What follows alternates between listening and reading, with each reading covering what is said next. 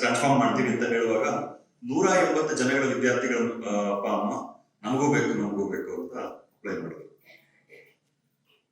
68 ಜನಗಳು ವಿದ್ಯಾರ್ಥಿಗಳಷ್ಟು ಅಪ್ಲಿಕೇಶನ್ಸ್ ಬಂತು, ಕಲೆಕ್ಟ್ ಮಾಡ್ಕೊಂಡು ಹೋದ್ರು. ಅದರಲ್ಲಿ ತುಂಬಾ ಜನ ಅಪ್ಲೈ ಮಾಡಿದ್ರು. ಅಂಡ್ ಕಡೆಗೆ ನಾವು ಜವಾಬ್ದಾರಿ ತಗೊಳ್ತೀವಿ ಅಂತ ಅನ್ಕೊಳ್ತಿರೋ ಅಂತ ಒಪ್ಪಿರೋ ಅಂತವರು ಎಷ್ಟು ಜನ? 34 ಕುಟುಂಬ, 46 ಜನ ಮಕ್ಕಳು. ಸೊ ಅದಕ್ಕೆ ಈ ಮೊದಲ ಹೆಜ್ಜೆ, ಈ ಕಾರ್ಯಕ್ರಮ, ಈ ಸಿರಿ ಅನ್ನುವಂತ ಒಂದು program, social innovation to rebuild India, ಭಾರತದ ಪುನರ್ ನಿರ್ಮಾಣಕ್ಕೆ ಸಾಮಾಜಿಕ ಆವಿಷ್ಕಾರ, ಒಂದು ಶಾಲೆಯನ್ನ ಕೇಂದ್ರವಾಗಿಟ್ಟುಕೊಂಡು ರಾಷ್ಟ್ರ ನಿರ್ಮಾಣದ ಕಾರ್ಯ ಮಾಡ್ತಿರುವಂತದ್ದು ಇದೇ ಮೊದಲನೇ ಪ್ರಯೋಗ ಇಡೀ ದೇಶದಲ್ಲಿ. ಶಾಲೆಯನ್ನ ಇಟ್ಕೊಂಡು ವರ್ಕ್ಶಾಪ್ಸ್ ಮಾಡ್ತಾರೆ, ಏನೋ ಒಂದಷ್ಟು ಸಣ್ಣ ಪುಟ್ಟ ಆಕ್ಟಿವಿಟೀಸ್ ಮಾಡಬಹುದು. ಆದ್ರೆ ಸಂಪೂರ್ಣ ಸಮಾಜ ನಿರ್ಮಾಣಕ್ಕೆ ಒಂದು ಶಾಲೆಯನ್ನ ಕೇಂದ್ರವಾಗಿ ಮಾಡ್ಕೊಳ್ಬಹುದು ಅನ್ನೋದಕ್ಕೆ ಒಂದು ಮಾಡೆಲ್ ಇದೆ ಮೊದಲನೇದು. ಈ ಮಾಡೆಲ್ ನೀವು ಎಲ್ಲರೂ ಇದರಲ್ಲಿ ಭಾಗಿಗಳು. ಸೊ ಇದು ಭವಿಷ್ಯದಲ್ಲಿ ಇತಿಹಾಸದಲ್ಲಿ ದಾಖಲಾಗುವಂತ ಒಂದು ಕಾರ್ಯಕ್ರಮ. ಆ ಇತಿಹಾಸದ ದಾಖಲೆಗೆ ಹೋದಾಗ ಇದರಲ್ಲಿ ಭಾಗವಹಿಸಿದಂತ ಮೊದಲನಿಗರಾಗಿ ನೀವಿರ್ತೀರ. ಸೊ ಅದಕ್ಕೆ ನಿಮಗೆ ಎಲ್ಲರಿಗೂ ಒಂದು ಚಪ್ಪಾಳೆ. ಸರ್ಕಾರ ವ್ಯವಸ್ಥೆಯನ್ನ ಕಟ್ಕೊಡುತ್ತೆ. ಆ ವ್ಯವಸ್ಥೆಯನ್ನ ಬಳಸಿಕೊಂಡು ಬೆಳೆಯುವಂತ ಜವಾಬ್ದಾರಿ ಸಮಾಜದ ವ್ಯಕ್ತಿಗಳದ್ದು. ಸರ್ಕಾರ ಊಟಕ್ಕೆ ಕಷ್ಟಪಡ್ತಾ ಇರೋರಿಗೆ ಅಕ್ಕಿ ಕೊಡಬಹುದು, ಆದ್ರೆ ನಮ್ಮ ಆಹಾರ ಅಕ್ಕಿಯಿಂದ ಮಾತ್ರ ನಡೆಯೋದಿಲ್ಲ. ಅಥವಾ ಏನೋ ಒಂದು 2,000 ರೂಪಾಯಲ್ಲಿ ನಮ್ಮ ಜೀವನ ನಡೆಯೋದಿಲ್ಲ. 2,000 ರೂಪಾಯಿ ಒಂಥರ ಸಾಯ್ತಾ ಇರೋವನಿಗೆ ICU ನಲ್ಲಿ ವೆಂಟಿಲೇಟರ್ ಇದ್ದಂಗೆ. ವೆಂಟಿಲೇಟರ್ ಮೇಲೆ ಜೀವನ ಮಾಡಕ್ಕಾಗೋದಿಲ್ಲ. ICU ನಲ್ಲಿ ವೆಂಟಿಲೇಟರ್ ಕೊಡ್ತಿದ್ದಾರೆ, ಇಲ್ಲಿ ಕೊಟ್ಟಿಲ್ಲ ಅಂತಂದ್ರೆ ಆಗಲ್ಲಪ್ಪ, ಇವ್ರದ್ದು ಜೀವನ ಹಾಳಾಗ್ಬಿಡುತ್ತೆ, ಇವರು ಬದುಕೋದೇ ಇಲ್ಲ ಅನ್ನೋದಕ್ಕೆ ಬೇಕಾಗಿರೋಷ್ಟು ಸಪೋರ್ಟ್ ಮಾಡ್ತಿದ್ದಾರೆ. ಎಷ್ಟು ಮಟ್ಟಕ್ಕೆ ಬೆಳಿಬೇಕು? ನಮ್ಮ ಮನಸ್ಸಿನಲ್ಲಿ ಯಾವ ಮಟ್ಟದ ಆಸೆಗಳಿದೆ, ಆಕಾಂಕ್ಷೆಗಳಿದೆ, ಅದನ್ನೆಲ್ಲ ಪೂರ್ತಿ ಮಾಡ್ಕೊಳ್ಳೋ ಮಟ್ಟಕ್ಕೆ ಬೆಳಿಬೇಕು. ಬೆಳವಣಿಗೆಯ ಜವಾಬ್ದಾರಿ ಯಾರ್ದು? ಈಗ ನಾವು ಜೀವನದಲ್ಲಿ ಬೆಳಿಬೇಕು, ಏಳಿಗೆ ಆಗ್ಬೇಕು ಅಂತಂದ್ರೆ ಅದ್ರ ಜವಾಬ್ದಾರಿ ಯಾರ್ದು? ನಮ್ಮದೇ. ಸರ್ಕಾರದ ಮೇಲೆ ನಾವು ಡಿಪೆಂಡ್ ಆಗೋದಕ್ಕಾಗೋದು ICU ಮಾತ್ರ. ಅಂದ್ರೆ ನಮ್ಮ ಜೀವನ ICU ಹೋದಾಗ ವೆಂಟಿಲೇಟರ್ ಸಪೋರ್ಟ್ ಕೊಡೋ ಕೆಲಸ ಸರ್ಕಾರ ಮಾಡುತ್ತೆ. ಅದನ್ನು ಮೀರಿ ಇನ್ನೇನು ಮಾಡೋದಕ್ಕೆ ಸಾಧ್ಯ ಇಲ್ಲ. ಯಾರಿಗೂ ಏನು ಸಬ್ಸಿಡಿಗಳನ್ನ ಕೊಡದಲ್ಲೇ, ಯಾರಿಗೂ ಯಾವುದೇ ರೀತಿಯಾದಂತಹ ಈ ವೆಲ್ಫೇರ್ ಗಳನ್ನ ಹಂಚದಲ್ಲೇ ಕೂಡ ಏನೆಲ್ಲ ದುಡ್ಡಿರುತ್ತೋ ಅದಷ್ಟನ್ನು ಸಮಾಜದ ಬೆಳವಣಿಗೆಗೋಸ್ಕರ ಅಂತ ಇನ್ಫ್ರಾಸ್ಟ್ರಕ್ಚರ್ ಡೆವಲಪ್ ಮಾಡೋದಕ್ಕೆ, ಬೇರೆ ಬೇರೆ ಕೆಲಸಗಳಿಗೆ ಬಳಸಬೇಕು ಅಂತಂದ್ರೂ ಕೆಲಸ ಮಾಡೋದು ಎಷ್ಟಿದೆ, ಅದಕ್ಕೆ ಎಷ್ಟು ಹಣ ಬೇಕು, ಅಷ್ಟು ಹಣ ಸರ್ಕಾರದ ಹತ್ರ ಇಲ್ಲ. ಸೊ ಹಣದ ರೂಪದಲ್ಲಿ ಜನಗಳಿಗೆ ಸಹಾಯ ಮಾಡೋದಕ್ಕೆ ಸರ್ಕಾರಕ್ಕೆ ಸಾಧ್ಯ ಇಲ್ಲ, ಆಗೋದಿಲ್ಲ. ಸರ್ಕಾರ ಮಾಡಬೇಕು ಅಂತ ಅನ್ಕೊಂಡ್ರು ಅದು ನಡೆಯೋದಿಲ್ಲ. ಸೊ ಒಂದು ಸ್ವಾವಲಂಬಿ ಸಮಾಜವಾಗಿ ನಾವು ಬೆಳೆದಾಗ, ಒಬ್ರಿಗೊಬ್ರು ಸಪೋರ್ಟ್ ಮಾಡಿಕೊಂಡು ಒಬ್ರಿಗೊಬ್ರು ಜೊತೆನಲ್ಲಿ ನಾವು ಮುಂದಕ್ಕೆ ಹೋಗ್ತಾ ಹೋದಾಗ ಇಡೀ ಸಮಾಜ ಬೆಳವಣಿಗೆ ಆಗುತ್ತೆ. ಈ ಸಮಾಜದ ಬೆಳವಣಿಗೆಗೆ ಯಾವುದನ್ನ ನಾವು ಕೇಂದ್ರವಾಗಿ ಮಾಡ್ಕೊಳ್ಬೇಕು? ಎಲ್ಲದಕ್ಕೂ ಒಂದು ಕೇಂದ್ರ ಬೇಕಲ್ಲ. ಈಗ ಸರ್ಕಾರದ ಸ್ಟ್ರಕ್ಚರ್ ನಲ್ಲಿ ಹಳ್ಳಿ ಲೆವೆಲ್ ಇಂದ ಕೇಂದ್ರದವರೆಗೂ ಬೇರೆ ಬೇರೆ ಹಂತಗಳಲ್ಲಿ ಬೇರೆ ಬೇರೆ ವ್ಯವಸ್ಥೆಗಳಿದೆ. ಪಂಚಾಯತಿಗಳಿದೆ, ಅಂತರ್ಗತದಲ್ಲಿ ಗ್ರಾಮ ಸಭೆಗಳಾಗುತ್ತೆ, ಇದೆಲ್ಲ ಆಗುತ್ತೆ. ಇದು ಎಲ್ಲದನ್ನ ನಿಮ್ಮ ಜೀವನದ ಏಳಿಗೆಗೆ ಕೇಂದ್ರ ಮಾಡ್ಕೊಳಕ್ಕಾಗತ್ತಾ? ಅಲ್ಲಿ ನಡೆಯೋದೇ ಬೇರೆ ಬೇರೆ ಆಕ್ಟಿವಿಟೀಸ್ ನಡೆಯುತ್ತೆ. ಸೊ ಕಂಪ್ಲೀಟ್ಲಿ ಸಮಾಜ ನಿರ್ಮಾಣದ ಗುರಿಯಾಗಿಟ್ಟುಕೊಂಡಷ್ಟೇ ನಡಿಬೇಕಾಗಿರುವಂತ ಒಂದು ಕಾರ್ಯಕ್ರಮ. ಈ ಪ್ರಯೋಗ ಬಹಳ ವಿಶೇಷವಾದದ್ದು. ಸೊ ರಾಷ್ಟ್ರ ನಿರ್ಮಾಣ ನಮ್ಮ ರಿಬಿಲ್ಡ್ ಇಂಡಿಯಾ ವ್ಯವಸ್ಥೆಯ ಏಕೈಕ ಗುರಿ, ಒಂದೇ ಉದ್ದೇಶ, ರಾಷ್ಟ್ರ ನಿರ್ಮಾಣ ಆಗಬೇಕು. ರಾಷ್ಟ್ರ ನಿರ್ಮಾಣ ಆಗಬೇಕು ಅಂತಂದ್ರೆ, ರಾಷ್ಟ್ರ ಅಂತಂದ್ರೆ ಏನು? ನಾವೇ, ಜನಗಳೇ ದೇಶ. ಜನಗಳ ಬೆಳವಣಿಗೆ, ಜನಗಳ ಏಳಿಗೆ ಆದಾಗಲೇ ದೇಶದ ಏಳಿಗೆ ಆಗೋದು. ಜನಗಳ ಏಳಿಗೆ ಆಗಬೇಕು ಅಂತಂದ್ರೆ, ಈಗ ಓದೋರು ಎಲ್ಲಿದ್ರು ಓದ್ತಾರೆ, ಬಿಡುವಂತ ಶಾಲೆಗೆ ಸೇರಿಸಿಲ್ಲ ಅಂತ ಮಕ್ಕಳು ಓದ್ತಾರ, ಅದಕ್ಕೊಂದು ವ್ಯವಸ್ಥೆ ಬೇಕಲ್ವ? ಹಿಂಗೆ ಮಕ್ಕಳ ವಿದ್ಯಾಭ್ಯಾಸಕ್ಕೆ ಶಾಲೆ ಅನ್ನುವಂತ ಒಂದು ವ್ಯವಸ್ಥೆ ಬೇಕು. ಸಮಾಜದ ಬೆಳವಣಿಗೆಗೆ, ಸಮಾಜದ ಏಳಿಗೆಗೆ ಅದಕ್ಕೂ ಒಂದು ವ್ಯವಸ್ಥೆ ಬೇಕು. ಆ ವ್ಯವಸ್ಥೆಯನ್ನ ಕಟ್ಟುವಂತ ಪ್ರಯತ್ನ. ಸೊ ಇವತ್ತಿನ ಈ ಓರಿಯೆಂಟೇಷನ್ ನಲ್ಲಿ ಏನ್ ಮಾಡಕ್ ಹೊರಟಿದೀವಿ, ಇದೆಲ್ಲ ಸುಮ್ಮನೆ ಬ್ರೀಫ್ ಆಗಿ ಮೇಲ್ಮೇಲೆ ಹೇಳ್ತೀವಿ, ಡೀಟೇಲ್ ಆಗಿ ಹೇಳ್ತೀವಿ. ನಾವ್ ಏನ್ ಮಾಡಕ್ ಹೊರಟಿದೀವಿ, ಇದರಿಂದ ಏನ್ ಪ್ರಯೋಜನಗಳಾಗುತ್ತೆ ಅಂತ. ಕಂಡೀಷನ್ಸ್ ಅನ್ನ ಹೇಳಿದ್ರೆ, ಇದ್ ಕಂಡೀಷನ್ ಇರುತ್ತೆ ಅಂತ, ಅದು ಫಿಲ್ಟರ್ ಮಾಡೋದಕ್ಕಿರುವಂತ ಮೆಕ್ಯಾನಿಸಮ್. ಅದನ್ನ ಒಪ್ಪಿ ಬರುವಂತವ್ರಿಗೆ, ಆ ಕಂಡೀಷನ್ ಅನ್ನು ಒಪ್ಪಿ ಬರುವಂತವ್ರಿಗೆ, ಇಲ್ಲಪ್ಪ ನಾವು ಏಳಿಗೆ ಆಗ್ಬೇಕು, ನಾವು ಮುಂದೆ ಬರ್ಬೇಕು, ನಾವು ಚೆನ್ನಾಗಿರ್ಬೇಕು, ನಾವು ಒಂದು ಮೇಲ್ಮಟ್ಟಕ್ಕೆ ತಲುಪಬೇಕು ಸಮಾಜದಲ್ಲಿ ಅನ್ನುವಂತ ಆ ಉತ್ಸಾಹ ಇದೆ ಅನ್ನೋದು ಒಂದು ಬೇಸ್ ಲೈನ್ ಗ್ಯಾರಂಟಿ. ಕಂಡೀಷನ್ಸ್ ನ ಕಂಪ್ಲೈ ಮಾಡಿಲ್ಲ ಅಂತಂದ್ರೆ ನೀವು ಏನು ಕಮಿಟ್ಮೆಂಟ್ ಡೆಪಾಸಿಟ್ ಇಟ್ಟಿದ್ದೀರಾ ಅದರಲ್ಲಿ ಪೆನಲ್ಟೀಸ್ ಕಟ್ ಆಗುತ್ತೆ. ಆದ್ರೆ ಅದು ಕಟ್ ಆಗಬಾರ್ದು ಅನ್ನೋ ಕಾರಣಕ್ಕೋಸ್ಕರ ಕಂಡೀಷನ್ಸ್ ಫುಲ್ಫಿಲ್ ಮಾಡೋದಲ್ಲ. ದುಡ್ಡು ಕಟ್ಟಾಗ್ಬಿಡುತ್ತಪ್ಪ ಅದಕ್ಕೆ ಏನೋ ಹಾಳಾಗೋಗ್ಲಿ ಬಿಡು ಹೋಗಿ ಬಂದ್ಬಿಡೋಣ, ಹಂಗಲ್ಲ. ಇಲ್ಲಿ ಏನ್ ನಡೆಯುತ್ತೆ, ಈ ಕಾರ್ಯಕ್ರಮದಲ್ಲಿ ಏನ್ ನಡೆಯುತ್ತೆ, ಇದು ನಿಜವಾಗ್ಲೂ ಜೀವನನ ಬದಲಾಯಿಸುವಂತ ಅವಕಾಶಗಳನ್ನ ಕ್ರಿಯೇಟ್ ಮಾಡ್ತಾ ಇರುವಂತ ಒಂದು ವ್ಯವಸ್ಥೆ, ಅವಕಾಶಗಳನ್ನ ಸೃಷ್ಟಿ ಮಾಡ್ತಿರುವಂತ ಒಂದು ವ್ಯವಸ್ಥೆ. ಏನ್ ಮಾಡಕ್ ಹೊರಟಿದೀವಿ? ಶಾಲೆನಲ್ಲೂ ಅಷ್ಟೇ, ನೀವು ವ್ಯವಸ್ಥೆಯನ್ನ ನೋಡಿದಾಗ ಶಾಲೆನಲ್ಲೂ ಬೇಕಾದಷ್ಟು ಏನೇನೋ ನಡೆಯುತ್ತೆ. ಅದು ಎಲ್ಲದರ ಉದ್ದೇಶ ಏನು? ನಾನು ಓರಿಯಂಟೇಶನ್ ನಲ್ಲೂ ಹೇಳಿದೆ, ಬೇರೆ ಬೇರೆ ಹಂತದ ಉದ್ದೇಶಗಳನ್ನು ಇಟ್ಕೊಂಡು ಶಾಲೆಗಳಿದ್ದಾವೆ. ನಮ್ಮ ಫೋಕಸ್, ನಮ್ಮ ಉದ್ದೇಶ, ನಮ್ಮ ವ್ಯವಸ್ಥೆ ಒಳಗಡೆಯಿಂದ ಬರುವಂತ ಮಕ್ಕಳು ಪ್ರಪಂಚದ ಮಟ್ಟಕ್ಕೆ ನಾಯಕರಾಗಿ, ಉದ್ಯಮಿಗಳಾಗಿ ಬೆಳಿಬೇಕು. ಕೆಲಸ ಹುಡುಕೊಂಡು ಹೋಗುವಂತವ್ರಾಗದಲ್ಲೇ ಕೆಲಸನ ಸೃಷ್ಟಿ ಮಾಡುವ ಶಕ್ತಿ ಇರುವಂತವ್ರಾಗಬೇಕು. ಇದೆಲ್ಲ ತಾನಾಗಿ ಆಗೋದಿಲ್ಲ. ನಮಗೆ ಅಧಿಕಾರ ಸಿಕ್ಕಾಗ ನಾಯಕತ್ವ ಡೆವಲಪ್ ಆಗೋದಿಲ್ಲ. ನಾಯಕತ್ವ ಡೆವಲಪ್ ಆದ್ಮೇಲೆ ಅಧಿಕಾರ ಸಿಕ್ಕರೆ ಅದನ್ನ ಸರಿಯಾಗಿ ಬಳಸ್ಕೊಂಡು ಬೆಳಿತಾರೆ. ನಾಯಕತ್ವದ ಲಕ್ಷಣಗಳು ಇಲ್ಲದೆ ಇರೋವನಿಗೆ ಅಧಿಕಾರ ಸಿಕ್ಕಿದ್ರೆ, ನಾಯಕತ್ವದ ಒಂದು ಪೊಸಿಷನ್ ಸಿಕ್ಕಿದ್ರೆ ಅವನು ಅದನ್ನ ಹಾಳು ಮಾಡ್ತಾನೆ. ಅವನು ಅದನ್ನ ಬಳಸ್ಕೊಳ್ಳಕ್ಕೂ ಆಗೋದಿಲ್ಲ, ಅವನ ಅದನ್ನ ಉಪಯೋಗಿಸ್ಕೊಂಡು ಏನು ಪ್ರಯೋಜನನೂ ಆಗೋದಿಲ್ಲ. ಸೊ ಇದನ್ನೆಲ್ಲ ನಾವು ಬೇಸಿಕ್ ಆಗಿ ಡೆವಲಪ್ ಮಾಡ್ತಾ ಹೋಗ್ಬೇಕು. ಸಂಪೂರ್ಣ ಸಮಾಜದ ನಿರ್ಮಾಣ ಆಗಬೇಕು ಅಂತಂದ್ರೆ ಎಲ್ಲಾ ಹಂತಗಳಲ್ಲೂ ಸಮಾಜ ಶಕ್ತಿಯುತವಾಗಬೇಕು. ಕೋಆಪರೇಟಿವ್, ಒಬ್ರಿಗೊಬ್ರು ಸಹಕಾರ ಕೊಟ್ಟುಕೊಂಡು ಬೆಳಿಬೇಕು, ಕೊಲಾಬರೇಟ್ ಮಾಡಬೇಕು, ಒಟ್ಟಿಗೆ ಜೊತೆನಲ್ಲಿ ಸೇರಿ ಕೆಲಸಗಳನ್ನ ಮಾಡಬೇಕು. ಸೊ ಎಲ್ಲರದ್ದು ಏಳಿಗೆ ಆಗ್ಬೇಕು. ಯಾವ ರೀತಿಯಲ್ಲಿ ಏಳಿಗೆ ಆಗ್ಬೇಕು? ಎಲ್ಲರದ್ದು ವೈಯಕ್ತಿಕವಾಗಿ ಏಳಿಗೆ ಆಗ್ಬೇಕು. ಅವ್ರ ಜೀವನ ಚೆನ್ನಾಗಿರ್ಬೇಕು, ಅವ್ರ ಮಾನಸಿಕ ಆರೋಗ್ಯ ಚೆನ್ನಾಗಿರ್ಬೇಕು, ಅವರ ಆರ್ಥಿಕ ಆರೋಗ್ಯ ಚೆನ್ನಾಗಿರ್ಬೇಕು, ಫೈನಾನ್ಷಿಯಲ್ ಹೆಲ್ತ್ ಚೆನ್ನಾಗಿರ್ಬೇಕು. ಏನೇ ಕ್ರೈಸಿಸ್ಗಳಾದ್ರೆ ಅದನ್ನ ನಿಭಾಯಿಸುವಂತ ಸಾಧ್ಯತೆಗಳಿರ್ಬೇಕು. ಏನಾದ್ರೂ ಹೆಲ್ಪ್ ಬೇಕು ಅಂತಂದ್ರೆ ಹೆಲ್ಪ್ ಯಾರಿಂದ ತಗೊಳ್ಬೇಕು ಅನ್ನೋದು ನಮ್ಗೆ ಗೊತ್ತಿರ್ಬೇಕು. ಏನಾದ್ರೂ ಸಪೋರ್ಟ್ ಬೇಕು, ಗೈಡೆನ್ಸ್ ಬೇಕು. ಈಗ ಜಸ್ಟ್ ಎಷ್ಟೋ ಜನಕ್ಕೆ ನಾನು ಮೆಡಿಕಲ್ ಅಡ್ವೈಸ್ ಕೊಡ್ತೀನಿ, ನಾನು ಕೇಳ್ತಾರೆ ಕೊಡ್ತೀನಿ. ಈಗ ನಾನಿಲ್ಲ ಅಂತ ಅನ್ಕೊಳ್ಳಿ, ನಿಮ್ಗೆ ಏನೋ ಒಂದು ಹೆಲ್ತ್ ಇಶ್ಯೂ ಇದೆ, ಏನ್ ಮಾಡಬೇಕು, ಯಾರ ಹತ್ರ ಹೋಗ್ಬೇಕು ಅಂತ ಯಾರನ್ನ ಕೇಳ್ತೀವಿ? ಯಾರ ಪಕ್ಕದ ಮನೆಯವ್ರನ್ನ ಕೇಳ್ತೀವಿ, ಅಥವಾ ನಮ್ಗೆ ಗೊತ್ತಿರೋರ್ನ ಕೇಳ್ತೀವಿ. ಅದು ಕ್ವಾಲಿಫೈಡ್ ಅಡ್ವೈಸಾ? ಅವ್ರು ಕೊಡೋ ಅಡ್ವೈಸ್ಗೆ ಆಕ್ಚುಲಿ ಏನಾದ್ರೂ ಆಧಾರ ಇರುತ್ತಾ? ಅವ್ರ ಅನುಭವದಲ್ಲಿ ಏನೋ ಒಂದು ಹೇಳ್ತಾರೆ ಅವ್ರ ಅನ್ಸುತ್ತೆ.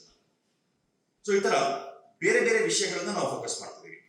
ಸೊ ನಮ್ಮ rebuild India model of national development, ರಾಷ್ಟ್ರದ ನಿರ್ಮಾಣಕ್ಕೆ ನಮ್ಮ ರೀಬಿಲ್ಡ್ ಇಂಡಿಯಾ ಮಾಡೆಲ್ ಏನು? 4 ಹಂತಗಳನ್ನು ನಾವು ಕೆಲಸ ಮಾಡಬೇಕು. ಮೊದಲನೇದು, ಸಮಾಜದಲ್ಲಿ ಕೆಳ ಮಧ್ಯಮ ಮತ್ತು ಕೆಳವರ್ಗದ ಕುಟುಂಬಗಳಿಂದ ಬರುವಂತ ಮಕ್ಕಳಿಗೆ ಪ್ರಪಂಚದ ಮಟ್ಟಕ್ಕೆ ನಾಯಕರಾಗಿ, ಉದ್ಯಮಿಗಳಾಗಿ ಬೆಳೆಯೋದಕ್ಕೆ ಬೇಕಾಗಿರುವಂತಹ ಫ್ರೀ ಎಜುಕೇಶನ್ ಸಿಗಬೇಕು. ಎಜುಕೇಶನ್ ಫ್ರೀ ಆಗಿರ್ಬೇಕು, ಎಲ್ಲರಿಗೂ ಸರಿಯಾದ ಮಟ್ಟದ ಅವಕಾಶ ಇರಬೇಕು. That is the focus. ಯಾವಾಗ ಎಜುಕೇಶನ್ ಸರಿಯಾಗಿರುತ್ತೋ, ಸರಿಯಾದ ಎಜುಕೇಶನ್, ನಾನು ಹೇಳೋದು ಲೀಡರ್ಸ್ ಆಗಿ ಮತ್ತೆ ಉದ್ಯಮಿಗಳಾಗಿ ಬೆಳೆಯೋದಕ್ಕೆ ಸಿಗುವಂತ ಎಜುಕೇಶನ್ ಸರಿಯಾದ ಎಜುಕೇಶನ್. ಮಿಕ್ಕಿದ್ದೆಲ್ಲಾನು ಗುಲಾಮರನ್ನು ತಯಾರು ಮಾಡುವಂತ ಎಜುಕೇಶನ್.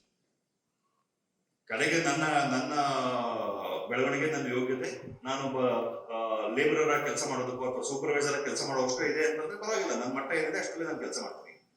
ಆದ್ರೆ ನನಗೆ ಆಕ್ಸೆಸ್ ಏನೇ, ನನಗೆ ಅವಕಾಶ ಯಾವ್ದನ್ನ ನಾನು ಬಳಸ್ಕೊಳ್ಬಹುದು ಅನ್ನೋದಕ್ಕೆ ಅವಕಾಶನೇ ಹಣದ ಮೇಲೆ ಡಿಪೆಂಡ್ ಆಗ್ಬಿಟ್ರೆ ಮೆಜಾರಿಟಿ ಜನಕ್ಕೆ ಸರಿಯಾದ ಎಜುಕೇಶನ್ಗೆ ಅವಕಾಶನೇ ಸಿಗೋದಿಲ್ಲ. ಸೊ ಸಿಕ್ಕಿದ ಅವಕಾಶದಲ್ಲೂ ಕೂಡ ಬೆಳಿತಾರೆ. ಸಿಕ್ಕಿದ ಅವಕಾಶದಲ್ಲೂ ನಾವು ನೋಡ್ತೀವಿ, ಬೇಕಾದಷ್ಟು ಗೌರ್ಮೆಂಟ್ ಸ್ಕೂಲ್ ಓದಿರುವಂತ ಮಕ್ಕಳು ದೊಡ್ಡ ಮಟ್ಟಕ್ಕೆ ಹೋಗಿರ್ತಾರೆ.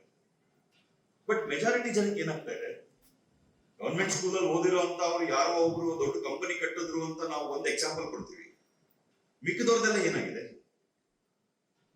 ಅದೇ ನೀವು ಬೇರೆ ಬೇರೆ ಹಂತಗಳ ಸ್ಕೂಲ್ಗಳಲ್ಲಿ ಹೋದ್ರೆ, ನೀವು ಮೇಲ್ಮಟ್ಟದ ಸ್ಕೂಲ್ಗಳು ಅಂತ ಏನ್ ಹೇಳ್ತೀವಿ, ಯಾವುದು ತುಂಬಾ ಹಣದಿಂದ ಸಿಗುವಂತ ಎಜುಕೇಶನ್ ಇರುವಂತ ಸ್ಕೂಲ್ಗಳಲ್ಲಿ ಹೋದ್ರೆ ಮೆಜಾರಿಟಿ ಜನಕ್ಕೆ ಸ್ವಲ್ಪ ಮೇಲ್ಮಟ್ಟದ ಜೀವನಕ್ಕೆ ಅವಕಾಶ ಸಿಕ್ಕಿರುತ್ತೆ. ಅಲ್ಲೂ ಹಾಳಾಗೋಗಿರೋರು ಇರ್ತಾರೆ, ಅಲ್ಲೂ ಮುಂದೆ ಬಂದಿಲ್ಲದೆ ಇರುವಂತವ್ರು ಇರ್ತಾರೆ. ಸೊ ಆ ಮಟ್ಟದ ಎಜುಕೇಶನ್ ನಮ್ಮ ಮಕ್ಕಳಿಗೆ ಸಿಗಬೇಕು, ಫ್ರೀ ಆಗಿರ್ಬೇಕು. ಲೀಡರ್ಶಿಪ್ ಮತ್ತೆ ಆಂಟರ್ಪ್ರಿನರ್ಶಿಪ್ ಡೆವಲಪ್ಮೆಂಟ್ ಮಾಡಬೇಕು ಅಂತಂದ್ರೆ ಬರೀ ಮಕ್ಕಳ ಮೇಲೆ ನಾವು ಪ್ರಯತ್ನ ಪಟ್ಟರೆ ಸಾಲೋದಿಲ್ಲ. ಮೈಂಡ್ ಸೆಟ್ ಯಾಕೆ, ಒಂದು ಸಾಧಾರಣ ಸ್ಕೂಲ್, ಮಧ್ಯಮ ವರ್ಗದ ಮಕ್ಕಳ ಶಾಲೆಗಳಲ್ಲಿ ಯಾಕೆ ಲೀಡರ್ಶಿಪ್ ಮೇಲೆ ನಾವು ಫೋಕಸ್ ಮಾಡಕ್ ಆಗೋದಿಲ್ಲ? Leadership is dependent on 3 things. 3 ವಿಷಯದ ಮೇಲೆ ಡಿಪೆಂಡ್ ಆಗುತ್ತೆ ಲೀಡರ್ಶಿಪ್. ಅಥವಾ ಏನೇ ಒಂದು ನಮ್ಮ ಜೀವನ ಡಿಪೆಂಡ್ ಆಗೋದು. ಒಂದು ನಮ್ಮ ಅಭ್ಯಾಸಗಳನ್ನು ಇನ್ಫ್ಲೂಯೆನ್ಸ್ ಮಾಡೋದು ಯಾರು? ನಿಮ್ಮ ಮಕ್ಕಳಲ್ಲಿ ಏನ್ ಅಭ್ಯಾಸಗಳಿದೆ ಅಂತ ಅನ್ನೋದು ನಿಮ್ಮಿಂದ ಆಗೋ ಪರಿಣಾಮ ಹೆಚ್ಚು. ನಿಮ್ಮ ಮಕ್ಕಳ ಅಭ್ಯಾಸಗಳಿಗೆ ನೀವೇ ಕಾರಣ. ಸೊ ನಿಮ್ಮ ಮಕ್ಕಳಲ್ಲಿ ನಿಮ್ಮ ಮಕ್ಕಳ ಭಾಷೆ, ನಿಮ್ಮ ಮಕ್ಕಳ ನಡವಳಿಕೆ ಎಲ್ಲದಕ್ಕೂ ಮೇಜರ್ ಕಾಂಟ್ರಿಬ್ಯೂಷನ್ ಕುಟುಂಬ, ಫ್ಯಾಮಿಲಿ, ಮನೆ. ಬಿಕಾಸ್ ಮಕ್ಕಳು ಅದೆಲ್ಲ ಕನ್ಸಾಲಿಡೇಟ್ ಆಗೋ ಟೈಮಲ್ಲಿ, ಅದೆಲ್ಲ ಬೆಳವಣಿಗೆ ಆಗ್ತಾ ಇರುವಂತ ಟೈಮಲ್ಲಿ ಮಕ್ಕಳು ಮನೇಲಿದ್ದಾರೆ. ಹುಟ್ಟದಾಗಿಂದ ಸುಮಾರು 5 ವರ್ಷದವರೆಗೂ ಮೆಜಾರಿಟಿ ಟೈಮ್ ಮಕ್ಕಳು ಮನೇಲಿ ಇರ್ತಾರೆ. ಆ ಟೈಮಲ್ಲಿ ಇದ್ರದ್ದೆಲ್ಲ ಬೇರ್ಗಳು ಕೂತ್ಕೊಳ್ಳುತ್ತೆ.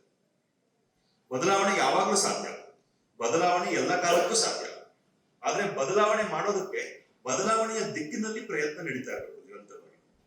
ಸೊ ಶಾಲೆನಲ್ಲಿ ನಾವು ಲೀಡರ್ಶಿಪ್ ಮತ್ತು ಆಂಟರ್ಪ್ರಿನರ್ಶಿಪ್ ಕಡೆಗೆ ಅವ್ರಿಗೆ ಟ್ರೈನಿಂಗ್ ಮಾಡ್ತಾ ಮನೆಯಲ್ಲಿ ಅದಕ್ಕೆ ಉಲ್ಟಾ ಆಗ್ತಿದ್ರೆ ಅಥವಾ ಅದಕ್ಕೆ ವಿರುದ್ಧವಾಗಿ ಏನೋ ನಡೀತಾ ಇದ್ರೆ, ಇಷ್ಟೇ.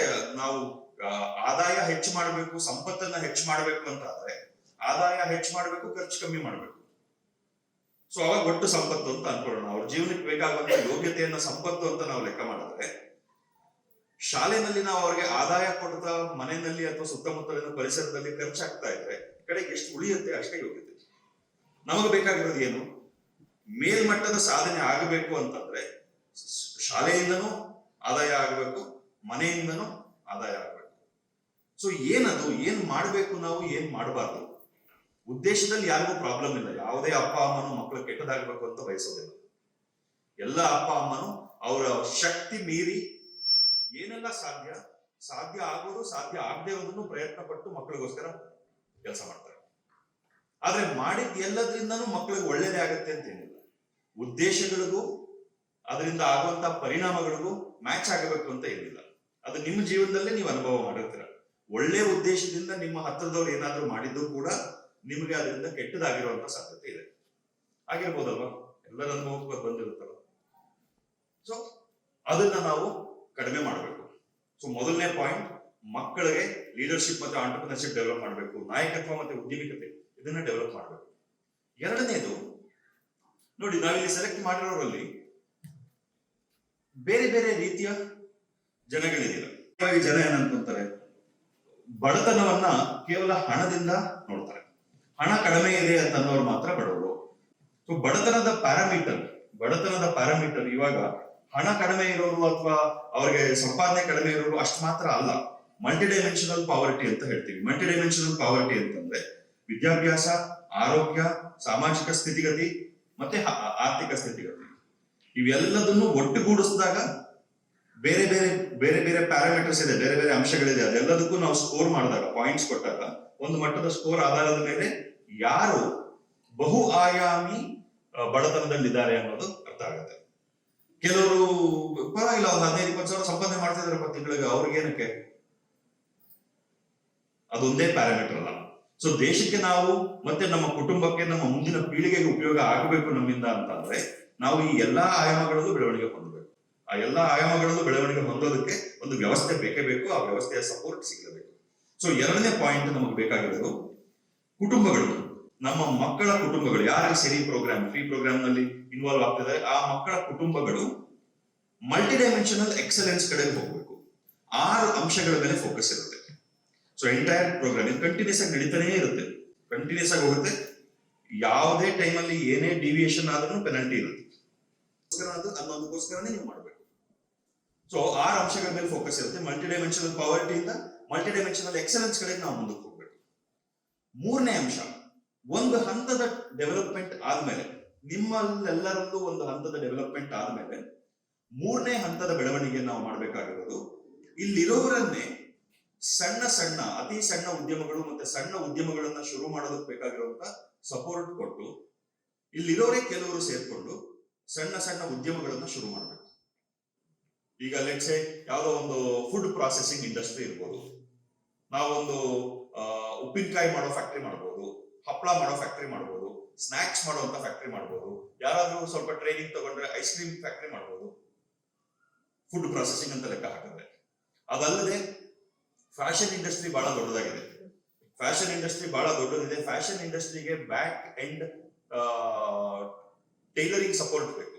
ಸೊ ಒಂದಷ್ಟು ಜನ ಯಾರಾದ್ರೂ ಒಂದ್ ಸ್ವಲ್ಪ ಅದಕ್ಕೆ ಟ್ರೈನಿಂಗ್ ತಗೋತೀವಿ ಅಂತ ಆಗೋದಾದ್ರೆ ಅದಕ್ಕೆ ನಾವು ಟ್ರೈನಿಂಗ್ ಅನ್ನು ಫೆಸಿಲಿಟೇಟ್ ಮಾಡಿ ಅವರುಗಳು ಸೇರ್ಕೊಂಡು ಒಂದು ಸಣ್ಣ ಟೈಲರಿಂಗ್ ಫಿನಿಶಿಂಗ್ ಸ್ಕೂಲ್, ಬೇಕಾದಷ್ಟು ಫ್ಯಾಷನ್ ಡಿಸೈನರ್ಸ್, ಬೇಕಾದಷ್ಟು ಗಾರ್ಮೆಂಟ್ಸ್ ಫ್ಯಾಕ್ಟರಿಗಳೆಲ್ಲಾನು ಔಟ್ಸೋರ್ಸ್ ಮಾಡ್ತಾರೆ. ಅದನ್ನ ಇಟ್ಕೊಂಡು ನಾವು ಒಂದು 10 ಮೆಷಿನ್ ಇಟ್ಕೊಂಡು ಒಂದು 10 ಜನಕ್ಕೆ ಕೆಲಸ ಕೊಟ್ಕೊಂಡು ಕೆಲಸ ಮಾಡಿಸ್ಬೋದು. ಅತಿ ಸಣ್ಣ ಉದ್ಯಮಗಳನ್ನ ಶುರು ಮಾಡಬೇಕು. ಅದು ಮೂರನೇ ಹಂತ. ಮೊದಲನೇ ಹಂತದ್ದು ಕಂಟಿನ್ಯೂಸ್ ಆಗಿ ನಡೀತಾ ಇರುತ್ತೆ. ಮಕ್ಕಳಿಗೆ ಲೀಡರ್ಶಿಪ್ ಮತ್ತು ಆಂಟರ್ಪ್ರಿನರ್ಶಿಪ್ ಓರಿಯೆಂಟೆಡ್ ಆಗಿ ಟ್ರೈನಿಂಗ್ ನಡೀತಾ ಇರುತ್ತೆ ಸ್ಕೂಲ್ ನಲ್ಲಿ.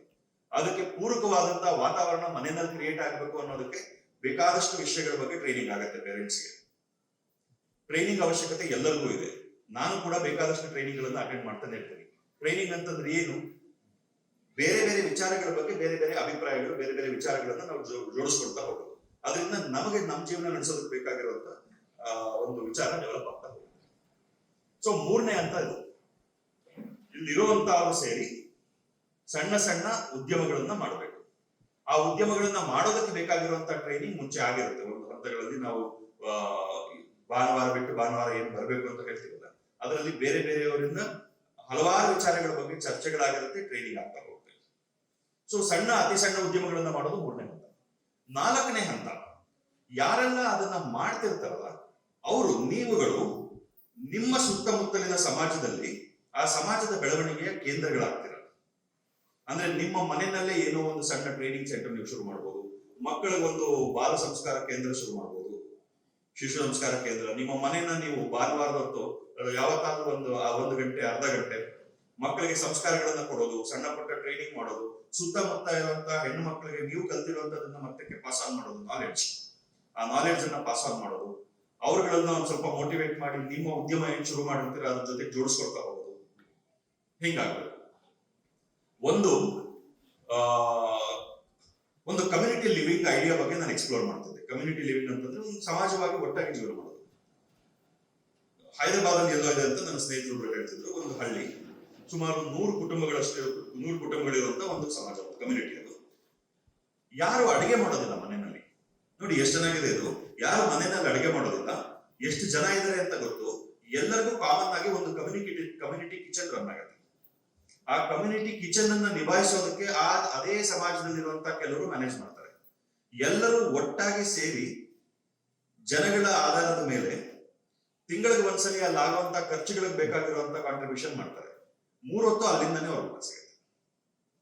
ಸೊ ಒಂದು ಕಮ್ಯುನಿಟಿ ಕಿಚನ್ ರನ್ ಆಗ್ತಾ ಇದ್ರೆ ಅದನ್ನ ನಿಭಾಯಿಸುವವರಿಗೆ ಉದ್ಯೋಗ ಆಯ್ತು, ಎಲ್ಲರಿಗೂ ಮನೆಯಲ್ಲಿ ಅಡಿಗೆ ಮಾಡಬೇಕು ಅನ್ನುವಂತ ಬರ್ಡನ್ ಎಲಿಮಿನೇಟ್ ಆಯ್ತು, ಹೋಯ್ತು. ಸೊ ಪ್ರತಿಯೊಬ್ಬರಿಗೂ ಅವರು ಕೆಲಸ ಮಾಡೋದ್ರ ಮೇಲೆ ಫೋಕಸ್ ಮಾಡೋದಕ್ಕೆ ಅವಕಾಶ ಸಿಕ್ತು. ಹೋಟೆಲ್ ಆಹಾರ ತರ ಆಗದಲ್ಲೇ ಮನೇಲಿ ಮಾಡಿರೋ ಅಡಿಗೆ ತರದ್ದೇನೆ ಎಲ್ಲರೂ ಒಟ್ಟಿಗೆ ಮಾಡೋದು. ಊಟಕ್ಕೆ ಎಲ್ಲರೂ ಒಟ್ಟಿಗೆ ಸೇರ್ತಾರೆ. ಒಟ್ಟಿಗೆ ಸೇರಿದಾಗ ಒಬ್ರಿಗೊಬ್ರು ಮಾತಾಡೋದು, ಒಂದು ಸಂಪರ್ಕ ಬೆಳೆಯುತ್ತೆ. ಒಂದು ಸಮಾಜವಾಗಿ ತಾನಾಗಿ ಸಸ್ಟೈನ್ ಆಗುವಂತ ಸಮಾಜ. ಸರ್ಕಾರದಿಂದ ಸಿಗುವಂತದ್ದು ಎಲ್ಲದನ್ನು ಬಳಸ್ಕೊಳ್ಬೇಕು, ಆದ್ರೆ ಸಮಾಜ ತನಗತಾನೇ ಸಸ್ಟೈನ್ ಆಗ್ಬೇಕು, ತನಗತಾನೇ ಉಳಿಬೇಕು, ತನಗತಾನೇ ಬೆಳಿಬೇಕು, ಒಬ್ರಿಗೊಬ್ರು ಸಪೋರ್ಟ್ ಮಾಡ್ಕೊಂಡು ಬೆಳಿಬೇಕು. ಇದು 4ನೇ ಹಂತ. ಕೊಲಾಬರೇಟಿವ್ ಕಮ್ಯುನಿಟಿ ಅಂತಂದ್ರೆ ಕೋಆಪರೇಟ್ ಮಾಡ್ಬೇಕು. ಈಗಂತ ಸಹಕಾರ ಕ್ಷೇತ್ರ ಇದೆ. ಈಗ ಮಿಲ್ಕ್ ಕೋಆಪರೇಟಿವ್, ಹಾಲಿನ ಡೈರಿಗಳಿದಾವಲ್ಲ, ವೆರಿ ಸಕ್ಸಸ್ಫುಲ್ ಮಾಡಲ್. ಎಲ್ಲರೂ ಅವ್ರವ್ರ ಜಾಗಗಳಲ್ಲಿ ಹಾಲುಗಳನ್ನ ಶೇಖರಣೆ ಮಾಡ್ತಾರೆ, ಒಂದ್ ಕಡೆಗೆ ಹೋಗುತ್ತೆ, ರೈತರಿಗೂ ಬೆಲೆ ಸಿಗುತ್ತೆ, ಅದೊಂದು ದೊಡ್ಡ ಉದ್ಯಮ ಬೆಳೆದೋಗಿದೆ.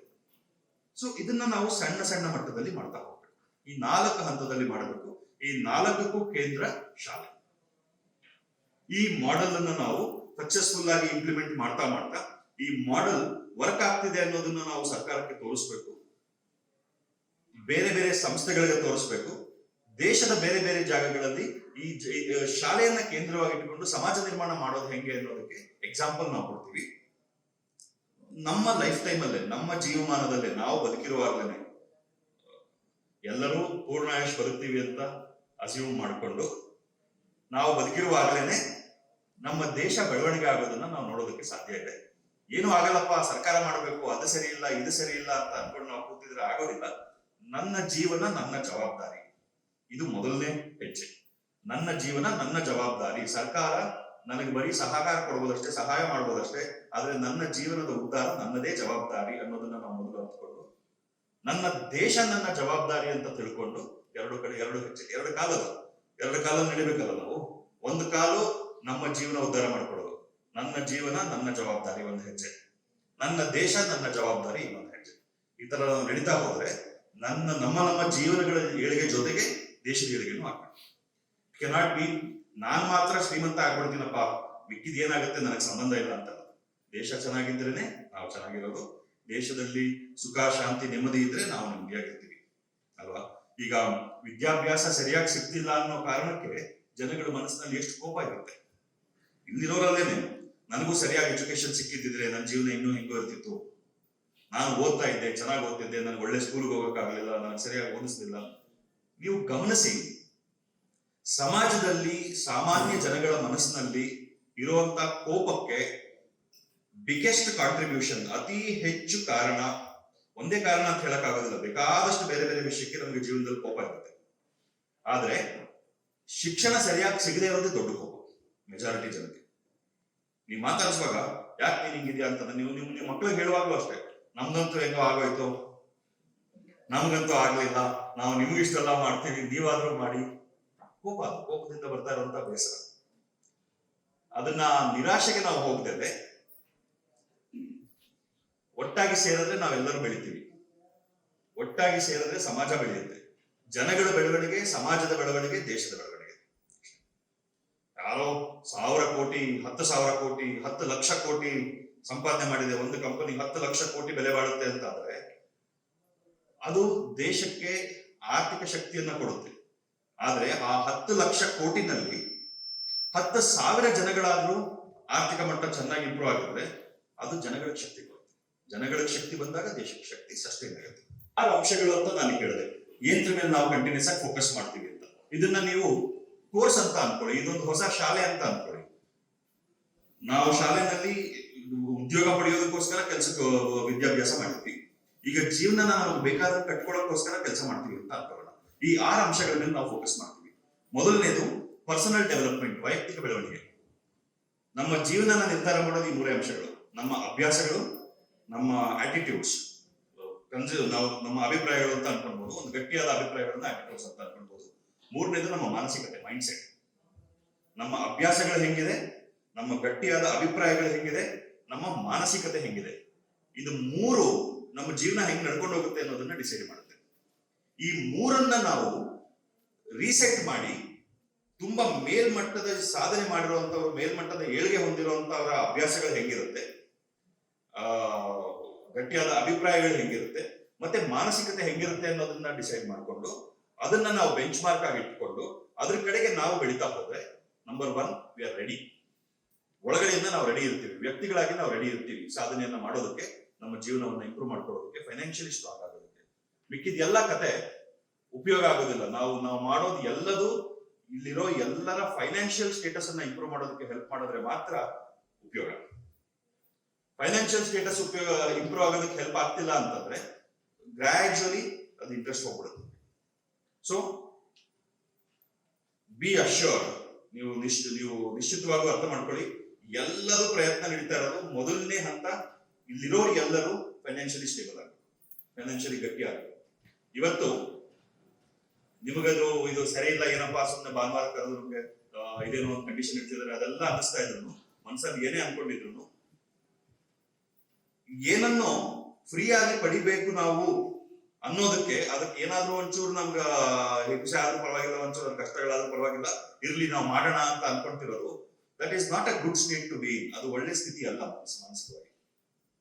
ನಮಗೆ ಏನೇ ಬೇಕಾದ್ರೂ ನಾನು ತಗೊಳ್ತೀನಿ ಬಿಡಪ್ಪ, ನನಗೆ ಇವತ್ತು ಬೇಕು ಅಂತಂದ್ರೆ ನಾನು ತಗೊಳಕ್ ನನಗೆ ಆಗ್ಬೇಕು, ಮುಂದಿನ ತಿಂಗಳು ನೋಡೋಣ, 6 ತಿಂಗಳಾದ್ಮೇಲೆ ನೋಡೋಣ, ಆ ಸ್ಥಿತಿ ಇರಬಾರ್ದು.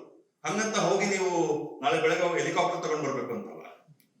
ನಮ್ ಜೀವನಕ್ಕೆ ಬೇಕಾಗಿರುವಂತದ್ದು ಎಲ್ಲದನ್ನು ನಾವು ಮಾಡ್ಕೊಳ್ಳೋದಕ್ಕೆ ಬಡ್ಜೆಟ್ ಕಾಯಂ ಆಗ್ಬಾರ್ದು. ಮುಂದಿನ ತಿಂಗಳು ಸಂಬಳ ಬರಲಿ, ಆಮೇಲೆ ನೋಡೋಣ. ಸಂಬಳದಿಂದ ಸಂಬಳಕ್ಕೆ ನಾವು ಜೀವನ ಮಾಡ್ತಾ ಹೋಗ್ತೀವಿ ಅಂತಂದ್ರೆ ಸಂಬಳ ಒಂದು ತಿಂಗಳು ಇಲ್ದಂಗ ಆಗೋದಕ್ಕೆ ತುಂಬಾ ಟೈಮ್ ಆಗೋದಿಲ್ಲ, ತುಂಬಾ ಏನು ದೊಡ್ಡ ಬದಲಾವಣೆ ಆಗೋದಕ್ಕಿಲ್ಲ. ಜಸ್ಟ್ ಒಂದು ಅನಾರೋಗ್ಯ ಆಯ್ತು ಅಂತಂದ್ರೆ 1 ತಿಂಗಳು ಸಂಬಳ ಎದುರೋಗುತ್ತೆ. ಅನಾರೋಗ್ಯ ಆದಾಗ ಸಂಬಳ ಹೋಗೋದಷ್ಟೇ ಅಲ್ಲ, ನಾವು ಸಣ್ಣ ಪುಟ್ಟ ಏನ್ ಕೂಡಿಟ್ಟಿರ್ತೀವಿ ಅದು ಖಾಲಿ ಆಗುತ್ತೆ. ಆದ್ರೆ ಸಂಬಳದಿಂದ ಸಂಬಳಕ್ಕೆ ಜೀವನ ಮಾಡುವಂತವ್ರಿಗೆ ಕೂಡಿಟ್ಟಿರೋದು ಏನು ಇರೋದಿಲ್ಲ. ಬಂತು, ಖಾಲಿ ಆಯ್ತು, 3 ವಾರದಲ್ಲಿ ಖಾಲಿ, 4ನೇ ವಾರ ಕಾಯಿ, 5ನೇ ವಾರ ಕೈಗೆ ಹಣ ಬರುತ್ತೆ, 3 ವಾರದಲ್ಲಿ ಖಾಲಿ ಆಗುತ್ತೆ, 4ನೇ ವಾರ ಕಾಯೋದಾಗುತ್ತೆ. ಇಷ್ಟೇ ಆಗೋಗ್ತಾ ಇದೆಯಲ್ಲ.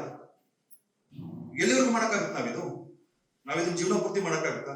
ವಯಸ್ಸಿರುವಾಗ ಒಂದು 40-50 ವರ್ಷದವರೆಗೂ ಹೆಂಗೋ ಮಾಡ್ಕೊಂಡು ಎಳ್ದಾಡ್ಬೋದು. ಈ ಗ್ಯಾಪ್ ಅಲ್ಲಿ ಆಸೆ ಏನು? ಇದೆಲ್ಲ ನಾನು ಕಷ್ಟಪಟ್ಬಿಡ್ತೀನಪ್ಪ ಒಂದು 50 ವರ್ಷದವರೆಗೂ, ಅಷ್ಟೊತ್ತಿಗೆ ನನ್ನ ಮಗನೋ ಮಗಳು ಎದ್ದೊಳ್ತಾರೆ, ಅವ್ರು ಒಂದ್ ಸ್ವಲ್ಪ ಕೆಲಸ ಮಾಡಕ್ ಶುರು ಮಾಡ್ತಾರೆ. ಅವಾಗ ನನಗೆ ಸ್ವಲ್ಪ ರಿಲ್ಯಾಕ್ಸ್ ಆಗುತ್ತೆ, ನಾನು ಸ್ವಲ್ಪ ಆರಾಮ್ ಮಾಡ್ಬೋದು, ಜೀವನ ಒಂಚೂರು ಇಂಪ್ರೂವ್ ಆಗುತ್ತೆ ಅಂತ. ನಿಮ್ ಹಿಂದಿನ ಜನರೇಷನ್ಗೂ ಅದೇ ಆಸೆ ಇತ್ತಲ್ವಾ? ಈ ತರದ ಆಸೆಗಳು ಎಷ್ಟು ಜನಕ್ಕೆ ಫುಲ್ಫಿಲ್ ಆಗ್ತಾ ಇದೆ? ಈ ತರದ ಆಸೆಗಳು ಎಷ್ಟು ಜನಕ್ಕೆ ಅದು ನೆರವೇರ್ತಾ ಇದೆ? ನಾನು ದುಡಿಯೋ ಟೈಮಲ್ಲಿ ನಾನು ಹಗಲು ರಾತ್ರಿ ದುಡಿದು ಬಿಡ್ತೀನಪ್ಪ, ಹೆಂಗೋ ಮಾಡ್ಕೊಂಡು ಹೋಗ್ಬಿಡ್ತೀವಿ, ನೆಕ್ ಟು ನೆಕ್ ಆದ್ರೂ ಪರವಾಗಿಲ್ಲ, ನಿಭಾಯಿಸ್ಕೊಂಡು ಹೋಗ್ತೀವಿ. ಮಕ್ಕಳು ಎಜುಕೇಶನ್ ಆದ್ಮೇಲೆ ಮಕ್ಕಳು ನಮ್ಮನ್ನ ಒಂದು ಸ್ಟೆಬಿಲಿಟಿ ತರ್ತಾರೆ. 90% ಜನಕ್ಕೆ ಇದು ಆಗೋದಿಲ್ಲ ಇದು.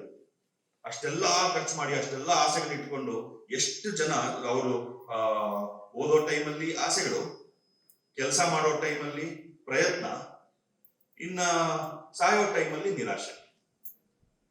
ಈ ಸೈಕಲ್ ಎಷ್ಟು ಜನರು ನೀವು ನೋಡಿದೀರ? ಸುತ್ತಮುತ್ತ ಇರೋರನ್ನ ನೋಡಿ, 60ರಿಂದ 70 ವರ್ಷ ಇರುವಂತವ್ರನ್ನ ನೋಡಿ. ಅವ್ರ ಜೀವನದೆಲ್ಲ ಯಾವಾಗ ಹಂಗಾಗ್ಬೇಕಿತ್ತು, ಹಿಂಗಾಗ್ಬೇಕಿತ್ತು, ಅದಾಗ್ಲಿಲ್ಲ, ಇದಾಗ್ಲಿಲ್ಲ, ಇವ್ರು ಸರಿ ಇಲ್ಲ, ಅವ್ರು ಸರಿ ಇಲ್ಲ, ನನ್ನ ಮಕ್ಕಳನ್ನ ಸರಿಯಾಗಿ ನೋಡ್ಕೊಳ್ಳಿಲ್ಲ, ಇದು ಬರುತ್ತೆ. ಈ 30ರಿಂದ 50-55 ವರ್ಷದವ್ರನ್ನ ನೋಡಿ, ನಾನು ಅದ್ ಮಾಡ್ಬೇಕು, ಇದ್ ಮಾಡ್ಬೇಕು, ಅದ್ ಮಾಡ್ಬೇಕು ಪ್ರಯತ್ನ. ಮಕ್ಕಳನ್ನ ನೋಡಿದ್ರೆ ಅವ್ರಿಗೆ ಏನ್ ಮಾಡ್ತಿದೀವಿ ಗೊತ್ತಾಗೋದೇ ಇಲ್ಲ, ಕನ್ಫ್ಯೂಷನ್. ಅವ್ರಿಗೆ ಏನೋ ಹೇಳ್ತಿದ್ರೆ ಮಾಡ್ಕೊಂಡು ಹೋಗ್ತೀವಿ ಅಂತ ನಮ್ಗೆ ಇದರಿಂದ ಆಚೆ ಬರ್ಬೇಕು. ಸೊ ಪರ್ಸನಲ್ ಡೆವಲಪ್ಮೆಂಟ್, ನಾವು ಪರ್ಸನಲಿ ಸ್ಟ್ರಾಂಗ್ ಆಗಬೇಕು. ಪರ್ಸನಲಿ ನಾವು ಬೆಳೆದಾಗ ಅವಕಾಶಗಳನ್ನ ಬಳಸ್ಕೊಳಕ್ಕಾಗುತ್ತೆ. ಎರಡನೇದು ನಾಲೆಡ್ಜ್ ಈಸ್ ಪವರ್.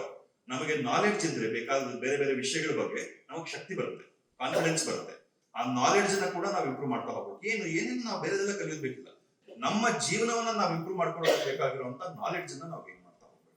ಅನುಭವದಲ್ಲಿ ನಾವು ಜೀವನ ಮಾಡ್ತಾ ಹೋಗ್ತೀವಿ, ನಮ್ಮ ಸುತ್ತಮುತ್ತ ನೋಡ್ತೀವಿ, ನಮ್ಮ ಮನೆಯಿಂದ ನಡ್ಕೊಂಡ್ ಬಂದಿದ್ದು ಅದಕ್ಕೋಸ್ಕರ ಮಾಡ್ಕೊಂಡು ಹೋಗ್ತಾ ಇರ್ತೀವಿ. ಆದ್ರೆ ಆಕ್ಟಿವ್ ಆಗಿ ನಮ್ಮ ಜೀವನ ನಾವು ಇಂಪ್ರೂವ್ ಮಾಡ್ಕೊಳ್ಳೋದಕ್ಕೆ, ಎಲ್ಲ ಆಸ್ಪೆಕ್ಟ್ಸ್ ಅಲ್ಲೂ ಇಂಪ್ರೂವ್ ಮಾಡ್ಕೊಳ್ಳೋದಕ್ಕೆ ಬೇಕಾಗಿರುವಂತ ನಾಲೆಡ್ಜ್ ಎರಡನೇ ಅಂಶ. ಮೂರನೇ ಅಂಶ ಸ್ಕಿಲ್ಸ್. ನಮ್ಮ ಸುತ್ತಮುತ್ತ ಅವಕಾಶಗಳಂತೂ ಇದೆ, ಬೇಕಾದಷ್ಟು ಅವಕಾಶಗಳಿದೆ. ಹಣ ಸಂಪಾದನೆ ಮಾಡುವಂತ ಅವಕಾಶ ಬೇಕಾದಷ್ಟು ಸುತ್ತಮುತ್ತ ಇದೆ. ಆ ಅವಕಾಶನ ಬಳಸ್ಕೊಳ್ಳೋದಕ್ಕೆ ಬೇಕಾಗಿರುವಂತ ಕೌಶಲ್ಯ ನಮ್ಮಲ್ಲಿದ್ರೆ ಅದನ್ನ ಬಳಸ್ಕೊಳ್ಬಹುದು, ಹಣ ಸಂಪಾದನೆ ಮಾಡಬಹುದು. ಸಿಂಗಲ್ ಆಗಿರ್ತಾರೆ ಮನುಷ್ಯ, ಬೆಳಗ್ಗೆ 4:00 ಒಂದು ಕೆಲಸ ಶುರು ಆಗುತ್ತೆ. ಮನೆ ಹತ್ರ ಎಲ್ಲ ಆಚೆ ಕಾರ್ಗಳೆಲ್ಲ ಆಚೆ ನಿಲ್ಸಿರ್ತಾರೆ, ಕಾರ್ ತೊಳೆಯೋದು ಒಂದು ಕೆಲಸ. ಬೆಳಗ್ಗೆ 4:00 ಶುರು ಮಾಡ್ತಾನೆ, ಅವ್ನ ಸೈಕಲ್ ಇದೆ, ಒಂದು 30 ಅಡಿ ಪೈಪ್ ರೋಲ್ ಮಾಡ್ಬಿಟ್ಟು ಕಟ್ಕೊಂಡು ಸೈಕಲ್ ಹಿಂದ್ಗಡೆ ಕ್ಯಾರಿಯರ್ ಕಟ್ಕೊಂಡು ಬರ್ತಾನೆ. 4 ಬಟ್ಟೆ ಅವನೇ ತಗೊಂಡ್ಬರ್ತಾರೆ. ಯಾರ ಮನೇಲಿ ಕಾರ್ ತೊಳಿಬೇಕು ಅವ್ರ ಮನೆಗೆ ಪೈಪ್ ಹಾಕೊಂತಾನೆ, ಅವನೇ ತಗೊಂಡೋಗಿರೋ ಪೈಪ್ ಹಾಕೊಂತಾನೆ, ಅವನೇ ಬಟ್ಟೆ ಯೂಸ್ ಮಾಡ್ತಾನೆ, ಕ್ಲೀನ್ ಮಾಡ್ತಾ ಹೋಗ್ತಾನೆ. ಒಂದು ಕಾರ್ ತೊಳೆಯೋದಕ್ಕೆ 15 ನಿಮಿಷ ಆಗುತ್ತೆ. ಪ್ರತಿ ಕಾರನ್ನ ಅವನು ಒಂದು ವಾರದಲ್ಲಿ 2 ಸಲ ತೊಳಿತಾನೆ. ಅಂದ್ರೆ 6 ದಿನ ಕೆಲಸ ಮಾಡ್ತಾನೆ ಅಂತ ಅನ್ಕೊಂಡ್ರೆ ಅವನಿಗೆ 3 ಬ್ಯಾಚ್ ಕಾರ್ ಸಿಗ್ತವೆ. 15 ನಿಮಿಷ ಮಾಡ್ತಾನೆ ಒಂದು ಕಾರ್ಗೆ, 15 ನಿಮಿಷ ಕ್ಲೀನ್ ಮಾಡ್ತಾನೆ. ಒಂದು ವಾರದಲ್ಲಿ 1 ದಿನ ಒಳಗಡೆ ಕ್ಲೀನ್ ಮಾಡ್ತಾನೆ, ಅವಾಗ ಇನ್ನೊಂದು 15 ನಿಮಿಷ ಎಕ್ಸ್ಟ್ರಾ. ಸೊ 15 ನಿಮಿಷ ನಾವು ಆವರೇಜ್ 20 ನಿಮಿಷ ಆವರೇಜ್ ಅಂತ ಇಟ್ಕೊಂಡ್ರೆ 1 ಗಂಟೆಗೆ 3 ಕಾರ್ ತೊಳಿತಾ ಇದ್ದಾನೆ. 1 ಗಂಟೆಗೆ 3 ಕಾರ್ ತೊಳಿತಾನೆ. ಬೆಳಗ್ಗೆ 4:30ರಿಂದ 8:08ವರೆಗೂ ಕೆಲಸ ಮಾಡ್ತಾನೆ. ಅಂದ್ರೆ ಎಲ್ಲ ಜನಗಳು ಹೊರಡೋಕ್ಕೂ ಮುಂಚೆ ಅವ್ನು ಕೆಲಸ ಮುಗಿಸ್ಬಿಡ್ತಾನೆ. ಅಂದ್ರೆ 4 ಅವರ್ ಬೆಳಗ್ಗೆ ಕೆಲಸ ಮಾಡ್ತಾನೆ, 4:30ರಿಂದ 8:00ವರೆಗೂ. ಅಂದ್ರೆ 12 ಕಾರು, 3 ಆ ತರ ಬ್ಯಾಚ್ ಸಿಗುತ್ತೆ. 12 36 ಕಾರು. ಅವನ ಕೆಲಸ ಏನು? ಬೆಳಗ್ಗೆ 4:30ರಿಂದ 8:00ವರೆಗೂ ಕಾರ್ ತೊಳೆಯೋದು. 36 ಕಾರ್ ಅವನ ಕೈಯಲ್ಲಿದೆ. ಪ್ರತಿದಿನ 12 ಕಾರ್ ತೊಳಿತಾನೆ, 15 ನಿಮಿಷ, 4 ಅವರ್ ಕೆಲಸ. ಪ್ರತಿಯೊಂದು ಕಾರ್ ವಾಶ್ಗೂ ತಿಂಗಳಿಗೆ 1000 ರೂಪಾಯಿ ಕೊಡ್ತಾರೆ. ವಾರದಲ್ಲಿ 6 ದಿನ 4 ಗಂಟೆ ಕೆಲಸ ಮಾಡ್ತಾರೆ. ವಾರದಲ್ಲಿ 6 ದಿನ 4 ಅವರ್ ಕೆಲಸ ಮಾಡ್ತಾನೆ, ಬೆಳಗ್ಗೆ 4:30ರಿಂದ 8:00ವರೆಗೂ. ಭಾನುವಾರ ರಜಾ ತಗೊಳ್ಳಿ, 36 ಕಾರ್ ಇದೆ, ನೀಟಾಗಿ ಮಾಡ್ತಾನೆ ಕೆಲಸ. 1000 ರೂಪಾಯಿ ಕೊಡ್ತಾರೆ, 36,000 ರೂಪಾಯಿ ಅವಕಾಶ ಇದೆ. ಅವನಲ್ಲಿ ಬೇಕಾಗಿರೋದು ಏನು? ಹೋಗಿ ಕೇಳ್ಬೇಕು. ಅವನು you should go and ask first. ತಾನು ಹೋಗಿ ನಾನು ಮಾಡ್ತೀನಿ, ಚೆನ್ನಾಗಿ ಮಾಡ್ತೀನಿ, ನೀವು ನೋಡಿ, ನಿಮ್ಗೆ ಸಮಾಧಾನ ಆದ್ರೆ ನೀವು ದುಡ್ಡು ಕೊಡಿ, ಇಟ್ಕೊಡಿ, ಇಲ್ಲ ಅಂತಂದ್ರೆ ತೆಗೆದುಬಿಡಿ, ಇಷ್ಟಾದ್ರೂ ಹೇಳ್ಬೇಕಲ್ಲ. 1000 ರೂಪಾಯಿಗೆ ವಾರಕ್ಕೆ 2 ಸಲ ಯಾಕೆ ಕ್ಲೀನ್ ಮಾಡ್ಕೊಡ್ತಾರೆ ಅಂದ್ರೆ ತಿಂಗಳಿಗೆ 8 ಸಲ, ಅಂದ್ರೆ 1 ಸಲ ಕಾರ್ ತೊಳೆಯೋದಕ್ಕೆ 100 ರೂಪಾಯಿ ಕೊಟ್ಟಂಗಾಯ್ತು. ಕಾರ್ ತೊಳೆಯೋದಕ್ಕೆ ಅಂತ ಅಲ್ಲಿ ಕಾರ್ ವಾಶ್ ಸೆಂಟರ್ ಬಿಟ್ರೆ 400 ರೂಪಾಯಿ ತಗೊಂತಾರೆ ಒಂದ್ಸಲಿ ಕಾರ್ ವಾಶ್ ಮಾಡೋದಕ್ಕೆ. 400 ರೂಪಾಯಿಂದ 600 ರೂಪಾಯಿ. ಅವ್ರು ಏನಾದ್ರು ಇಂಟೀರಿಯರ್ ಎಲ್ಲ ಕ್ಲೀನ್ ಮಾಡ್ತೀವಿ ಅಂತಂದ್ರೆ 600, 800, 1000 ಎಷ್ಟೇ ಬಂದಿದ್ದಾರೆ. ಎಲ್ಲಿ ಮಾಡ್ತಿದ್ದಾರೆ ಅನ್ನೋದ್ರ ಮೇಲೆ. ಮಾಲಲ್ಲೆಲ್ಲ ಮಾಡ್ತಿದ್ರೆ ಅದಕ್ಕೆ 2,000 ತಗೊಳ್ತಾರೆ. ಸೊ ನೀವು ಹೋಗ್ತಾನೆ, ಮಾತಾಡ್ತಾನೆ, ಮಾಡ್ತಾನೆ, ಏನು ಕೇಕಿಲ್ಲ ಅವರು. ಬಟ್ ಅವ್ನಿಗೆ ಸ್ಕಿಲ್ ಬೇಕಲ್ಲ, ಸ್ಕಿಲ್ ಬೇಕು, ಕಾನ್ಫಿಡೆನ್ಸ್ ಬೇಕು. ನಾನು ಮಾಡ್ತೀನಿ ಅಂತ ಇರ್ಬೇಕು. ನಾನಪ್ಪ ಏನಪ್ಪ ಇದನ್ನ ಮಾಡ್ತಿದ್ರೆ ಯಾರೇನು ಅನ್ಕೊಳ್ತಾರೆ ಆ ತರದ್ದೆಲ್ಲ ಬಿಟ್ಟು ನಾನು ಜೀವನ ಮಾಡ್ಬೇಕು, ನಾನು ಮಾಡ್ತೀನಿ, ದಟ್ಸ್ ಆಲ್.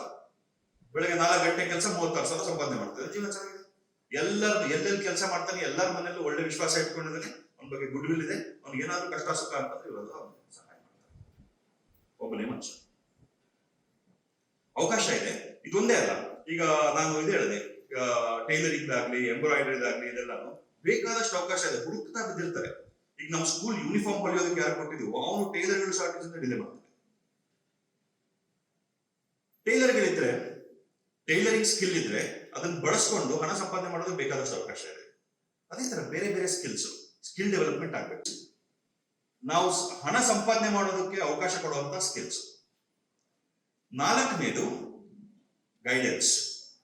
ನಮ್ಗೆ ಏನೋ ಒಂದು ವಿಚಾರಕ್ಕೆ ಗೈಡೆನ್ಸ್ ಬೇಕು, ಏನ್ ಮಾಡಬೇಕು, ಏನ್ ಸರಿ ತಪ್ಪು ತಿಳುವಳಿಕೆ ಇರುವಂತವರಿಂದ ಆ ವಿಚಾರಗಳ ಬಗ್ಗೆ ನಮ್ಗೆ ಗೈಡೆನ್ಸ್ ಸಿಕ್ಕಾಗ ನಾವು ತಪ್ಪುಗಳನ್ನ ಮಾಡೋದು ಕಡಿಮೆ ಮಾಡ್ತೀವಿ. ನೀವು ಎಷ್ಟೋ ಸಲ ನೀವು ಅಲ್ಲಿ ಇಲ್ಲಿ ಹೋಗಿ ನೋಡಿರ್ತೀರ, ಕೈ ಮುರಿದಿರುತ್ತೆ, ಇಲ್ಲೊಂದ್ ಸ್ವಲ್ಪ ಏನೋ ಸೊಟ್ಟಿಗೆ ಮೂಳೆ ಇರುತ್ತೆ, ಇಲ್ಲಿ ಮಧ್ಯದಲ್ಲಿ ನೀವು ಗಮನಿಸಿರೋದು, ಇಲ್ಲೆಲ್ಲೋ ಒಂದ್ ಕಡೆ, ಇಲ್ಲೋ ಅಥವಾ ಇನ್ನೆಲ್ಲೋ ಒಂದ್ ಕಡೆ ಮೂಳೆ ಸೊಟ್ಟಿಗಿರುತ್ತೆ. ಸ್ಟ್ರೈಟ್ ಆಗಿರ್ಬೇಕಿದು, ಸೊಟ್ಟಿಗೆ ಕೂಡ್ಕೊಂಡಿರುತ್ತೆ. ಯಾಕಂತ ಕೂಡ್ಕೊಂತು? ಮೂಳೆ ಮುರಿದಾಗ ಮೂಳೆ ಜೋಡ್ಕೊಳ್ಳೋದು ಅದಕ್ಕೆ ನ್ಯಾಚುರಲ್. ಅದು ಮುರಿದಿರೋ ಮೂಳೆ, ಅದಕ್ಕೆ ಮುರಿದಿರೋ ಎಂಡ್ಗಳು ತಾನಾಗೆ ಕೂಡ್ಕೊಂಡು ಜೋಡ್ಕೊಳ್ಳುತ್ತೆ. ಇವ್ನಿಗೆ ಯಾಕೆ ಹಿಂಗ್ ಸೊಟ್ಟ ಆಯ್ತು? ಅವನಿಗೆ ಗೈಡೆನ್ಸ್ ಯಾರ ಕೊಟ್ಟಿರ್ತಾರೆ, ಅಲ್ಲೆಲ್ಲೋ ಹೋಗ್ಬಿಟ್ಟು ಕಟ್ಟಾಕ್ಸ್ಕೊ ಅಂತ. ಮೂಳೆ ಮುರಿದಿರುತ್ತೆ, ಹೋಗಿ ಕಟ್ಟಾಕ್ಸ್ಕೊ ಅಂತ ಗೈಡೆನ್ಸ್ ಕೊಟ್ಟಿರ್ತಾರೆ. ಕಟ್ಟಾಕೋರು ಅವ್ರ ಅನುಭವದಲ್ಲಿ ಅದನ್ನ ಹೆಂಗ್ ಅಲೈನ್ ಮಾಡ್ಬೇಕು ಅಂತ ಕಲ್ತಿರ್ಬೋದು, ಅದನ್ನ ನಾನು ಇಲ್ಲ ಅಂತ ಹೇಳ್ತಿಲ್ಲ. ಆದ್ರೆ ಟ್ರೈನ್ಡ್ ಡಾಕ್ಟರ್ ಅಲ್ವಲ್ಲ ಅವರು. ಅದೇ ಅವನ ಪಕ್ಕದಲ್ಲಿ ಇದ್ದವರು, ಅವ್ನು ಯಾರನ್ನ ಕೇಳ್ದ ಅವ್ನಿಗೆ ಅಡ್ವೈಸ್ ಮಾಡಿದಂತವ್ರು, ನೀನು ಇಂಥವ್ರ ಹತ್ರ ಹೋಗಪ್ಪ, ಇಂಥ ಆರ್ಥೋಪೆಡಿಕ್ ಡಾಕ್ಟರ್, ಇವ್ರ ಹತ್ರ ಹೋಗು, ಅವ್ರ ಕ್ಲೀನಾಗಿ ಅಲೈನ್ ಮಾಡ್ಕೊಡ್ತಾರೆ, ನಿನ್ನ 6 ವೀಕ್ಸ್ ಆರಾಮಾಗುತ್ತೆ. ಅವನಿಗೆ ಆ ಫಂಕ್ಷನಾಲಿಟಿ ಹೋಗ್ತಿರ್ಲಿಲ್ಲಲ್ಲ. ಸೊ ಅಡ್ವೈಸ್ ನಮ್ಗೆ ಯಾರಿಂದ ಸಿಗುತ್ತೆ, ಗೈಡೆನ್ಸ್ ಯಾರಿಂದ ಸಿಗುತ್ತೆ, ಆ ಗೈಡೆನ್ಸ್ ಕೊಡ್ತಾ ಇರೋರು, ಆ ಗೈಡೆನ್ಸ್ ಕೊಡೋದಕ್ಕೆ ನಾಲೆಡ್ಜ್ ಇರುವಂತವ್ರ, ಅದ್ರ ಬಗ್ಗೆ ಅನುಭವ ಇರುವಂತವ್ರ ಅನ್ನೋದು ಇಂಪಾರ್ಟೆಂಟ್. ಸೊ 4ನೇ ಅಂಶ ಬೇರೆ ಬೇರೆ ವಿಷಯಗಳು. ಈ ಫೈನಾನ್ಸಸ್ ಬಗ್ಗೆನೂ ಅಷ್ಟೇ. ನಿಮ್ಮ ಹತ್ರ ಏನೋ ಒಂದು ಯಾವ್ದೋ ಜಮೀನ್ ಮಾರಿದ್ರೆ ಒಂದ್ 2 ಲಕ್ಷ 3 ಲಕ್ಷ 5 ಲಕ್ಷ ದುಡ್ಡಿದೆ, ಏನ್ ಮಾಡ್ಬೇಕಾ ದುಡ್ಡನ್ನ? ಯಾರಂತ ಕೇಳ್ತೀರಿ? ಫೈನಾನ್ಷಿಯಲ್ ಅಡ್ವೈಸ್ ಯಾರಂತ ಕೇಳ್ತೀರಾ? ಯಾರ ಅಕ್ಕಪಕ್ಕದವ್ರನ್ನ ಕೇಳ್ತೀವಿ, ನಮ್ಮ ಪರಿಚಯದವ್ರನ್ನ ಕೇಳ್ತೀವಿ, ನಮ್ಮ ಸಂಬಂಧಿಕರನ್ನ ಕೇಳ್ತೀವಿ. ಅವ್ರು ಫೈನಾನ್ಷಿಯಲಿ ಸಖತ್ತಾಗಿ ಸ್ಟೇಬಲ್ ಆಗಿರುವಂತವ್ರ, ಫೈನಾನ್ಷಿಯಲಿ ಸಖತ್ತಾಗಿ ದುಡ್ಡು ಮಾಡಿರುವಂತವ್ರ, ಅಥವಾ ಬೇರೆ ಬೇರೆ ವಿಷಯಗಳ ಬಗ್ಗೆ ತಿಳುವಳಿಕೆ ಇರೋರ, ಇನ್ವೆಸ್ಟ್ಮೆಂಟ್ಸ್ ಬಗ್ಗೆ ಐಡಿಯಾ ಇರೋರ? ಇಲ್ಲ. ಸೊ ಸರಿಯಾದ ಗೈಡೆನ್ಸ್ಗೆ ಅವಕಾಶ ಇದ್ರೆ, ಆಕ್ಸೆಸ್ ಇದ್ರೆ, ತಪ್ಪು ನಿರ್ಧಾರಗಳನ್ನ ಮಾಡೋದು ಕಮ್ಮಿ ಆಗುತ್ತೆ. ತಪ್ಪು ನಿರ್ಧಾರಗಳಿಂದ ನಮಗೆ ನಷ್ಟ ಆಗುತ್ತೆ, ಒಳ್ಳೆ ನಿರ್ಧಾರಗಳಿಂದ ಲಾಭ ಆಗುತ್ತೆ, ತಪ್ಪು ನಿರ್ಧಾರಗಳಿಂದ ನಷ್ಟ ಆಗುತ್ತೆ. ಸೊ ನಾವು ಎರಡು ಬ್ಯಾಲೆನ್ಸ್ ಮಾಡ್ಬೇಕು, ತಪ್ಪು ನಿರ್ಧಾರಗಳು ಕಮ್ಮಿ ಮಾಡ್ಬೇಕು, ಒಳ್ಳೆ ನಿರ್ಧಾರಗಳು ಜಾಸ್ತಿ ಮಾಡ್ಬೇಕು. 4ನೇ ಅಂಶ ಗೈಡೆನ್ಸ್. ಯಾವ ತರದ ಗೈಡೆನ್ಸ್ಗೆ ನಮ್ಮಲ್ಲಿ ಪ್ರಾವಿಷನ್ಸ್ ಆಗುತ್ತೆ ಅಂತ. 5ನೇ ಅಂಶ, the 5th element that we will be focusing on is network. ಬೇರೆ ಬೇರೆ ನೆಟ್ವರ್ಕ್ಗೆ ಆಕ್ಸೆಸ್ ಸಿಗಬೇಕು. ಈಗ ಇಲ್ಲಿ ಯಾರಿಗಾದ್ರೂ ಒಂದು ಬಿಸ್ನೆಸ್ ಶುರು ಮಾಡಬೇಕು ಅಂತ ಆಸೆ ಇರುತ್ತೆ, ನ್ಯೂಸ್ ಪೇಪರ್ ಏಜೆನ್ಸಿ, ನೀವು ಇನ್ನೊಂದು ಸ್ವಲ್ಪ ದೊಡ್ಡ ಮಟ್ಟದಲ್ಲಿ ಏನೋ ನ್ಯೂಸ್ ಪೇಪರ್ ಏಜೆನ್ಸಿ ಮಾಡಬೇಕು ಅಥವಾ ಅಡ್ವರ್ಟೈಸ್ಮೆಂಟ್ ಏಜೆನ್ಸಿ ಮಾಡಬೇಕು ಅಂತ ಅನ್ಸ್ಬೋದು. ಬೇಕಾದಷ್ಟು ಅಡ್ವರ್ಟೈಸ್ಮೆಂಟ್ ಹೋಗ್ತಾ ಇದೆ ನ್ಯೂಸ್ ಪೇಪರ್ ಅಲ್ಲಿ. ನೀವೇ ಒಂದು ಅಡ್ವರ್ಟೈಸ್ಮೆಂಟ್ ಏಜೆನ್ಸಿ ಮಾಡಬೇಕು ಅಂತಂದ್ರೆ ಏನ್ ಮಾಡಬೇಕು? ಆ ಅಡ್ವರ್ಟೈಸ್ಮೆಂಟ್ ಏಜೆನ್ಸಿನ ರಿಜಿಸ್ಟರ್ ಮಾಡೋದು ಹೆಂಗೆ, ಯಾವ ತರದ ಇದನ್ನ ಜೋಡಿಸ್ಕೊಳ್ಬೇಕು, ಏನ್ ಖರ್ಚು ಮಾಡ್ಬೇಕಾಗುತ್ತೆ, ಏನ್ ನಷ್ಟ ಆಗ್ಬೋದು, ಲಾಭ ಮಾಡೋದು ಹೆಂಗೆ, ಇದು ಬೇಕಲ್ಲ. ಯಾರು ತಮ್ಮವರ ಗಾಲದಲ್ಲೇ ಏನು ಗೈಡೆನ್ಸ್ ಕೊಡೋದಿಲ್ಲ, ಸಿಗ್ಬೇಕು. ಅವಾಗ ಗ್ರೋತ್ ಪಾಸಿಬಿಲಿಟಿ. ನಾವು ಏನ್ ಆಗ್ಬೇಕು ಅಂತ ಬಯಸ್ತೀವೋ ಆ ತರ ಆಗಿರೋ ಅಂತವರ ನೆಟ್ವರ್ಕ್ ಅಲ್ಲಿ ನಾವಿರ್ಬೇಕು. ಕರೆಕ್ಟ್ ಹೇಳ್ತಾರಲ್ಲ, ನಮ್ಮ ಸಹವಾಸ ಹೆಂಗಿರುತ್ತೆ ಅದ್ರ ಪ್ರಕಾರ ನಮ್ಮ ಜೀವನ ನಡೆಯುತ್ತೆ. ಸೊ ನಾವು ಏನೋ ಮಾಡ್ಬೇಕು, ನಾವು ಒಂದು ಅಡ್ವರ್ಟೈಸ್ಮೆಂಟ್ ಏಜೆನ್ಸಿ ಮಾಡ್ಬೇಕು ಅಂತಂದ್ರೆ ಅಡ್ವರ್ಟೈಸ್ಮೆಂಟ್ ಏಜೆನ್ಸಿ ಮಾಡಿರೋಂತ ನೆಟ್ವರ್ಕ್ ನಿಮ್ಗೆ ಸಿಗ್ಬೇಕು, ಅವಾಗ ಅಡ್ವರ್ಟೈಸ್ಮೆಂಟ್ ಏಜೆನ್ಸಿ ಮಾಡ್ಬೋದು. ಅದರಿಂದ ಆಚೆ ಇದ್ಕೊಂಡು ಮಾಡಿದ್ರೆ ಟ್ರಯಲ್ ಅಂಡ್ ಎರರ್. ಇದು ಮಾಡಿದ್ರೆ ಏನಾಗ್ಬೋದು, ಅದ್ ಮಾಡಿದ್ರೆ ಏನಾಗ್ಬೋದು, ಮಾಡ್ತಾ ಮಾಡ್ತಾ ಟ್ರಯಲ್ ಅಂಡ್ ಎರರ್ ಅಲ್ಲಿ ನಷ್ಟಗಳು, ಫೈನಾನ್ಷಿಯಲ್ ಲಾಸಸ್ ಆಗುತ್ತೆ. ಅದಕ್ಕೆ ತುಂಬಾ ಜನ ಬಿಸ್ನೆಸ್ ಶುರು ಮಾಡಿ ನಷ್ಟ ಮಾಡ್ಕೊಳ್ಳೋದು ಏನಕ್ಕೆ? ಏನ್ ಮಾಡ್ಬೇಕು ಅನ್ನೋದನ್ನ ಅವರೇ ಯೋಚನೆ ಮಾಡ್ಕೊಂಡು ಹಿಂಗ್ ಮಾಡೋದು ಹಂಗಾಗುತ್ತೆ, ಹಿಂಗಾಗುತ್ತೆ ಮಾಡ್ಕೊಂಡು ಮಾಡ್ತಿರ್ತಾರೆ. ಎಷ್ಟೋ ತಪ್ಪುಗಳು ಅವಾಯ್ಡ್ ಮಾಡ್ಬೋದಾಗಿದ್ದಂತ ತಪ್ಪುಗಳು ಆಗೋಗ್ಬಿಡುತ್ತೆ. ತಪ್ಪುಗಳನ್ನ ಅವಾಯ್ಡ್ ಮಾಡ್ಬೇಕು ಅಂತಂದ್ರೆ ಅದನ್ನ ಆಲ್ರೆಡಿ ಮಾಡಿ ಅದರಿಂದ ಪಾಠ ಕಲ್ತಿರುವಂತವ್ರು ಏನ್ ಮಾಡ್ಬೇಕು ಏನ್ ಮಾಡಬಾರ್ದು ಅಂತ ಹೇಳುವಂತ ಸಂಪರ್ಕ ಆಗ್ಬೇಕು, ನೆಟ್ವರ್ಕ್. 5ನೇದು. 6ನೇದು ಸೋಷಿಯಲ್ ರೆಸ್ಪಾನ್ಸಿಬಿಲಿಟಿ. ನಮಗೂ ಕೂಡ ಸಾಮಾಜಿಕ ಜವಾಬ್ದಾರಿ ಇದೆ. ನಮ್ಮ ಪರಿಸ್ಥಿತಿ ಏನಾದ್ರೂ ಇರಲಿ, ದೇಶದ ಜವಾಬ್ದಾರಿ ನಮಗಿದೆ. ನಮ್ಮ ಮಟ್ಟದಲ್ಲಿ ನಮ್ಮ ಶಕ್ತಿ ಒಳಗಡೆ ನಾವು ಸಮಾಜಕ್ಕೋಸ್ಕರ ದೇಶಕ್ಕೋಸ್ಕರ ಕೆಲಸ ಮಾಡಲೇಬೇಕು. ಪ್ರತಿಯೊಬ್ರು ಅವ್ರು ಯಾವ ಮಟ್ಟದಲ್ಲಾದ್ರೂ ಇರಲಿ, ಏನ್ ಕೆಲಸನಾದ್ರೂ ಮಾಡ್ತಿರ್ಲಿ, ವಿದ್ಯಾಭ್ಯಾಸ ಏನಾದ್ರೂ ಇರಲಿ, ಆರ್ಥಿಕ ಸ್ಥಿತಿ ಏನಾದ್ರೂ ಇರಲಿ, ದೇಶಕ್ಕೋಸ್ಕರ ನಾನು ಇದು ಮಾಡ್ತಿದ್ದೀನಿ ಅನ್ನುವಂಥದ್ದು ಏನೋ ಒಂದು ಇರಲೇಬೇಕು. ಏನು ಇಲ್ಲ ಅಂತಂದ್ರೂ ಕಡೆ ಪಕ್ಷ ನನ್ನ ದೇಶಕ್ಕೋಸ್ಕರ ನನ್ನ ಸುತ್ತಮುತ್ತ ಇರುವಂತ ಪರಿಸರ ಕ್ಲೀನ್ ಮಾಡ್ತೀನಿ, ಅಷ್ಟಾದ್ರೂ ಮಾಡ್ಬೇಕು. ನನ್ನ ಮನೆಯಿಂದ ಆಚೆಗೆ ನನಗೇನು ಪ್ರಪಂಚನೇ ಇಲ್ಲ ಅಂತ ಅನ್ಕೊಳ್ಳೋದಾಗಬಾರ್ದು. ಆರನೇದು ಸೋಷಿಯಲ್ ರೆಸ್ಪಾನ್ಸಿಬಿಲಿಟಿ. ಈ 6 ಅಂಶಗಳ ಮೇಲೆ ನಾವು ಕನ್ಸಿಸ್ಟೆಂಟ್ ಆಗಿ ವರ್ಕ್ ಮಾಡ್ತೀವಿ. ಇಷ್ಟು ಜನ ಇದೀವಲ್ಲ, there are so many people, ಇಷ್ಟು ಜನ ಇದ್ವಿ. 68 ಜನ ಒಟ್ಟು, 68 ಜನ 2 ಗ್ರೂಪ್ಗಳಾಗಿ ಡಿವೈಡ್ ಆಗುತ್ತೆ. ಗ್ರೂಪ್ 1 34 ಜನ, ಗ್ರೂಪ್ 2 34 ಜನ. ಒಂದೊಂದೇ ಫ್ಯಾಮಿಲಿಯವರು ಒಟ್ಟೊಟ್ಟಿಗೆ ಇರ್ಬೋದು, ಏನ್ ತೊಂದರೆ ಇಲ್ಲ. ನಮಗಿಲ್ಲಿ ಅಪ್ಪ ಒಂದು ಗುಂಪು ಮಾಡ್ತೀವಿ, ಅಮ್ಮ ಒಂದು ಗುಂಪು ಮಾಡ್ತೀವಿ, ಹಂಗೇನಿಲ್ಲ. ಒಂದೊಂದು ಫ್ಯಾಮಿಲಿಯವರು ಒಟ್ಟೊಟ್ಟಿಗೆ ಇರ್ಬೋದು. 2 ಗ್ರೂಪ್ ಅಲ್ಲಿ 2 ಟೀಮ್ ಆಗುತ್ತೆ. So group A team 1 team 2, group B team 1 team 2. So ಒಟ್ಟು ಎಷ್ಟು ಗ್ರೂಪ್ ಆಗುತ್ತೆ? ಈಗ ನಮ್ಮಲ್ಲಿರುವಂತವರು 4 ಗ್ರೂಪ್ ಆಗುತ್ತೆ. ಪೇರೆಂಟ್ಸ್ ಅಷ್ಟೇ ಅಲ್ಲ, ನಮ್ಮ ಸಿರಿ ಪ್ರೋಗ್ರಾಮ್ ಅಲ್ಲಿ ಟೀಚರ್ಸ್, ನಮ್ಮ ಹೌಸ್ ಕೀಪಿಂಗ್ ಸ್ಟಾಫ್, ಡ್ರೈವರ್ಸ್ ಎಲ್ಲರೂ ಇರ್ತಾರೆ. ಯಾರನ್ನು ಬಿಡೋದಿಲ್ಲ. ನನ್ನ ಜೊತೆ ಇರಬೇಕು ಅಂತಂದ್ರೆ ದೇಶಕ್ಕೋಸ್ಕರ ಕೆಲಸ ಮಾಡ್ಲೇಬೇಕು, ಇಲ್ಲ ಅಂತಂದ್ರೆ ಬೇರೆ ಆಪ್ಷನ್ ಇಲ್ಲ. ಟ್ರಾನ್ಸ್ಫರ್ ತಡೆಯಕ್ಕಾಗ್ತದೆ, ಓಡೋಗ್ಬೋದು, ದಟ್ ಇಸ್ ಆನ್ ಆಪ್ಷನ್, ಅದನ್ನ ಹಿಡ್ಕೊಳಕ್ಕಾಗೋದಿಲ್ಲ ಅದು. ಬಟ್ ಮಾಡ್ಲೇಬೇಕು, we have to do it.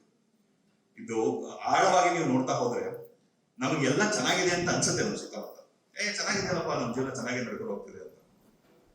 ಸುಮಾರು ಸಮಸ್ಯೆಗಳು, ಅದನ್ನ ನಾವು ಬಗೆಹರಿಸುವಂತ ನಮ್ಮ ಪ್ರಯತ್ನ ನಮ್ ಕೈಲಿ ಆಗದೆ ಇರ್ಬೋದು. ಬಟ್ ಪ್ರಯತ್ನ ಇಲ್ಲ ಅಂತಂದ್ರೆ ಹೋಗ್ತಾ ಹೋಗ್ತಾ ಹೋಗ್ತಾ ಹೋಗ್ತಾ ದೇಶ ಡಿಗ್ರೇಡ್ ಆಗಿರುತ್ತೆ. ಈಗ ಆರ್ಥಿಕವಾಗಿ ನಾವು ಬೆಳೆದ್ಬಿಟ್ವಿ, 11ನೇ ಪೊಸಿಷನ್ ಇದ್ವಿ, ಇವಾಗ 5ನೇ ಪೊಸಿಷನ್ ಬಂದಿದೀವಿ. ಇನ್ನೊಂದು 2 ವರ್ಷಕ್ಕೆ ಪ್ರಪಂಚದಲ್ಲಿ 3ನೇ ದೊಡ್ಡ ಆರ್ಥಿಕ ಶಕ್ತಿಯಾಗಿ ಬೆಳಿತೀವಿ. ಇದೆಲ್ಲ ಆಗ್ತಾ ಇದೆ. ಬಟ್ ಜನಗಳಿಗೆ ಏನಾಗ್ತಿದೆ, ಅದು ಸರ್ಕಾರ ಮಾಡಕ್ಕಾಗಲ್ಲ, ನಾವೇ ಮಾಡೋದು. ನಮ್ಮ ದೇಶದಲ್ಲಿ ಪ್ರಾಬ್ಲಮ್ ಏನಂತಂದ್ರೆ, ನಾವು ಜಪಾನ್ ಇಂದ ಎಕ್ಸಾಂಪಲ್ ಪ್ರೇರಣೆ ತಗೊಳ್ಬೇಕು. ನಮ್ಮ ದೇಶದ ಸಮಸ್ಯೆ ಜಪಾನ್ ಪರಿಹಾರ ಮಾಡ್ಕೊಂಡಿರುವಂತ ಸಮಸ್ಯೆ. ಜಪಾನ್ ಅಲ್ಲಿ ನೀವು ಪ್ರೊಟೆಸ್ಟ್ ಮಾಡಬೇಕು ಅಂತ ಅನ್ಕೊಳ್ಳಿ, ಯಾವುದೋ ಒಂದು ಮ್ಯಾನುಫ್ಯಾಕ್ಚರಿಂಗ್ ಕಂಪನಿ ಇದೆ, ಪ್ರೊಟೆಸ್ಟ್ ಮಾಡಬೇಕು. ಅವ್ರು ಓವರ್ ಪ್ರೊಡಕ್ಷನ್ ಮಾಡ್ತಾರೆ, ಎಕ್ಸ್ಟ್ರಾ ಕೆಲಸ ಮಾಡ್ಬಿಟ್ಟು ಜಾಸ್ತಿ ಪ್ರೊಡಕ್ಷನ್ ಮಾಡ್ಬಿಡ್ತಾರೆ. ಆ ತರ ಪ್ರೊಟೆಸ್ಟ್ ಅವ್ರು ಮಾರಿ, ಇವಾಗ ನೋಡೋಣ, ನೀನು ಆರ್ಡರ್ ಗಿಂತ ಜಾಸ್ತಿ ಪ್ರೊಡಕ್ಷನ್ ಮಾಡ್ಬಿಟ್ಟಿದೀವಿ. ನಮ್ಮಲ್ಲಿ ಏನ್ ಮಾಡ್ತಾರೆ, ಸ್ಟ್ರೈಕ್ ಮಾಡಿ ಕೋಪ ನೆತ್ತಿಗೇರಿ ಇಳಿಯೋದ್ರೊಳಗಡೆ ಫ್ಯಾಕ್ಟರಿನೆಲ್ಲ ಸಮ ಮಾಡ್ಬಿಡ್ತಾರೆ. ಫ್ಯಾಕ್ಟರಿನ ಕಾವಲು ಕಾಯೋದಕ್ಕೆ ಪೊಲೀಸ್ನ ಕರ್ಕೊಂಡು ಮಾಡ್ಬೇಕು. ಯಾರಿಂದ ಕಾವಲು ಕಾಯಬೇಕು ಫ್ಯಾಕ್ಟರಿನ? ಆ ಫ್ಯಾಕ್ಟರಿನಲ್ಲಿ ಕೆಲಸ ಮಾಡಿ ಅನ್ನ ತಿಂತಿರೋರಿಂದನೇ ಕಾಪಾಡೋದಕ್ಕೆ. ಅಂದ್ರೆ ನಮ್ಮನ್ನೇ ನಾವು ಹೊಡ್ಕೊಂಡು ಸಾಯಿಸ್ಕೊಳ್ಳುವಂತ ಪದ್ಧತಿ ಬಳಸ್ಕೊಂಡಿದೀವಿ ಅಲ್ವಾ? ನನಗೆ ಕೋಪ ಇದ್ರೆ, ನನಗೆ ಅನ್ನ ಕೊಡ್ತಿರೋ ಫ್ಯಾಕ್ಟರಿ ನೋಡಿದಾಕಂದ್ರೆ ನನ್ನ ಕೋಪದಿಂದ ಮತ್ತೆ ಏನ್ ತಿಂತೀನಿ ನಾನು? ಸೊ ಕೆಲಸ ತಪ್ಪಿಸ್ಕೊಳ್ಳೋದಕ್ಕೆ ನಾವು ಪ್ರಯತ್ನ ಮಾಡ್ತೀವಿ. ನನ್ನ ಜೀವನದ ಜವಾಬ್ದಾರಿ ಬೇರೆಯವ್ರದ್ದು ಅನ್ನೋ ಮೈಂಡ್ ಸೆಟ್ ನಮ್ಮ ದೇಶದಲ್ಲಿ ಒಂದು ಮಟ್ಟಕ್ಕಿದೆ. ನಾವು ಅದನ್ನು ತಿದ್ದುತ್ತಾ ಹೋಗ್ಬೇಕು, ಬದಲಾವಣೆ ಮಾಡ್ತಾ ಹೋಗ್ಬೇಕು. ಸೊ ಇಷ್ಟನ್ನ ನಾವು ಮಾಡ್ತಾ ಹೋದ್ರೆ ಈ 4 ಗ್ರೂಪ್, 2 ಗ್ರೂಪ್ 4 ಟೀಮ್ ಆಯ್ತು. ಏನ್ ಮಾಡ್ತೀವಿ? ಗ್ರೂಪ್ ಎ ಮೊದಲನೇ ಗ್ರೂಪ್ 1ನೇ ಭಾನುವಾರ 3ನೇ ಭಾನುವಾರ ಬರ್ತೀರಾ. 2ನೇ ಗ್ರೂಪ್ 2ನೇ ಭಾನುವಾರ ಮತ್ತೆ 4ನೇ ಭಾನುವಾರ ಬರ್ತೀರಾ. ಒಂದು ತಿಂಗಳಲ್ಲಿ 5 ಭಾನುವಾರ ಇದ್ರೆ ಏನು, 5ನೇ ಭಾನುವಾರ ರಜಾನ? ಇದು ತಿಂಗಳ ಲೆಕ್ಕಕ್ಕಲ್ಲ. 1 2 3 4 1 2 3 4 1 2 3 4 ಹೋಗ್ತಾನೆ ಇರುತ್ತದೆ, round and round and round and round.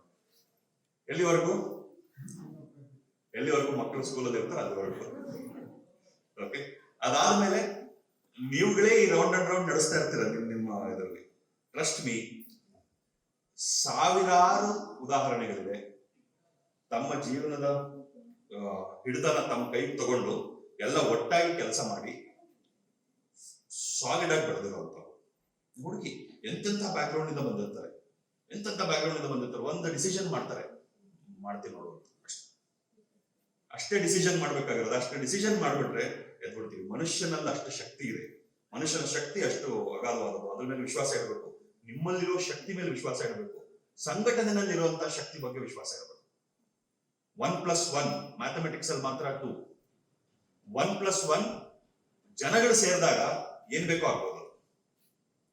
ಒಂದು ಸೇರಿ ಇಡೀ ದೇಶ ಆಗೋಗ್ಬೋದು. ಸೊ ಇಷ್ಟು ಜನ ಇದೀವಿ, 68 ಜನ. ಪ್ರಪಂಚಕ್ಕೆ ಗೊತ್ತಾಗೋ ಮಟ್ಟದಲ್ಲಿ ನಾವು ಸುದ್ದಿ ಮಾಡಬಹುದು. ಸುದ್ದಿ ಮಾಡೋದಕ್ಕೋಸ್ಕರ ಕೆಲಸ ಮಾಡೋದು ಬೇಕಿಲ್ಲ. ನಾವೇನ್ ಮೀಡಿಯೇಷನ್ ನಡೆಸ್ತಾ ಇಲ್ಲ ಬ್ರೇಕಿಂಗ್ ನ್ಯೂಸ್ ಮಾಡೋದಕ್ಕೆ. We have to make news by the success of everybody. ಪ್ರತಿಯೊಬ್ಬರ ಏಳಿಗೆ, ಪ್ರತಿಯೊಬ್ಬರ ಯಶಸ್ಸು, ಪ್ರತಿಯೊಬ್ಬರ ಆರ್ಥಿಕ ಸ್ಥಿತಿಯ ಸುಧಾರಣೆ, ಮತ್ತೆ ಪ್ರತಿಯೊಬ್ಬರು ಅವ್ರವ್ರದೇ ಮಟ್ಟದಲ್ಲಿ ಏನೋ ಮಾಡ್ತಾರೆ. ಅದ್ಭುತವಾದ ಬದಲಾವಣೆಗಳಾಗುತ್ತೆ. So group A, team 1, team 2, 1-3, week 1-3, ಮೊದಲನೇ ವಾರ, ಮೂರನೇ ವಾರ, ಮುಂದಿನ ವಾರದಿಂದ ಶುರು ಆಗುತ್ತೆ. ಗ್ರೂಪ್ ಎ ನಲ್ಲಿ ಆಗ್ತಾರೆ. ಗ್ರೂಪ್ ಬಿ ಎರಡನೇ ವಾರ, ನಾಲ್ಕನೇ ವಾರ. ಟೀಮ್ 1, ಟೀಮ್ 2 ಏನ್ ಮಾಡ್ತಾರೆ ಅಂತ, ಒಂದು ಟೀಮ್ ಇಲ್ಲೇ ಇರ್ತಾರೆ ಫಾರ್ ಟ್ರೈನಿಂಗ್, ಇನ್ನೊಂದು ಟೀಮ್ ಫೀಲ್ಡ್ ಅಲ್ಲಿ ಹೋಗ್ತೀವಿ ಫಾರ್ ಸಮ್ ಇನಿಷಿಯೇಟಿವ್. ಏನ್ ಆಕ್ಟಿವಿಟೀಸ್ ಅಂತ, ಈ ವರ್ಷಕ್ಕೆ ನಾವು 2 ಆಕ್ಟಿವಿಟೀಸ್ ಅನ್ನ ಪ್ಲಾನ್ ಮಾಡಿದ್ವಿ. 2 ಕೆಲಸ ಮಾಡಬೇಕು ನಾವು ಸಮಾಜದಲ್ಲಿ ಹೋಗಿ, ಏನು ಅನ್ನೋದನ್ನ ಹೇಳ್ತೀನಿ. ಸೊ ಒಂದು ಟೀಮ್ ಇಲ್ಲಿ ಟ್ರೈನಿಂಗ್ ಅಲ್ಲಿ ಇರ್ತಾರೆ, ಇನ್ನೊಂದು ಟೀಮ್ ಫೀಲ್ಡ್ ಅಲ್ಲಿ ಇರ್ತಾರೆ. ಮುಂದಿನ ವಾರ ಬಂದಾಗ, ಮುಂದಿನ ವಾರ ಅಂತಂದ್ರೆ ನೆಕ್ಸ್ಟ್ ಸಂಡೇ ಅಲ್ಲ, ನೀವು ಬರುವಂತ ಮುಂದಿನ ವಾರ ಬಂದಾಗ ಫೀಲ್ಡ್ ಅಲ್ಲಿ ಇದ್ದವರು ಟ್ರೈನಿಂಗ್ ಬರ್ತಾರೆ, ಟ್ರೈನಿಂಗ್ ಅಲ್ಲಿ ಇದ್ದವರು ಫೀಲ್ಡ್ ಹೋಗ್ತಾರೆ. ನೆಕ್ಸ್ಟ್ ರಿಪೀಟ್, ಹಿಂಗೆ ಆಗ್ತಾ ಹೋಗುತ್ತೆ. ಸೊ ಏನಾಗ್ತಿದೆ, ಮೊದಲನೇ ವಾರ ಒಂದು ಟೀಮ್ ಟ್ರೈನಿಂಗ್ ಅಲ್ಲಿದೆ ಗ್ರೂಪ್ ಎದು, ಇನ್ನೊಂದು ಟೀಮ್ ಫೀಲ್ಡ್ ಅಲ್ಲಿದೆ. ಎರಡನೇ ವಾರ ಗ್ರೂಪ್ ಬಿ ಯ ಮೊದಲನೇ ಟೀಮ್ ಟ್ರೈನಿಂಗ್ ಅಲ್ಲಿದ್ದಾರೆ, ಎರಡನೇ ಟೀಮ್ ಫೀಲ್ಡ್ ಅಲ್ಲಿದ್ದಾರೆ. ಮೂರನೇ ವಾರ ಗ್ರೂಪ್ ಎ ಬರುತ್ತೆ, ಮತ್ತೆ ಟ್ರೈನಿಂಗ್ ಅಲ್ಲಿ ಇದ್ದ ಟೀಮ್ ಫೀಲ್ಡ್ ಅಲ್ಲಿ ಇರುತ್ತೆ, ಫೀಲ್ಡ್ ಅಲ್ಲಿ ಇದ್ದ ಟೀಮ್ ಟ್ರೈನಿಂಗ್ ಅಲ್ಲಿ ಇರುತ್ತೆ. ನಾಲ್ಕನೇ ವಾರ ಸೇಮ್. ಇವಾಗ ಏನಾಗ್ತಾ ಇದೆ, ಪ್ರತಿ ಭಾನುವಾರ ಒಂದು ಟೀಮ್ ಟ್ರೈನಿಂಗ್ ಆಗ್ತಾ ಇರುತ್ತೆ, ಒಂದು ಟೀಮ್ ಫೀಲ್ಡ್ ಅಲ್ಲಿ ಇರುತ್ತೆ. ಇದು ಓಕೆ ಅಲ್ಲ? ಟೈಮ್ ನಾವು ಕರೆಕ್ಟ್ ಆಗಿ ಕೀಪ್ ಅಪ್ ಮಾಡಬೇಕು, ಆಬ್ಸೆನ್ಸ್ ಅವಾಯ್ಡ್ ಮಾಡಬೇಕು. ಅಕಸ್ಮಾತ್ ಅನಿವಾರ್ಯವಾಗಿ ಆಬ್ಸೆಂಟ್ ಆಗಬೇಕು ಅಂತಂದ್ರೆ ಪೆನಾಲ್ಟಿ ಇರುತ್ತೆ, ಆ ಪೆನಾಲ್ಟಿಗೆ ಒಪ್ಪಬೇಕು. ಪೆನಾಲ್ಟಿ ನೆಗೋಷಿಯೇಟ್ ಮಾಡಬೇಡಿ. ಓಕೆ, ಪೆನಾಲ್ಟಿ ನೆಗೋಸಿಯೇಷನ್ ಬೇಡ, ಪೆನಾಲ್ಟಿ ಆಗುತ್ತೆ. ಆದ್ರೆ ಅನಿವಾರ್ಯವಾಗಿ ಬರಕ್ ಆಗ್ತಿಲ್ಲ ಅಂತಂದ್ರೆ ಅದನ್ನ ಅಪ್ಡೇಟ್ ಮಾಡಿ. ಒಂದು ಗ್ರೂಪ್ ಮಾಡಿದ್ದಾರೆ ಆಲ್ರೆಡಿ, ಸಿರಿ ಅಂತ ಒಂದು ಗ್ರೂಪ್ ಮಾಡಿದ್ದಾರೆ. ಸಿರಿ ಅನ್ನೋದು ನನ್ನ ಮಗಳ ಹೆಸರು. ಓಕೆ, ನಮ್ಮ ಪ್ರೋಗ್ರಾಮ್ ಆ ಅಕ್ಷರಗಳು ಕೂಡ್ತು, ಹಂಗಾಗಿ ಅವಳ ಹೆಸರನ್ನೇ ಇಟ್ಬಿಟ್ಟೆ. 22ನೇ ತಾರೀಕು ಜುಲೈ ಅವಳ ಹುಟ್ಟಿದ ಹಬ್ಬ. 2 ವರ್ಷ ಆಯ್ತು. ಸೊ ಅದಕ್ಕೆ ಅವತ್ತಿನ ದಿನನೇ ಈ ಪ್ರೋಗ್ರಾಮ್ ಅಫಿಷಿಯಲ್ ಅನೌನ್ಸ್ಮೆಂಟ್ ಅನ್ನೋದನ್ನ ಫಾರ್ ರೆಕಾರ್ಡ್ ಮಾಡಿದ್ದಾರೆ. ಹೀಗಾಗುವಾಗ ನಮ್ದು ಕಂಟಿನ್ಯೂಸ್ ಆಗಿ ನಡೀತಾ ಹೋಗುತ್ತೆ. ಏನು ವಿಷಯಗಳ ಬಗ್ಗೆ ಟ್ರೈನಿಂಗ್ ಆಗುತ್ತೆ ಅದನ್ನ ಹೇಳ್ತೀನಿ. ಒಂದು ಲಿಸ್ಟ್ ಆಫ್ ಥಿಂಗ್ಸ್, ಇದಿಷ್ಟೇ ಅಂತಲ್ಲ, ಇದು ಒಂದು ಇಂಡಿಕೇಟಿವ್ ಲಿಸ್ಟ್, ಅಂದ್ರೆ ಒಂದು ರೆಫರೆನ್ಸ್ ಗೋಸ್ಕರ ಇರುವಂತ ಲಿಸ್ಟ್. ಅದಕ್ಕಿಂತ ಇನ್ನೂ ಹೆಚ್ಚು ಟ್ರೈನಿಂಗ್ ಆಗುತ್ತೆ, ಬೇರೆ ಬೇರೆ ವಿಷಯಗಳ ಬಗ್ಗೆ ಟ್ರೈನಿಂಗ್ ಆಗುತ್ತೆ. ಹೋಗ್ತಾ ಫೀಲ್ಡ್ ಅಲ್ಲಿ ನಾವು ಏನ್ ಕೆಲಸ ಮಾಡ್ತೀವಿ, 2 ಕೆಲಸ ಮಾಡ್ತೀವಿ. ಮೊದಲನೇ ಇನಿಷಿಯೇಟಿವ್ ಒಂದು ಪರಿಸರ ಮಿತ್ರ ಅಂತ. ಪರಿಸರ ಮಿತ್ರ ಅನ್ನೋದು ನಮ್ಮ ಮೊದಲನೇ ಕಾರ್ಯಕ್ರಮ. ಫೀಲ್ಡ್ ಅಲ್ಲಿ ಹೋಗ್ತೀವಿ, ನಾವು ಅಲ್ಲಿ ಮನೆಗೂ ಹೋಗ್ತೀವಿ. ಪರಿಸರ ಮಿತ್ರ ಅಂತಂದ್ರೆ ಇಡೀ ಪರಿಸರವನ್ನ ನಾವು ಸುಧಾರಣೆ ಮಾಡೋದಕ್ಕೆ ಬೇಕಾದಷ್ಟು ಕೆಲಸಗಳನ್ನ ಮಾಡಬಹುದು. ಆದ್ರೆ ಪರಿಸರ ಮಿತ್ರ ಅಭಿಯಾನದಲ್ಲಿ ಈ ಸಲ ನಾವು ಶುರು ಮಾಡ್ತಿರುವಂತ ಕೆಲಸ, ಮನೆಗೊಂದು ಮರ. ಪ್ರತಿಯೊಂದು ಮನೆಯವರು ಒಂದು ಮರ ಕಾಪಾಡ್ಕೊಳ್ಬೇಕು. ಮಕ್ಕಳನ್ನ ಸಾಕ್ದಂಗೆ ಒಂದು ಮರ ಸಾಕ್ಬೇಕು. ಎಲ್ಲಿವರೆಗೂ? ಮಕ್ಕಳನ್ನಾದ್ರೂ 20-25 ವರ್ಷ ಸಾಕ್ಬೇಕು, ಕೆಲವು ಮಕ್ಕಳನ್ನ 40-50 ವರ್ಷ ಆದ್ರೂ ಸಾಕ್ತಾನೆ ಇರಬೇಕು. ಮರ ಹಂಗಲ್ಲ, ನೀವು 4-5 ವರ್ಷ ಸಾಕ್ಬಿಟ್ರೆ ಅದಾದ್ಮೇಲೆ ಅದು 100 ವರ್ಷ ಬದುಕಿರುತ್ತೆ, ಅದು ಪಾಡಿಗೆ ಬದುಕಿರುತ್ತೆ, ಏನು ಮಾಡೋದು ಬೇಕಿಲ್ಲ. ಸೊ 4-5 ವರ್ಷ ಮರ ಸಾಕಬೇಕು ನಾವು. ಪರಿಸರ ಮಿತ್ರ ಅಭಿಯಾನದ ಮನೆಗೊಂದು ಮರ ಕಾರ್ಯಕ್ರಮದಲ್ಲಿ ನಾವು ಮನೆಗೂ ಹೋಗ್ತೀವಿ, ನಾಕ್ ಮಾಡ್ತೀವಿ. ಒಂದು ಸಣ್ಣ ಏನ್ ಹೇಳ್ಬೇಕು ಅನ್ನೋದನ್ನ ಹೇಳಿರ್ತೀವಿ. ಮರಗಳನ್ನ ಯಾಕೆ ನಾವು ನೆಡಬೇಕು, ಮರಗಳನ್ನ ಕಾಪಾಡೋದ್ರಿಂದ ಉಪಯೋಗ ಏನು, ಗ್ಲೋಬಲ್ ವಾರ್ಮಿಂಗ್ ಏನಾಗ್ತಾ ಇದೆ, ಮರಗಳು ಇಲ್ಲದೆ ಇರೋದ್ರಿಂದ ಮಳೆ, ನಮ್ಮ ಆರೋಗ್ಯ ಎಲ್ಲದರ ಮೇಲೆ ಅಫೆಕ್ಟ್ ಆಗ್ತಿದೆ. ನಾವು ಪರಿಸರ ಮಿತ್ರ ಅಭಿಯಾನ ಮಾಡ್ತಿದೀವಿ. ಪರಿಸರದ ಬಗ್ಗೆ ಕಾಳಜಿ ಇರುವಂತವ್ರನ್ನೆಲ್ಲ ಒಟ್ಟುಗೂಡಿಸ್ತಾ ಇದ್ವಿ. ನೀವು ನಮ್ಮ ಪರಿಸರ ಮಿತ್ರ ಆಗ್ತೀವಿ ಅಂತಂದ್ರೆ ಅವ್ರದ್ದು ಡೀಟೇಲ್ಸ್ ಎಲ್ಲ ತಗೊಳ್ತೀವಿ. ಅವ್ರ ಮನೆ ಮುಂದೆ ಒಂದು ಸ್ಟಿಕ್ಕರ್ ಹಾಕ್ತೀವಿ, ರಿಬಿಲ್ಡ್ ಇಂಡಿಯಾ ಪರಿಸರ ಮಿತ್ರ ಅಂತ. ಒಂದು ಸ್ಟಿಕ್ಕರ್ ಅಂಟಿಸ್ಬಿಡ್ತೀವಿ, ರಿಬಿಲ್ಡ್ ಇಂಡಿಯಾ ಪರಿಸರ ಮಿತ್ರ ಅಂತ. ಅಲ್ಲೇ ಗುಂಡಿ ಹೊಡೆದು ಗಿಡ ನೆಟ್ಟು ಒಂದು ಸಣ್ಣ ಬೇಲಿ ಹಾಕಿ ಅದಕ್ಕೊಂದು ನಂಬರ್ ಹಾಕಿ, ನಾವು ಗಿಡ ನೆಟ್ಟಿದೀವಪ್ಪ, ಮಗುನ ನಿಮಗೆ ದತ್ತು ಕೊಟ್ಟಿದೀವಿ, ಇನ್ನ ಸಾಕೋದು ಕಾಪಾಡೋದು ನಿಮ್ ಜವಾಬ್ದಾರಿ ಅಂತ ಹೇಳ್ಬಿಟ್ಟು ಬರೋದು. ಇವ್ರನ್ನೆಲ್ಲ ನಾವು ಪರಿಸರ ಮಿತ್ರ ಮಾಡ್ಕೊಂಡ್ಬಿಟ್ವಿ, ಏನ್ ಮಾಡ್ತೀವಿ? ಅಲ್ಲೇ ಮುಗಿದೋಯ್ತಾ? ಇಲ್ಲ, ಇದಾಗ್ತಾ ಹೋಗುತ್ತೆ. ವಾರ ನಡೀತಾ ಹೋಗುತ್ತೆ. ಇದು 2 ವಾರಕ್ಕೊಂದ್ಸಲಿ ಆಗುತ್ತೆ. ಯಾಕಂದ್ರೆ 2 ಟೀಮ್, ಒಂದು ಟೀಮ್ ಫೀಲ್ಡ್ ಅಲ್ಲಿ ಇದ್ದಾಗ ಒಂದು ಆಕ್ಟಿವಿಟಿ ಮಾಡುತ್ತೆ, ಇನ್ನೊಂದ್ಸಲಿ ಫೀಲ್ಡ್ ಅಲ್ಲಿ ಬಂದಾಗ ಇನ್ನೊಂದು ಆಕ್ಟಿವಿಟಿ ಮಾಡುತ್ತೆ. ಸೊ ಅದು ಇನ್ನೊಂದು ಏನು ಅಂತ ಹೇಳ್ತೀನಿ ಮತ್ತೆ. ಸೊ ಸೊ ನಾವು ಗಿಡಗಳನ್ನ ನೆಡ್ತಾ ಹೋಗ್ತೀವಿ ನಿರಂತರವಾಗಿ, ಯಾರ ಮನೆ ಮುಂದೆ ಗಿಡಗಳಿಂದ ಅದನ್ನ ನೆಡ್ತಾ ಹೋಗ್ತೀವಿ. ಒಂದ್ ಕಡೆ ಕಾಂಟ್ರಿಬ್ಯೂಷನ್ ನಡೀತು. ಯಾರೆಲ್ಲ ನಮ್ಮ ಪರಿಸರ ಮಿತ್ರ ಆಗಿರ್ತಾರೋ ಇವ್ರುಗಳನ್ನೆಲ್ಲ ಒಂದು ಸರಿ ಯಾವ್ದಾದ್ರು ಒಂದು ಸಮಾವೇಶ ತರ ಮಾಡಿ, ಒಂದು ಕಾನ್ಫರೆನ್ಸ್ ತರ ಮಾಡಿ, ಅವ್ರನ್ನೆಲ್ಲ ಇನ್ವೈಟ್ ಮಾಡಿ ಒಂದು ಸಣ್ಣ ಕಾನ್ಫರೆನ್ಸ್. ನೀವು ನಮ್ಮ ಪರಿಸರ ಮಿತ್ರ ಆಗಿರೋ ಕಾರಣ, ನೀವು ಪರಿಸರವನ್ನ ಕಾಪಾಡ್ತಾ ಇರೋ ಕಾರಣ ನಿಮ್ಮನ್ನ ಅಪ್ರಿಶಿಯೇಟ್ ಮಾಡ್ತೀವಿ. We will appreciate them. ಅವ್ರಿಗೊಂದು ಸಣ್ಣದಾಗಿ ಏನಾದ್ರೂ ಒಂದು ಹೋಸ್ಟ್ ಮಾಡೋದು, ಒಂದು ಟೀಮ್ ಏನಾದ್ರು ಹೋಸ್ಟ್ ಮಾಡಿ, ಯಾರಾದ್ರೂ ಗೆಸ್ಟ್ ಸ್ಪೀಕರ್ಸ್ ಅನ್ನ ಕರೆಸಿ ಅವ್ರ ಹತ್ರ ಒಂದು ಮಾತುಕತೆ ಮಾಡಿಸಿ. ಸೊ ಪರಿಸರ ಮಿತ್ರ ಆಗೋದು ಬರೀ ಗಿಡ ನೆಟ್ಟೋದ್ರು ಅಲ್ಲಿಗೆ ಮುಗೀತು ಅಂತಲ್ಲ, ಇವ್ರನ್ನ ನಾವು ಜೋಡಿಸ್ಕೊಂತೀವಿ ಸಮಾಜದಲ್ಲಿ. ಪ್ಲಸ್ ಇವ್ರುಗಳು ಏನ್ ಕೆಲಸ ಮಾಡ್ತಿದ್ದಾರೆ, ಏನ್ ಉದ್ಯೋಗ ಮಾಡ್ತಿದ್ದಾರೆ, ಎಷ್ಟು ವಿದ್ಯಾಭ್ಯಾಸ ಇದೆ, ಇದೆಲ್ಲ ನಮಗೆ ಡೀಟೇಲ್ಸ್ ಗೊತ್ತಿರುತ್ತೆ. ಅದನ್ನ ನಾವು ಐಡೆಂಟಿಫೈ ಮಾಡಿ ಯಾರ್ಯಾರಿಗೆ ಏನೇನು ಸ್ಪೆಸಿಫಿಕ್ ಟ್ರೈನಿಂಗ್ ಮಾಡೋದ್ರಿಂದ ಉಪಯೋಗ ಆಗ್ಬೋದು ಅಂತ ಅರ್ಥ ಮಾಡ್ಕೊಂಡು ಅವ್ರುಗಳನ್ನ ಮಾತ್ರ ಜೋಡಿಸ್ಕೊಂಡು ಸ್ಪೆಸಿಫಿಕ್ ಟ್ರೈನಿಂಗ್ ಗಳನ್ನ ಮಾಡ್ತಾ ಹೋಗೋದು. ಸಂಘಟನೆ ಅಂತ ಅನ್ಕೊಳ್ಳಿ, ರಾಷ್ಟ್ರ ನಿರ್ಮಾಣಕ್ಕೋಸ್ಕರ ಒಂದು ಸಂಘಟನೆ ಮಾಡ್ತಾ ಇದೀವಿ. ಇದು ಮೊದಲನೇದು ಪರಿಸರ ಮಿತ್ರ ಇನಿಷಿಯೇಟಿವ್. ಎರಡನೇದು welfare scheme awareness. Srinivasa Murthy sir ಹೇಳುವಾಗಲೇ ಕೇಂದ್ರ ಸರ್ಕಾರದ್ದು, ರಾಜ್ಯ ಸರ್ಕಾರದ್ದು ಜನಗಳಿಗೆ ಉಪಯೋಗ ಆಗೋದಕ್ಕೋಸ್ಕರ ಬೇಕಾದಷ್ಟು ಬೇರೆ ಬೇರೆ ಸ್ಕೀಮ್ಗಳಿದೆ. ಆರೋಗ್ಯಕ್ಕೆ ಆಯುಷ್ಮಾನ್ ಭಾರತ್ ಇದೆ, ಪ್ರತಿಯೊಬ್ಬರಿಗೂ 5 ಲಕ್ಷ ರೂಪಾಯಿಯಷ್ಟು ಹೆಲ್ತ್ ಇನ್ಶೂರೆನ್ಸ್, ಆಕ್ಸಿಡೆಂಟ್ ಇನ್ಶೂರೆನ್ಸ್ ಇದೆ, ಲೈಫ್ ಇನ್ಶೂರೆನ್ಸ್ ಸ್ಕೀಮ್ ಇದೆ, ಹೆಣ್ಮಕ್ಳಿಗೆ ಒಂದು ಸೇವಿಂಗ್ ಸ್ಕೀಮ್ ಇದೆ, ಸುಕನ್ಯಾ ಸಮೃದ್ಧಿ ಯೋಜನೆ ಇದೆ, ಇನ್ನ ವೃದ್ಧಾಪ್ಯ ವೇತನ ಓಲ್ಡ್ ಏಜ್ ಪೆನ್ಷನ್ ಇದೆ, ವಿಡೋ ಪೆನ್ಷನ್ ಇದೆ. ಕೆಲಸ ಮಾಡ್ತಿರುವಂತ ವೆಲ್ಫೇರ್ ಸ್ಕೀಮ್ಗಳು ಒಂದಷ್ಟಿದೆ, ಕೆಲಸ ಮಾಡದೇ ಇರುವಂತ ವೆಲ್ಫೇರ್ ಸ್ಕೀಮ್ಗಳು ಒಂದಷ್ಟಿದೆ. ಬರೀ ಪೇಪರ್ ಅಲ್ಲಿ ಇರುವಂತ ವೆಲ್ಫೇರ್ ಸ್ಕೀಮ್ಗಳು ಇದೆ ಬೇಕಾದಷ್ಟು, ಅದು ಆನ್ ಗ್ರೌಂಡ್ ವರ್ಕ್ ಆಗ್ತಿಲ್ಲ. ಬಟ್ ಆನ್ ಗ್ರೌಂಡ್ ವರ್ಕ್ ಆಗ್ತಿರುವಂತ ವೆಲ್ಫೇರ್ ಸ್ಕೀಮ್ಸ್ ಇದೆ. ಸೊ ಎರಡನೇ ಆಕ್ಟಿವಿಟಿ ನಾವು ಮಾಡೋದು ರೊಟೇಷನ್ ಅಲ್ಲಿ, ಒಂದು ವಾರ ಪರಿಸರ ಮಿತ್ರ ಆದ್ರೆ ಒಂದು ವಾರ ವೆಲ್ಫೇರ್ ಸ್ಕೀಮ್ ಸರ್ವೆ, ಈ ತರ ರೊಟೇಷನ್ ಅಲ್ಲಿ ಆಗುತ್ತೆ.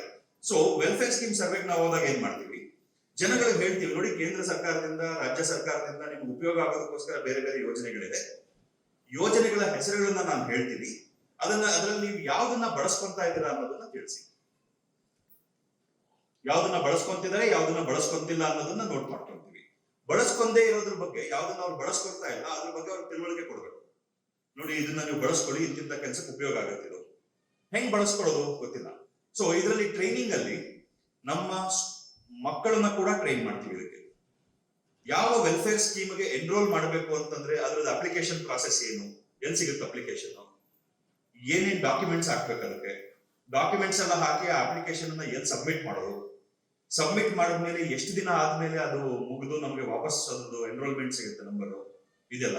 ಸೊ ಈ ಎಲ್ಲಾ ಪ್ರಾಸೆಸ್ ಅನ್ನ ನಾವು ಯಾರ್ಯಾರದ್ರಲ್ಲಿ ಇನ್ವಾಲ್ವ್ ಬಳಸ್ಕೊಂತ ಇಲ್ಲ ಅವ್ರನ್ನ ಅದ್ರಲ್ಲಿ ಇನ್ವಾಲ್ವ್ ಮಾಡೋದಕ್ಕೆ ಸಪೋರ್ಟ್ ಮಾಡ್ತೀವಿ. ಸೊ ಓವರ್ ಆಲ್ ನಾವು ಯಾವ ಸಮಾಜದ ಜೊತೆ ಕೆಲಸ ಮಾಡ್ತೀವೋ ಆ ಸಮಾಜದಲ್ಲಿರುವಂತ ಎಲ್ಲರೂ ಸರ್ಕಾರದಿಂದ ಅವ್ರಿಗೋಸ್ಕರ ಏನು ಸಿಗಬೇಕಿದೆಯೋ ಅದನ್ನ ಬಳಸ್ಕೊಳ್ಳೋ ರೀತಿ ಮಾಡ್ಬೇಕು. ಇದರಲ್ಲಿ 2-3 ಅಡ್ವಾಂಟೇಜ್. ಒಂದು, ಇಲ್ಲಿರುವಂತವ್ರೆಲ್ಲರೂ ನಿಮ್ಮ ಮನೆಗಳಲ್ಲಿ, ನಿಮ್ಮ ಸುತ್ತಮುತ್ತ ನಿಮ್ಗೆ ಗೊತ್ತಿರೋರಲ್ಲಿ ಎಲ್ಲರೂ ಬಳಸ್ಕೊಳ್ಳೋ ರೀತಿಯಲ್ಲಿ ಮಾಡ್ಕೊಳ್ಬಹುದು. ಸೊ ಎಷ್ಟೋ ವಿಷಯಗಳಿಗೆ ಸಪೋರ್ಟ್ ಸಿಕ್ಕೋಗುತ್ತೆ. ಎರಡನೇದು, ನಮ್ಮ ಸುತ್ತಮುತ್ತ ಇರೋರಿಗೆ ಅವ್ರ ಜೀವನ ಸುಧಾರಣೆ ಮಾಡೋದಕ್ಕೆ ಬೇಕಾಗಿರುವಂತ ಸಪೋರ್ಟ್ ಆಲ್ರೆಡಿ ಇದೆ, ಅದಕ್ಕೋಸ್ಕರ ಯಾರನ್ನ ಹೋಗಿ ಬೇಡೋದ್ ಬೇಕಿಲ್ಲ, ಕೇಳೋದ್ ಬೇಕಿಲ್ಲ. ಇದು ಎರಡನೇ ಕೆಲಸ ನಾವು ಮಾಡ್ತೀವಿ. ಈ ವರ್ಷ ಇದು ಎರಡನ್ನೂ ನಾವು ಮುಗಿಸ್ತೀವಿ. ಒಂದೊಂದೇ ಮನೆ ಬೀದಿ ಹೋಗ್ತೀವಿ, ಊರಿಗೆ ಹೋಗ್ತೀವಿ, ಇದು ಎರಡನ್ನೂ ಮಾಡ್ತಾ ಹೋಗ್ತೀವಿ. ಇದು ನಮ್ಮ on ground project. On ground project ಅದ್ರ ಜೊತೆಗೆ ಏನ್ ವಿಷಯಗಳ ಬಗ್ಗೆ ನಾವು ಟ್ರೈನ್ ಮಾಡ್ತೀವಿ. ಇದರಲ್ಲಿ ಅಡ್ವಾಂಟೇಜ್ ಇನ್ನೊಂದು, ನಾನು ಹೇಳಿದೆ, ನಾವು ಟ್ರೈನಿಂಗ್ ಮಾಡ್ತಾ ಕೆಲವು ತಿಂಗಳುಗಳು ಅಥವಾ 1-2 ವರ್ಷಗಳಲ್ಲಿ ಇಲ್ಲಿರುವಂತವರನ್ನೇ ಸಣ್ಣ ಸಣ್ಣ ಗುಂಪುಗಳಲ್ಲಿ ಸಣ್ಣ ಉದ್ಯಮಗಳನ್ನ ಅಥವಾ ಅತಿ ಸಣ್ಣ ಉದ್ಯಮಗಳನ್ನ ಮಾಡೋದಕ್ಕೆ ಟ್ರೈನ್ ಮಾಡಬೇಕು. ಒಬ್ಬ ಉದ್ಯಮಿ ಆಗಬೇಕು ಅಂತಂದ್ರೆ ಮೊದಲನೇ requirement, the first requirement to become an entrepreneur is, ನಾನು ಹೇಳಬೇಕಿರೋದನ್ನ ಯಾರಿಗೆ ಬೇಕಾದ್ರೂ ಹೇಳುವಂತ ಶಕ್ತಿ. ಯಾರ ಹತ್ರ ಬೇಕಾದ್ರೂ ನಾನು ಹೋಗಿ ಮಾತಾಡಕ್ಕಾಗಬೇಕು. ನಾನು ಹೇಳಬೇಕಾಗಿರೋದನ್ನ ಗೌರವಯುತವಾಗಿ, ರೆಸ್ಪೆಕ್ಟ್ಫುಲಿ ಅವ್ರಿಗೆ ಅರ್ಥ ಆಗೋ ರೀತಿಯಲ್ಲಿ ತಾಳ್ಮೆಯಿಂದ ಹೇಳಕ್ ನನಗೆ ಬರಬೇಕು. ಯಾರಾದ್ರೂ ಬೈದ್ರೆ ತಿರುಗಿಸಿ ಹೊಡಿದಲ್ಲೇ ಸಮಾಧಾನವಾಗಿ ಅದನ್ನ ನಿಭಾಯಿಸೋದು ಬರಬೇಕು ಅಲ್ವಾ. ಇದನ್ನ ನಾವು ಅಭ್ಯಾಸ ಮಾಡ್ಕೊಳ್ಬೇಕು. ಇದೆಲ್ಲ ಇರ್ಬೇಕು, ಇದೆಲ್ಲ ಇದ್ರೆ ಒಬ್ಬ ಇಂಡಸ್ಟ್ರಿಯಲಿಸ್ಟ್ ಆಗ್ಬೋದು ಅಥವಾ ಒಬ್ಬ ಬಿಸ್ನೆಸ್ ಮ್ಯಾನ್ ಆಗ್ಬೋದು ಅಂತ ಅನ್ಕೊಂಡ್ರೆ ಅದಾಗೋದಿಲ್ಲ. ಅದು ಅಭ್ಯಾಸ ಮಾಡೋದು ಎಲ್ಲಿ, ನಾವು ಫೀಲ್ಡ್ ಹೋದಾಗ ಆ ಮೈಂಡ್ ಸೆಟ್ ಅಲ್ಲಿ ಹೋಗ್ಬೇಕು. ನಾವು ಇದನ್ನೆಲ್ಲ ಮಾಡ್ತಾ ಇರೋದ್ರಿಂದ ನಾನೊಬ್ಬ ಬಿಸ್ನೆಸ್ ಮ್ಯಾನ್ ಆಗೋದಕ್ಕೆ ಬೇಕಾಗಿರುವಂತ ಸ್ಕಿಲ್ ಡೆವಲಪ್ ಆಗ್ತಾ ಇದೆ. ಈ ಮೈಂಡ್ ಸೆಟ್ ಅಲ್ಲಿ ನಾವು ಹೋದಾಗ ಗ್ರಾಜುಯಲಿ, ಈಗೆಲ್ಲೋ 1,000 ಜನ ಸೇರಿರ್ತಾರೆ, ನೀವೇನೋ ಮಾತಾಡ್ಬೇಕು, ಅವಕಾಶ ಇದೆ, ಮಾತಾಡಿದ್ರೆ ನಿಮ್ಗೊಂದು ಪೊಸಿಷನಿಂಗ್ ಸಿಗುತ್ತೆ. ನಿಮ್ಗೇನೋ ಒಂದು ಅಡ್ವಾಂಟೇಜ್ ಆಗುತ್ತೆ, ಅವಾಗ ನಮ್ಗೆ ಕಾಲು ನಡಗಬಾರ್ದು. 1000 ಜನರ ಮುಂದೆ ನಾನು ಹೇಳ್ಬೇಕಾಗಿರೋದನ್ನ ಹೇಳ್ತೀನಿ. ಮೇನ್ ಬ್ಯಾರಿಯರ್ ಬ್ರೇಕ್ ಮಾಡ್ಬೇಕಾಗಿರೋದು ಏನಂತಂದ್ರೆ, ನಾನೇನಾದ್ರೂ ಹೇಳಿದ್ರೆ ಯಾರು ಏನ್ ಅನ್ಕೊಂತಾರೋ, ಇದೇ ಮೆಜಾರಿಟಿ ಜನಗಳನ್ನ ಏನು ಪ್ರಯೋಗಗಳನ್ನ ಮಾಡದೇ ಇರೋ ತರ ತಡೆಯೋದು. ಯಾರು ಏನ್ ಬೇಕಾದ್ರೂ ಅನ್ಕೊಳ್ಳಿ, ನಾನು ಯಾರಿಗೂ ಅವಮಾನ ಮಾಡ್ತಿಲ್ಲ, ನಾನು ಯಾರಿಗೂ ಅಗೌರವದಿಂದ ನಡ್ಕೊಳ್ತಿಲ್ಲ, ಯಾರಿಗೂ ಬೈತಿಲ್ಲ. ನನ್ನ ಅಭಿಪ್ರಾಯಗಳನ್ನ, ನನ್ನ ವಿಚಾರಗಳನ್ನ ಎಲ್ಲರ ಮುಂದೆ ಇಡ್ತೀನಿ. ಕೆಲವ್ರಿಗೆ ಅದು ಇಷ್ಟ ಆಗ್ಬೋದು, ಕೆಲವ್ರಿಗೆ ಇಷ್ಟ ಆಗದೆ ಇರ್ಬೋದು, ಕೆಲವ್ರಿಗೆ ಒಪ್ಪಿಗೆ ಆಗ್ಬೋದು, ಒಪ್ಪಿಗೆ ಆಗದೆ ಇರ್ಬೋದು. ಇಷ್ಟ ಆಗದೆ ಇರೋರು, ಒಪ್ಪಿಗೆ ಆಗದೆ ಇರೋರು ಅದ್ರ ಬಗ್ಗೆ ಗೇಲಿ ಮಾಡ್ಬೋದು, ಲೇವಡಿ ಮಾಡ್ಬೋದು, ನಾನು ಮುಂದೆನೆ ಬೈಬೋದು, ಹಿಂದೆ ಬೈಕೊಡ್ಬೋದು, ಅಷ್ಟೇ ತಾನೆ.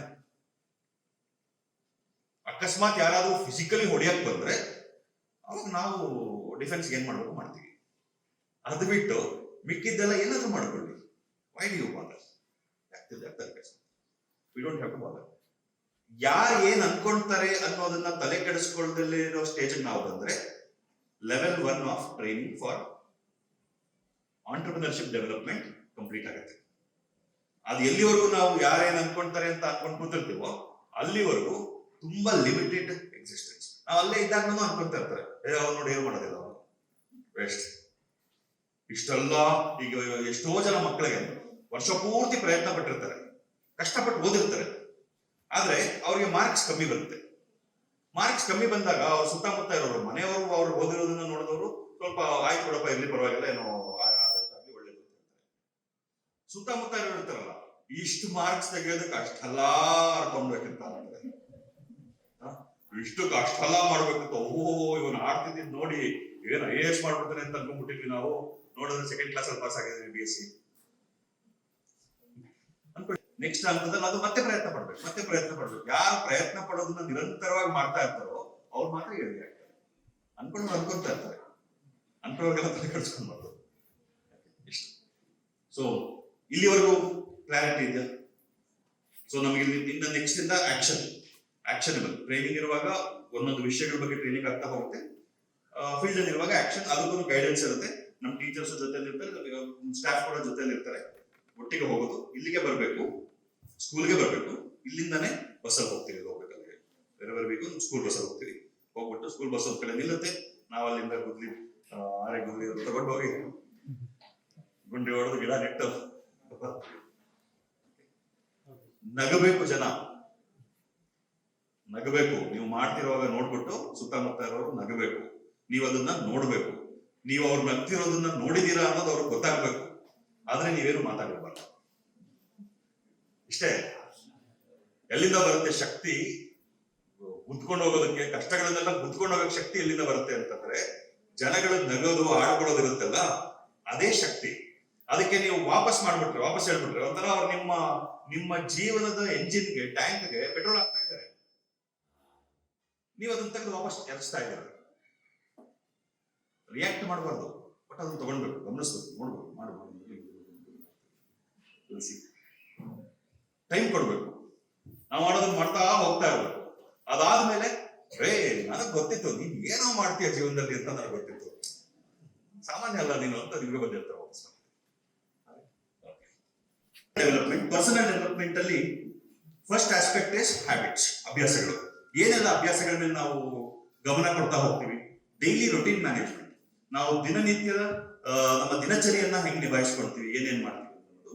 Healthy eating and cooking habits, ನಾವು ಏನು ತಿಂತೀವಿ, ನಮ್ಮ ಆಹಾರ ಪದ್ಧತಿ ಹೆಂಗಿದೆ, ಇವೆಲ್ಲಾನು ನಮ್ಮ ಜೀವನದ ಮೇಲೆ ದೊಡ್ಡ ಮಟ್ಟದಲ್ಲಿ ಇಂಪ್ಯಾಕ್ಟ್ ಮಾಡುತ್ತೆ. ಸೊ ಅದ್ರ ಮೇಲೆ ನಾವು ಗಮನ ಕೊಡ್ತೀವಿ. ರೆಗ್ಯುಲರ್ ಫಿಸಿಕಲ್ ಆಕ್ಟಿವಿಟಿ, ಯೋಗ ಯಾಕೆ ಮಾಡಬೇಕು, ಯೋಗ, ಧ್ಯಾನ, ಪ್ರಾಣಾಯಾಮ, ಬೇರೆ ಬೇರೆ ಫಿಸಿಕಲ್ ಆಕ್ಟಿವಿಟಿ ಬಗ್ಗೆ, ಸ್ಪೋರ್ಟ್ಸ್ ಅಂಡ್ ಗೇಮ್ಸ್. ಇಲ್ಲಿ ಭಾನುವಾರದಂತೂ ನಮ್ಮ ಎಲ್ಲ ಸ್ಪೋರ್ಟ್ಸ್ ಫೆಸಿಲಿಟೀಸ್ ನಿಮ್ಗೆ ಅವೈಲೇಬಲ್ ಇದೆ ಅಂತ ಅನ್ಕೊಳ್ಳಿ. ಇದೆಲ್ಲ ಮುಗಿದ್ಮೇಲೆ ಇಲ್ಲೇ ಸೇರ್ಕೊಂಡು ನೀವೇ ಟೀಮ್ ಗಳು ಮಾಡ್ಕೊಂಡು ಆಟ ಆಡ್ಬೋದು. ಬ್ಯಾಡ್ಮಿಂಟನ್ ಆಡಿ, ವಾಲಿಬಾಲ್ ಆಡಿ, ಬಾಸ್ಕೆಟ್ ಬಾಲ್ ಇದೆ ಆಡಿ, ಥ್ರೋ ಬಾಲ್ ಇದೆ ಆಡಿ, ಕ್ರಿಕೆಟ್ ಬೇಕಾದ್ರೆ ಆಡಿ. ಜನ ಜಾಸ್ತಿ ಇದ್ರೆ ಟೀಮ್ ಮಾಡ್ಕೊಂಡು ಗ್ರೌಂಡ್ ಅಲ್ಲಿ ಆಡಿ, ಜನ ಕಡಿಮೆ ಇದ್ರೆ ನೆಟ್ಟಲ್ಲಿ ಆಡಿ. Use it. ಇವಾಗ ನೀವು ಎಲ್ಲ ಸಿರಿ ಪ್ರೋಗ್ರಾಮ್ ಇಂದ ನಮ್ಮ ಸ್ಟೂಡೆಂಟ್ಸ್ ತರನೇ ಆಗ್ರಿ. ಎಲ್ಲ ಇವರ ಅಸೋಸಿಯೇಟ್ಸ್, ಸ್ಟೂಡೆಂಟ್ಸ್ ಅಲ್ಲ, ಅಸೋಸಿಯೇಟ್ಸ್, ಸಹಯೋಗಿಗಳು ಅಂತ. Next financial discipline. ನಮ್ಮ ಅಭ್ಯಾಸಗಳಲ್ಲಿ ಬಹಳ ಇಂಪಾರ್ಟೆಂಟ್ ಆಗಿರೋದು ಫೈನಾನ್ಷಿಯಲ್ ಡಿಸಿಪ್ಲಿನ್. ನಮ್ಮ ಹಣವನ್ನ ನಾವು ಹೆಂಗ್ ನಿಭಾಯಿಸ್ತಾ ಇದೀವಿ ಅಂತ. ಹಣ ಸಂಪಾದನೆ ಮಾಡೋದು ಒಂದಾದ್ರೆ, ಹಣ ಖರ್ಚು ಮಾಡೋದನ್ನ ಹೆಂಗ್ ಮ್ಯಾನೇಜ್ ಮಾಡ್ತೀವಿ ಅನ್ನೋದು ಕೂಡ ಇಂಪಾರ್ಟೆಂಟ್. ಮತ್ತೆ ಇನ್ವೆಸ್ಟ್ ಮಾಡೋದು ಹೆಂಗ್ ಮಾಡ್ತೀವಿ ಅಂತ important. Reading and life long learning, ನಿರಂತರವಾಗಿ ಓದುವಂತ ಅಭ್ಯಾಸಗಳನ್ನ ಮತ್ತೆ ನಾವು ನಿತ್ಯದ ಜೀವನದಲ್ಲಿ ಕಲಿಯುವಂತ ಅಭ್ಯಾಸನ ಮಾಡ್ಕೊಳ್ಬೇಕು. ಅದನ್ನ ಹೆಂಗ್ ಮಾಡ್ಕೊಳ್ಬೇಕು, ಅದನ್ನ ಮಾಡೋದ್ರಿಂದ ಉಪಯೋಗ ಏನು, ಅದೆಲ್ಲ ಅದು ಟ್ರೈನಿಂಗ್ ಆಗುತ್ತೆ. Next attitudes. ಆಟಿಟ್ಯೂಡ್ಸ್ ಅಂತಂದ್ರೆ ಏನು, ಯಾವುದ್ರ ಬಗ್ಗೆ ನಮ್ಮ ಗಟ್ಟಿಯಾದ ಅಭಿಪ್ರಾಯಗಳಿರುತ್ತೋ ಆ ಗಟ್ಟಿಯಾದ ಅಭಿಪ್ರಾಯಗಳನ್ನ ಆಟಿಟ್ಯೂಡ್ ಅಂತ ಹೇಳ್ತೀವಿ. ಈಗ ಪೇರೆಂಟಿಂಗ್, ಪಾಸಿಟಿವ್ ಪೇರೆಂಟಿಂಗ್ ನೋಡಿ, developing a supportive and encouraging attitude towards children's education and growth. ಎಷ್ಟು ಸಲ ನಾವು ಕೇಳ್ತೀವಿ, ಮಕ್ಕಳು ಸರಿಯಾಗಿ ಓದ್ತಾ ಇಲ್ಲ ಅಂತಂದ್ರೆ ನಿನಗೆ 4 ಎಮ್ಮೆ ಕೊಡ್ತೀನಿ ಮೇಡ್ಸು, ನೀನ್ ಏನಕ್ಕೂ ಲಾಯಕ್ಕಿಲ್ಲ, ಕತ್ತೆ ಕಾಯಕ್ ಹೋಗು ಅಲ್ವಾ. ಪಾಸಿಟಿವ್ ಪೇರೆಂಟಿಂಗ್ ಅಂತಂದ್ರೆ ನಾವು ಅವ್ರಿಗೆ ರೀಇನ್ಫೋರ್ಸ್ ಮಾಡ್ತೀವಿ, ಅವರಲ್ಲಿರುವಂತಹ ಸಾಮರ್ಥ್ಯಗಳನ್ನ ರೀಇನ್ಫೋರ್ಸ್ ಮಾಡ್ತೀವಿ, ಅವ್ರಿಗೆಲ್ಲ ಸಾಮರ್ಥ್ಯ ಇದೆ ಅನ್ನೋದನ್ನ ವಿಶ್ವಾಸ ಕೊಡ್ತೀವಿ, ಮತ್ತು ಅವ್ರಿಗೆ ಸ್ವಲ್ಪ ಸ್ವಲ್ಪ ಸ್ವಲ್ಪ ಸ್ವಲ್ಪ ಮಟ್ಟಿಗೆ ಸಪೋರ್ಟ್ ಮಾಡ್ತಾ ಹೋಗ್ತೀವಿ ಅವ್ರಿಗೆ ಬೆಳೆಯೋದಕ್ಕೆ. ನೆಗೆಟಿವ್ ರೀಇನ್ಫೋರ್ಸ್ಮೆಂಟ್ ಇರಬೇಕು, but strongly positive reinforcement. Community engagement, ನಾವು ಒಂದು ಸಮಾಜವಾಗಿ ಹೆಂಗೆ ಒಬ್ರಿಗೊಬ್ರು ಒಟ್ಟುಗೂಡಬಹುದು, ಹೆಂಗೆ ನಾವು ಒಬ್ರಿಗೊಬ್ರು ಸಪೋರ್ಟ್ ಮಾಡ್ಕೊಂಡು ಬೆಳಿಬಹುದು ಅನ್ನೋದು ವಿಚಾರಗಳ ಬಗ್ಗೆ will be working. Resilience and adaptability. Resilience ಅಂತಂದ್ರೆ ಏನು, ಕಷ್ಟಗಳ ಮಧ್ಯದಲ್ಲಿ, ಸಮಸ್ಯೆಗಳ ಮಧ್ಯದಲ್ಲಿ ಗಟ್ಟಿಯಾಗಿ ನಿಲ್ಲೋದು. ಏನೋ ಸಮಸ್ಯೆ ಇದೆ ಅಂತಂದ್ರೆ ಅದರಿಂದ ಓಡೋಗೋದಲ್ಲ, ನಾವು ನಿಲ್ತೀನಿ, ಅದನ್ನ ಫೇಸ್ ಮಾಡ್ತೀನಿ ಅಂತ ಅನ್ನೋದು. ಅಡಾಪ್ಟಬಿಲಿಟಿ ಅಂತಂದ್ರೆ ಸಂದರ್ಭಕ್ಕೆ ತಕ್ಕಂತೆ ಹೊಂದ್ಕೊಳ್ಳುವಂತ ಸಾಮರ್ಥ್ಯ. ಸಂದರ್ಭಕ್ಕೆ ತಕ್ಕಂತೆ ಹೊಂದ್ಕೊಳ್ತಾ ನಾವು ಹೋದ್ರೆ ಎಲ್ಲಾ ಸಿಚುವೇಶನ್ಗಳಲ್ಲೂ ನಾವು ಕೆಲಸ ಮಾಡಬಹುದು. ಎನ್ವೈರನ್ಮೆಂಟಲ್ ರೆಸ್ಪಾನ್ಸಿಬಿಲಿಟಿ, ಒಂದು ನಮ್ಮ ಪರಿಸರದ ಬಗ್ಗೆ ನಮಗಿರುವಂತ ಕಾಳಜಿ ಏನಿರಬೇಕು ಅನ್ನೋದು, ಇದು ಆಟಿಟ್ಯೂಡ್ಸ್ ಬಗ್ಗೆ. Mind set. ಮೈಂಡ್ ಸೆಟ್ ಅಂದ್ರೆ ನಮ್ಮ ಮಾನಸಿಕತೆ, ಗ್ರೋತ್ ಮೈಂಡ್ ಸೆಟ್. ಸಾಧಾರಣ ಗ್ರೋತ್ ಮೈಂಡ್ ಸೆಟ್ ಅಂತಂದ್ರೆ ಏನು, ಬೆಳವಣಿಗೆಗೆ ಬೇಕಾಗಿರುವಂತ ಮಾನಸಿಕತೆ. ಸಾಧಾರಣವಾಗಿ ತುಂಬಾ ಜನಕ್ಕೆ ಗ್ರೋತ್ ಮೈಂಡ್ ಸೆಟ್ ಇರೋದಿಲ್ಲ. ಗ್ರೋತ್ ಮೈಂಡ್ ಸೆಟ್ ಇಲ್ಲ ಅಂತಂದ್ರೆ ಏನಾಗುತ್ತೆ, ಬೆಳೆಯೋದಕ್ಕೆ ಏನೋ ಅವಕಾಶ ಸಿಗ್ತಿದೆ ಅಂತಂದ್ರೆ ಅದನ್ನ ಬಳಸ್ಕೊಳ್ಬೇಕಾ ಬೇಡವಾ ಅನ್ನುವಾಗ ಭಯ ಶುರು ಆಗುತ್ತೆ. ಆ ಭಯದಲ್ಲಿ ಬಳಸ್ಕೊಳ್ಬೇಕು, ಸುಮ್ಮನೆ ಆಗ್ತಾರೆ, ಬೇಡ ಭಯ ಆಗ್ಬೇಕು. Growth mindset, self confident, goal setting and vision. ಜೀವನಕ್ಕೆ ಏನ್ ಬೇಕು ಅಂತ ನಾವು ಒಂದು ಫಿಕ್ಸ್ ಮಾಡ್ಕೊಳ್ತೀವಿ, ಅದ್ರ ಕಡೆ ಹೋಗೋದು ಹೆಂಗೆ, ಗೋಲ್ ಸೆಟ್ಟಿಂಗ್, ನಾ ಸ್ಟೆಪ್ ಬೈ ಸ್ಟೆಪ್ ಏನ್ ಮಾಡ್ಬೇಕು, ಹೌ ಟು ಆಕ್ಚುಲಿ ಪ್ಲಾನ್. ಈಗ ಸಪೋಸ್ ನೀವು ಇನ್ನು 10 ವರ್ಷದಲ್ಲಿ ನಾನೊಂದು ಮನೆ ಕಟ್ಟಿ ಒಂದು 10 ಎಕರೆ ಜಮೀನ್ ಮಾಡ್ತೀನಿ, ನಿಮ್ಗೆ ಬೇಕಾದ ಅನ್ಕೊಳ್ಳಿ, ಒಂದು ಮನೆ ಕಟ್ತೀನಿ, ಒಂದು 10 ಎಕರೆ ಜಮೀನ್ ಮಾಡ್ತೀನಿ, ಏನು ಸಾಲಗಳಿಲ್ದಂಗೆ. ಅದು ನಿಮ್ಮ ವಿಷನ್ ಅಂತ ಅನ್ಕೊಳ್ಳೋಣ. ಏನು ಸಾಲ ಇಲ್ದಂಗೆ ಒಂದು ಮನೆ, 10 ಎಕರೆ ಜಮೀನು, ವಿಷನ್. ಸರಿ, ಅದನ್ನು ಸಾಧಿಸಬೇಕು ಅಂದ್ರೆ ಏನ್ ಮಾಡ್ಬೇಕು, how do we plan for it. ಅದಕ್ಕೊಂದು ಗೋಲ್ ಸೆಟ್ ಹೆಂಗ್ ಮಾಡ್ತೀವಿ, ಇವತ್ತು ಏನ್ ಮಾಡ್ತೀವಿ ಅದು ಇಂಪಾರ್ಟೆಂಟ್ ಅಲ್ಲ. ನಾವು ರಿವರ್ಸಲ್ ಬಂದ್ರೆ 10 ವರ್ಷ ಆದಾಗ ಒಂದು ಮನೆ ಇರಬೇಕು, ಒಂದು 10 ಎಕರೆ ಜಮೀನ್ ಇರಬೇಕು. ರಿವರ್ಸಲ್ ಬಂದ್ರೆ ಇವತ್ತು ಏನ್ ಮಾಡ್ಬೇಕು ಅದ್ರ ಕಡೆಗೆ ನಾನು ಅದನ್ನ ಹೆಂಗೆ ನಾವು ವರ್ಕೌಟ್ ಮಾಡೋದು, ಯೋಚನೆ ಮಾಡಿ ಅದನ್ನ ಹೆಂಗ್ ಪ್ಲಾನ್ ಮಾಡೋದು ಅನ್ನೋದನ್ನ ಕಲ್ತ್ಕೊಟ್ರೆ it will all come down to day things. ದಿನ ಏನ್ ಮಾಡ್ಬೇಕು ಅನ್ನೋದನ್ನ ನಾವು ಕರೆಕ್ಟ್ ಆಗಿ ಐಡೆಂಟಿಫೈ ಮಾಡ್ಕೊಂಡ್ಬಿಟ್ರೆ ಪ್ರತಿದಿನ ಅದನ್ನೇ ಮಾಡ್ತಾ ಹೋಗ್ಬೇಕು ಅಷ್ಟೇ. ಅದನ್ನ ಮಾಡ್ತಾ ಹೋದ್ರೆ ಆಟೋಮ್ಯಾಟಿಕಲಿ ನಿಮ್ಗೆ ಅದು ಬರ್ಬೇಕಾದ್ರೆ ಬರುತ್ತೆ. So goal setting and vision, self confidence and self worth. ನಮ್ಮ ಪರಿಸ್ಥಿತಿ ಏನ್ ಬೇಕಾದ್ರೂ ಇರಲಿ, ನನ್ನ ಸಾಮರ್ಥ್ಯದ ಬಗ್ಗೆ ಅನುಮಾನ ಇರಬಾರ್ದು. ನಿಮ್ಮ ಪರಿಸ್ಥಿತಿ ಏನ್ ಬೇಕಾದ್ರೂ ಇರಲಿ, ಆದ್ರೆ ಸಾಮರ್ಥ್ಯದ ಬಗ್ಗೆ ಅನುಮಾನ ಇರಬಾರ್ದು. ಸಾಮರ್ಥ್ಯ ಇದೆ, ಪ್ರಯತ್ನ ಪಟ್ಟು ಆ ಸಾಮರ್ಥ್ಯವನ್ನು ಬಳಸ್ಕೊಂಡು ಬೆಳಿತೀನಿ. ಕಾನ್ಫಿಡೆನ್ಸ್. ಸೆಲ್ಫ್ ವರ್ತ್, ನಾನೇನಕ್ಕೂ ಲಾಯಕ್ಕಿಲ್ಲ, ನಾನು ಪ್ರಯೋಜನ ಇಲ್ಲ, ವೇಸ್ಟ್, ನನ್ನ ಜೀವನ ಮುಗೀತು, ಇನ್ನೇನ್ ಮಾಡೋದು, ಇನ್ನೇನೋ ಮಕ್ಕಳು ಬೆಳೆದ್ರಾಯ್ತು, ಈ ತರದೆಲ್ಲ ಬಿಟ್ಟು ನಮ್ಮನ್ನ ನಾವು ಗೌರವಿಸ್ಕೊಳ್ಬೇಕು. ಅದು ಮೈಂಡ್ ಸೆಟ್. ಅದು ಯಾರು ತಮ್ಮನ್ನ ತಾವು ಗೌರವಿಸ್ಕೊಡೋದಿಲ್ವೋ ಅವ್ರನ್ನ ಯಾರು ಗೌರವಿಸೋದಿಲ್ಲ. ನನ್ಗೆ ಯಾರು ಮರ್ಯಾದನೆ ಕೊಡೋದಿಲ್ಲ, ನನ್ ಯಾರು ಇಂಪಾರ್ಟೆನ್ಸ್ ಕೊಡೋದಿಲ್ಲ, ಈ ತರ ಎಲ್ಲ ಅನ್ಕೊಳ್ತಾ ಇದ್ರೆ ಯಾರು ಇಂಪಾರ್ಟೆನ್ಸ್ ಕೊಡೋದಿಲ್ಲ. ನಿಮಗ್ ನೀವೇ ಇಂಪಾರ್ಟೆನ್ಸ್ ಕೊಟ್ಕೊಳ್ಬೇಕು, ನಿಮಗ್ ನೀವು ಗೌರವ ಕೊಡ್ಕೊಳ್ಬೇಕು. ಅವಾಗ ಬೇರೆಯವರು ಅದನ್ನ ರಿಫ್ಲೆಕ್ಟ್ ಮಾಡ್ತಾ ಹೋಗ್ತಾರೆ. ಮೈಂಡ್ ಸೆಟ್, ಮಾನಸಿಕತೆ. ಓಪನ್ ಮೈಂಡೆಡ್ನೆಸ್ ಅಂಡ್ ಕ್ಯೂರಿಯಾಸಿಟಿ, ತಿಳ್ಕೊಳ್ಳೋ ಪ್ರಯತ್ನ ಮಾಡೋದು, ಅದು ಮೈಂಡ್ ಸೆಟ್. ಎಷ್ಟೋ ಜನಕ್ಕೆ ಕ್ಯೂರಿಯಾಸಿಟಿ ಇರುತ್ತೆ, ತುಂಬಾ ಜನ ಕ್ಯೂರಿಯಾಸಿಟಿ ಇಲ್ಲ, ಅವ್ರಿಗೆ ಏನು ಅಂತ ತಿಳ್ಕೊಳಕ್ಕಿಲ್ಲ.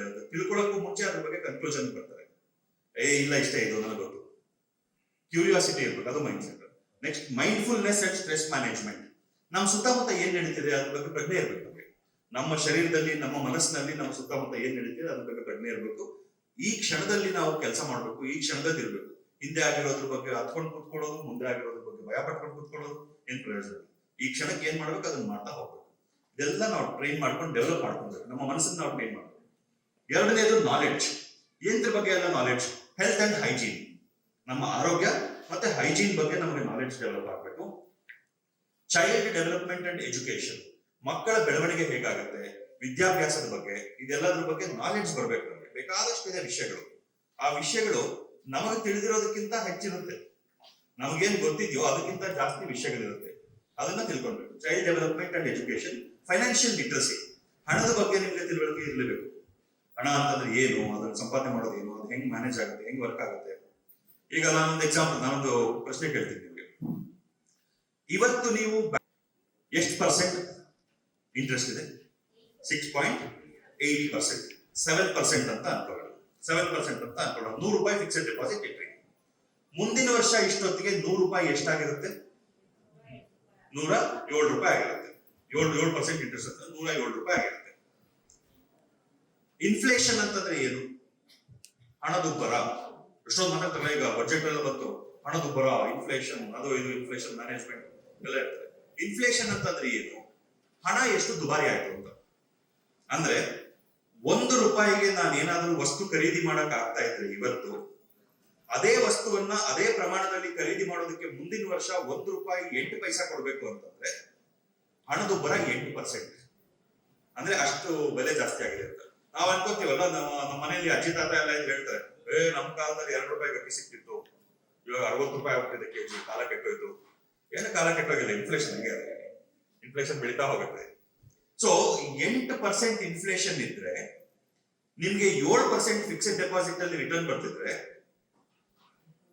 100 ರೂಪಾಯಿಗೆ ನೀವ್ ಏನ್ ಕೊಂಡ್ಕೊಳ್ಬಹುದು ಇವತ್ತು, ಮುಂದಿನ ವರ್ಷ ಇವತ್ತು 99 ರೂಪಾಯಿಗೆ ಎಷ್ಟು ಕೊಂಡ್ಕೊಳ್ಬಹುದು ಅಷ್ಟೇ ಕೊಂಡ್ಕೊಳಕಾಗುತ್ತೆ. ಸೊ ನಿಮ್ ಹಣ ಬೆಳೀತಾ ಕಮ್ಮಿ ಆಯ್ತಾ? ಕಡಿಮೆ ಆಯ್ತು. 107 ರೂಪಾಯಿ ಇದೆ ಲೆಕ್ಕದಲ್ಲಿ, ನಿಮ್ಮ ಪಾಸ್ಬುಕ್ ಅಲ್ಲಿ 107 ರೂಪಾಯಿ ತೋರಿಸ್ತಾ ಇದೆ. 7% ಬೆಳೀತು, 8% ಕಾಸ್ಟ್ ಇನ್ಕ್ರೀಸ್ ಆಯ್ತು. ಸೊ ನೀವು 100 ರೂಪಾಯಿಗೆ ಏನ್ ತಗೊಳ್ಬಹುದಿತ್ತು ಅದನ್ನೇ ಅಷ್ಟನ್ನೇ ತಗೊಳ್ಬೇಕು ಅಂತಂದ್ರೆ ಮುಂದಿನ ವರ್ಷ 108 ರೂಪಾಯಿ ಬೇಕಿತ್ತು. ಆದ್ರೆ ನಿಮ್ಮ ಹತ್ರ ಇರೋದು 107 ರೂಪಾಯಿ. ಅಂದ್ರೆ ನೀವು 107 ರೂಪಾಯಿ ನಿಮ್ಮ ಹತ್ರ ಇದ್ರು ಹಿಂದೆ ಇದ್ದಿದ್ದ ಹಣದ ವ್ಯಾಲ್ಯೂಗೆ 1 ರೂಪಾಯಿ ಕಡಿಮೆ ಆಯ್ತು ನಿಮ್ಮ ವ್ಯಾಲ್ಯೂ. ಸೊ ಇದೆಲ್ಲ ನಿಮ್ಗೆ ಅರ್ಥ ಆಗ್ತಾ ಹೋದ್ರೆ ನಿಮ್ಮ ಹತ್ರ ಇರೋ ಹಣದ ವ್ಯಾಲ್ಯೂ ಎಷ್ಟು, ಅದರಿಂದ ಏನ್ ಮಾಡ್ಬೋದು, ಅದನ್ನ ಹೆಂಗ್ ಬೆಳೆಸ್ಬೇಕು, ಇನ್ಫ್ಲೇಷನ್ ಗಿಂತ ಮೇಲೆ ನಮ್ಗೆ ರಿಟರ್ನ್ಸ್ ಇರೋ ತರ ಹೆಂಗೆ ನಾವು ವರ್ಕ್ ಮಾಡಬೇಕು, ಅದೆಲ್ಲ ಫೈನಾನ್ಷಿಯಲ್ ಲಿಟರಸಿ ನಾಲೆಡ್ಜ್ ಅಂತ. ಸಿವಿಕ್ ಅವೇರ್ನೆಸ್ ಅಂಡ್ ರೈಟ್ಸ್, ನಮಗೆ ಸಾಮಾಜಿಕ ಜವಾಬ್ದಾರಿಗಳೇನಿದೆ, ಹೊಣೆಗಾರಿಕೆ ಏನಿದೆ, ಮತ್ತೆ ನಮ್ಮ ಕರ್ತವ್ಯಗಳೇನಿದೆ, ಅಧಿಕಾರಗಳೇನಿದೆ, ಇದ್ರ ಬಗ್ಗೆ ತಿಳುವಳಿಕೆ ಇರಬೇಕು. ಪೇರೆಂಟಿಂಗ್ ಸ್ಕಿಲ್ಸ್, ಮಕ್ಕಳನ್ನ ಮ್ಯಾನೇಜ್ ಮಾಡೋದು ಕೂಡ ಸುಲಭದ ಕೆಲಸ ಏನಲ್ಲ, ಎಲ್ಲರೂ ಸ್ಟ್ರಗಲ್ ಮಾಡ್ತಾ ಇರ್ತಾರೆ. ಅವರ ಟ್ಯಾಂಟ್ರಮ್ಸ್, ಅವ್ರ ಕೋಪ ತಾಪಗಳನ್ನ ನಿಭಾಯಿಸೋದು, ಅವ್ರ ತರಲೆಗಳು, ಹೇಳಿದ ಮಾತು ಕೇಳೋದಿಲ್ಲ, ಅದೆಲ್ಲದಕ್ಕೂ ಕಾರಣಗಳು ಯಾವ್ಯಾವ ರೀತಿ ನಾವು ಮ್ಯಾನೇಜ್ ಮಾಡಬಹುದು ಅನ್ನೋದೆಲ್ಲಾನು ಇರೋ ನಾಲೆಡ್ಜ್ ಅಲ್ಲಿ ನಾವು ಡಿಸ್ಕಸ್ ಮಾಡ್ತಾ ಹೋದ್ರೆ, ಅವೈಲಬಲ್ ನಾಲೆಡ್ಜ್ ಅಲ್ಲಿ ಡಿಸ್ಕಸ್ ಮಾಡ್ತಾ ಹೋದ್ರೆ ನಮಗೂ ಒಂದಷ್ಟು ಐಡಿಯಾಸ್ ಬರುತ್ತೆ. So parenting skills to develop for increasing income ಅನ್ನ ಹೆಚ್ಚು ಮಾಡೋದಕ್ಕೆ ಯಾವ್ಯಾವ ಸ್ಕಿಲ್ಗಳನ್ನ ಡೆವಲಪ್ ಮಾಡೋದಕ್ಕೆ ಪ್ರಯತ್ನ ಪಡ್ತೀವಿ. Agricultural skills, modern farming techniques, crop management, organic farming, sustainable agricultural practices, crop rotation, soil health, pest management, ಇದೆಲ್ಲದನ್ನು ಎಲ್ಲ ರೈತರು ಅವರ ಅನುಭವದಲ್ಲಿ ಮಾಡ್ತಾ ಇರ್ತಾರೆ. ಆದ್ರೆ ವಿಜ್ಞಾನದ ಬೆಳವಣಿಗೆಯಿಂದ ಬಂದಿರುವಂತಹ ತಿಳುವಳಿಕೆಯನ್ನ ಬಳಸ್ಕೊಂಡಾಗ ರೈತರು ಪಡ್ತಾ ಇರುವಂತಹ ಅಷ್ಟೇ ಪರಿಶ್ರಮಕ್ಕೆ ಇನ್ನೂ ಹೆಚ್ಚಿನ ಆದಾಯ ಸಿಗುತ್ತೆ. ಸಾಯಿಲ್ ಹೆಲ್ತ್ ಕಾರ್ಡ್ ಹೇಳ್ತಿದ್ರು. ಸಾಯಿಲ್ ಹೆಲ್ತ್ ಕಾರ್ಡ್ ಮಾಡಿಸ್ಕೊಂಡ್ರೆ ಸರ್ಕಾರನೇ ಮಾಡ್ಕೊಡ್ತಾರೆ ಅದನ್ನ. ನಮ್ಮ ಭೂಮಿನಲ್ಲಿ ಯಾವ್ಯಾವ ರೀತಿಯಾದಂತಹ ಮಿನರಲ್ಸ್ ಇದೆ, ಯಾವ್ಯಾವ ರೀತಿಯಾದಂತಹ ಖನಿಜ ಪದಾರ್ಥಗಳಿದೆ, ಈ ಭೂಮಿನಲ್ಲಿ ಏನೇನ್ ಬೆಳೆ ಬೆಳಿಬಹುದು, ಏನ್ ಬೆಳಿಬಾರ್ದು, ಸೊ ಏನನ್ನ ಬೆಳಿಬಹುದು, ಏನನ್ನ ಬೆಳೆದ್ರೆ ತುಂಬಾ ಚೆನ್ನಾಗಿ ಬೆಳೆ ಬರುತ್ತೆ ಅನ್ನೋದು ಹೇಳಿರ್ತಾರೆ, ಯಾವ್ದನ್ನ ಬೆಳೆದ್ರೆ ಸಾಧಾರಣ ಫಸಲು ಬರುತ್ತೆ ಅಂತ ಹೇಳಿರ್ತಾರೆ, ಯಾವ್ದನ್ನ ಬೆಳೆದ್ರೆ ಅದು ಬೆಳೆಯೋದಿಲ್ಲ ಅನ್ನೋದನ್ನು ಹೇಳಿರ್ತಾರೆ. ಅದನ್ನ ತಿಳ್ಕೊಂಡ್ಬಿಟ್ರೆ ಅಟ್ಲೀಸ್ಟ್ ಏನನ್ನ ಬೆಳಿಬಾರ್ದು ಅದನ್ನ ಅವಾಯ್ಡ್ ಮಾಡೋದ್ರಾದ್ರೂ ಅವ್ರ ನಷ್ಟ ಕಮ್ಮಿ ಆಗುತ್ತಲ್ಲ. ಭೂಮಿಯ ಆರೋಗ್ಯ, ಮಣ್ಣಿನ ಆರೋಗ್ಯ ಹೇಗಿದೆ ಅನ್ನೋದನ್ನ ತಿಳ್ಕೊಳ್ಳದಲ್ಲೇ ಬೆಳೆ ಬೆಳೆಯೋದಕ್ಕೆ ಹೋದಾಗ ಆ ಭೂಮಿಗೆ ಸೂಕ್ತವಾದ ಅಲ್ಲದ ಬೆಳೆಯನ್ನ ಬೆಳೆಯೋಕೆ ಪ್ರಯತ್ನ ಪಟ್ಟಾಗ ಆ ಬೆಳೆ ಫೇಲ್ ಆಗುತ್ತೆ. ರೈತರಿಗೆ ಟೈಮ್ ಹೋಯ್ತು, ಹಣನೂ ಹೋಯ್ತು, ಆದಾಯನೂ ಬರಲಿಲ್ಲ, ಮತ್ತೆ ಸಾಲ ಹೋಗ್ತಾರೆ. ಈ ನಾಲೆಡ್ಜ್ ಬರಬೇಕು. ಅಗ್ರಿಕಲ್ಚರಲ್ ಪ್ರಾಕ್ಟೀಸಸ್ ಬಗ್ಗೆ ನಾಲೆಡ್ಜ್ ಬರಬೇಕು. Vocational skills, tailoring, embroidery, handicrafts, carpentry, plumbing, electrical work, food processing, preservation techniques, ಬೇಕಾದಷ್ಟಿದೆ. We can list 100 things. 100 list ಮಾಡ್ಬೋದು ನಾವು. ವೊಕೇಶನಲ್ ಸ್ಕಿಲ್ಸ್ ಯಾವುದು ನಿಮ್ಗೆ ಬೇಕು, ನಿಮ್ಗೆ ಏನು ಡಿಗ್ರಿಗಳು ಇರಬೇಕು ಅಂತ ಏನಿಲ್ಲ. ಆ ಸ್ಕಿಲ್ ಡೆವಲಪ್ ಮಾಡ್ಕೊಂಡ್ಬಿಟ್ರೆ ಆ ಸ್ಕಿಲ್ ಆಧಾರದ ಮೇಲೆ ಬೇಕಾದಷ್ಟು ಸಂಪಾದನೆ ಮಾಡುವಂತ ಅವಕಾಶ ಸಿಗುತ್ತೆ. ಆಂಟರ್ಪ್ರಿನರಿಯಲ್ ಸ್ಕಿಲ್ಸ್, ಬಿಸ್ನೆಸ್ ಶುರು ಮಾಡೋದು ಹೆಂಗೆ, ಮಾರ್ಕೆಟಿಂಗ್ ಮಾಡೋದು ಹೆಂಗೆ, ಸೇಲ್ಸ್ ಮಾಡೋದು ಹೆಂಗೆ, ಬ್ರ್ಯಾಂಡಿಂಗ್ ಮಾಡೋದು ಹೆಂಗೆ, ಡಿಜಿಟಲ್ ಟೂಲ್ಸ್, ಪ್ರಮೋಷನ್ ಮಾಡೋದು, ಮ್ಯಾನೇಜ್ ಮಾಡೋದು. Technical skills, computer literacy, information access ಮಾಡೋದಕ್ಕೆ, ಸರ್ವಿಸ್ ಆಕ್ಸೆಸ್ ಮಾಡೋದಕ್ಕೆ ಮೊಬೈಲ್ ಫೋನ್ ಹೆಂಗೆ ಎಫೆಕ್ಟಿವ್ ಆಗಿ ಯೂಸ್ ಮಾಡ್ಕೊಳ್ಳೋದು, online job portals, freelancing opportunities, ಎಲ್ಲಿ ನೀವು ಜಾಬ್ ಗಳನ್ನ ಹುಡುಕ್ಬೋದು, ಎಲ್ಲಿ ಫ್ರೀಲಾನ್ಸಿಂಗ್ ಆಪರ್ಚುನಿಟೀಸ್ ಹುಡುಕ್ಬೋದು, ಆತರ ಫ್ರೀಲಾನ್ಸಿಂಗ್ ಆಪರ್ಚುನಿಟೀಸ್ಗೆ ಅವಕಾಶ ಸಿಗಬೇಕು. Language and communication skills, basic literacy, ಓದೋದು, ಬರೆಯೋದು, ಮಾತಾಡೋದು, ಪಬ್ಲಿಕ್ ಅಲ್ಲಿ ಮಾತಾಡುವಾಗ ಹೆಂಗ್ ಮಾತಾಡಬೇಕು, ನಮ್ಮ ಬಾಡಿ ಲ್ಯಾಂಗ್ವೇಜ್ ಹೆಂಗಿರ್ಬೇಕು, ಏನ್ ಮಾತಾಡ್ತೀವಿ, ಹೆಂಗ್ ಮಾತಾಡ್ತೀವಿ, ಇದೆರಡರ ಬಗ್ಗೆ ಅಭ್ಯಾಸ ಮಾಡಿದ್ರೆ ಮಾತಾಡುವಾಗ ಎಫೆಕ್ಟಿವ್ ಆಗಿರುತ್ತೆ. ಸೊ ಅದ್ರ ಮೇಲೆ ಕೆಲಸ ಮಾಡೋದು ಹೆಂಗೆ. ಕ್ವಾಲಿಫೈಡ್ ಗೈಡೆನ್ಸ್, 4ನೇದು. ಯಾವುದಕ್ಕೆಲ್ಲ ಗೈಡೆನ್ಸ್? ಎಜುಕೇಶನಲ್ ಸಪೋರ್ಟ್, ವಿದ್ಯಾಭ್ಯಾಸಕ್ಕೆ ಬೇಕಾಗಿರುವಂತಹ ಸಪೋರ್ಟ್ಗಳು, ಎಜುಕೇಶನ್ ಸಿಸ್ಟಮ್ ಅರ್ಥ ಮಾಡ್ಕೊಳ್ಳೋದು, ಮಕ್ಕಳದು ಕಲಿಕೆ ಮತ್ತೆ ಅವರ ಅಕಾಡೆಮಿಕ್ ಸಕ್ಸಸ್ಗೆ ಏನೆಲ್ಲ ಮಾಡ್ಬೋದು ನೀವು ಅನ್ನೋದ್ರ ಬಗ್ಗೆ ಒಂದಷ್ಟು guidance. Health care and nutrition ಬಗ್ಗೆ, ಫ್ಯಾಮಿಲಿ ಹೆಲ್ತ್ ಬಗ್ಗೆ ರಿಲೇಟೆಡ್ ಎಲ್ಲ guidance. Financial planning and management, legal rights and Civic responsibilities. ಈಗ ನಿಮ್ಗೆ ಏನೋ ಒಂದು ಕಾನೂನಿನ ಸಹಾಯ ಬೇಕು. ಈಗ ನಮ್ಗೆ ರೀಸೆಂಟ್ ಆಗಿ ರೇವಾ ಯೂನಿವರ್ಸಿಟಿ ಲಾ ಡಿಪಾರ್ಟ್ಮೆಂಟ್ ಅವ್ರು ಬಂದಿದ್ರು, ಬೇಕಾದಷ್ಟು ಕಾನೂನಿನ ವಿಚಾರಗಳ ಬಗ್ಗೆ ಹೇಳಿದ್ರು, ಕೆಲವರೆಲ್ಲ ಬಂದಿದ್ರಿ, ಅದಕ್ಕೆ ಟಾಪಿಕ್ ಬಂದಿದ್ರಿ. ಸೊ ಕಾನೂನಿನ ಸಹಾಯ ಬೇಕು ಅಂತಂದ್ರೆ ಎಲ್ಲಿ ಪಡ್ಕೊಳ್ಬೇಕು?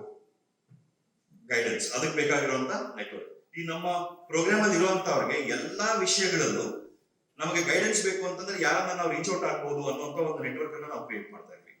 ಸೊ ನಿಮ್ಗೆ ಲೀಗಲ್ ಆಸ್ಪೆಕ್ಟ್ಸ್ ಬಗ್ಗೆ ಗೈಡೆನ್ಸ್ ಬೇಕು ಅಂತಂದ್ರೆ ಫ್ರೀ ಆಗೋ ಅಥವಾ ಜಸ್ಟ್ ಏನು ಕಾಸ್ಟ್ ಇಲ್ಲದೆ ಅಥವಾ ಮಿನಿಮಲ್ ಕಾಸ್ಟ್ ಅಲ್ಲಿ ನಿಮ್ಗೆ ಲೀಗಲ್ ಸಪೋರ್ಟ್ ಕೊಡುವಂತವ್ರು, ಹೆಲ್ತ್ ಸಪೋರ್ಟ್ ಕೊಡುವಂತವ್ರು, ಇದೆಲ್ಲ ಒಂದಷ್ಟು ನಾವು ನೆಟ್ವರ್ಕ್ ಕ್ರಿಯೇಟ್ ಮಾಡ್ತಿದ್ವಿ. ನೆಟ್ವರ್ಕ್ಸ್ ಟು ಪ್ರೊವೈಡ್ ಆಕ್ಸೆಸ್, ಯಾವ ನೆಟ್ವರ್ಕ್ ಗಳಿಗೆ ನಾವು ಆಕ್ಸೆಸ್ ಕ್ರಿಯೇಟ್ ಮಾಡಬೇಕು.